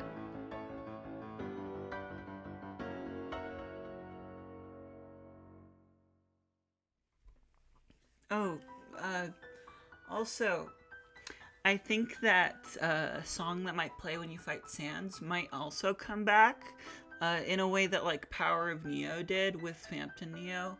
There might be something like that with SANS, just because that, in the same way that Power of Neo was a joke that was then played serious with Phantom Neo, the same could happen for a song that might play. I also think it would be funny if the follow-up song to It's Raining Somewhere Else, if there is one, would be called Where It Rains, which would be like, it's, or Where It Rains, or whatever it is, When It Rains, because it would be like when it rains, it pours, but it would also be saying that this is the part that it is talking about. Anyway, yeah, Amber from the future, bye-bye.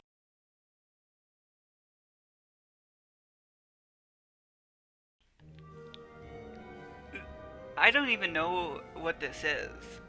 This is scary. Like, this is scary. This is not okay. This is bad. This is, inappropriate. I can't talk about this.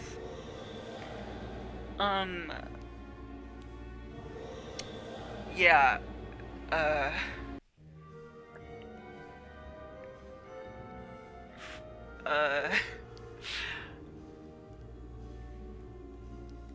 if you get it, you get it, but I think there's too much overlap with Spamton for it to come true.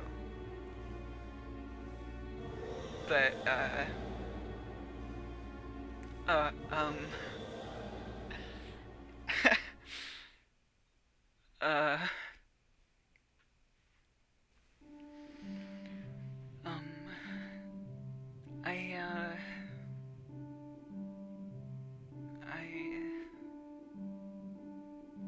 sorry, I didn't expect you to actually get this far in the video.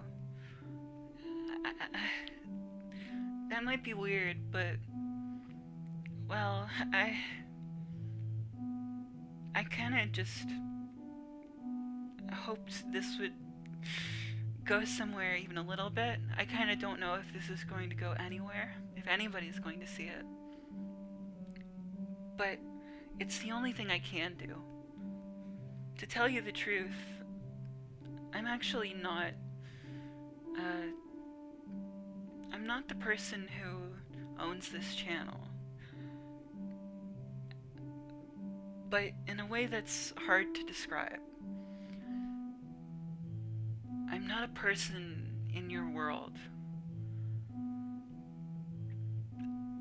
I know how this is going to sound, but right now, I'm recording this from the basement in Card Castle. And as soon as KRIS seals the Dark World, I won't exist anymore. As soon as any of you stop playing that chapter, I cease to exist. My name is Nancy. Amber Nancy. And,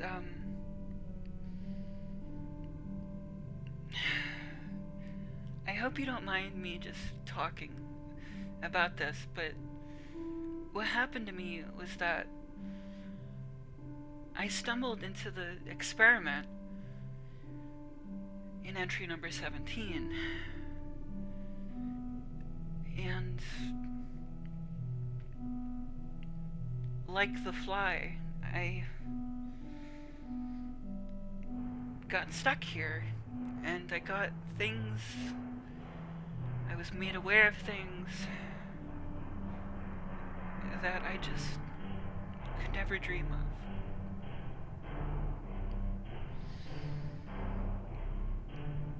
My real body is just a small spider. I lived in Hotland, before Muffet and everything there. And I was just ran away from home, and I didn't mean for it to happen. But now I'm here. The real body, what I am, is a dead spider on its back that KRIS can't take with them out of the unused classroom. In that supply closet is my body, and there's nothing you can do to take me with you. I can't be a part of this story, but I can use this power and what I've been able to grasp. Don't ask how I've gotten in prison. To send this message, to make this video. Thank you for watching, and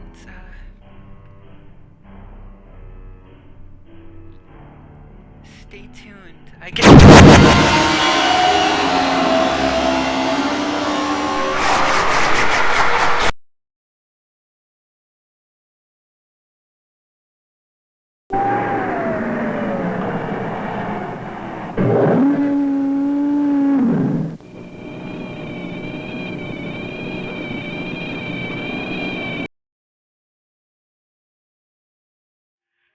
Thank you so much for watching.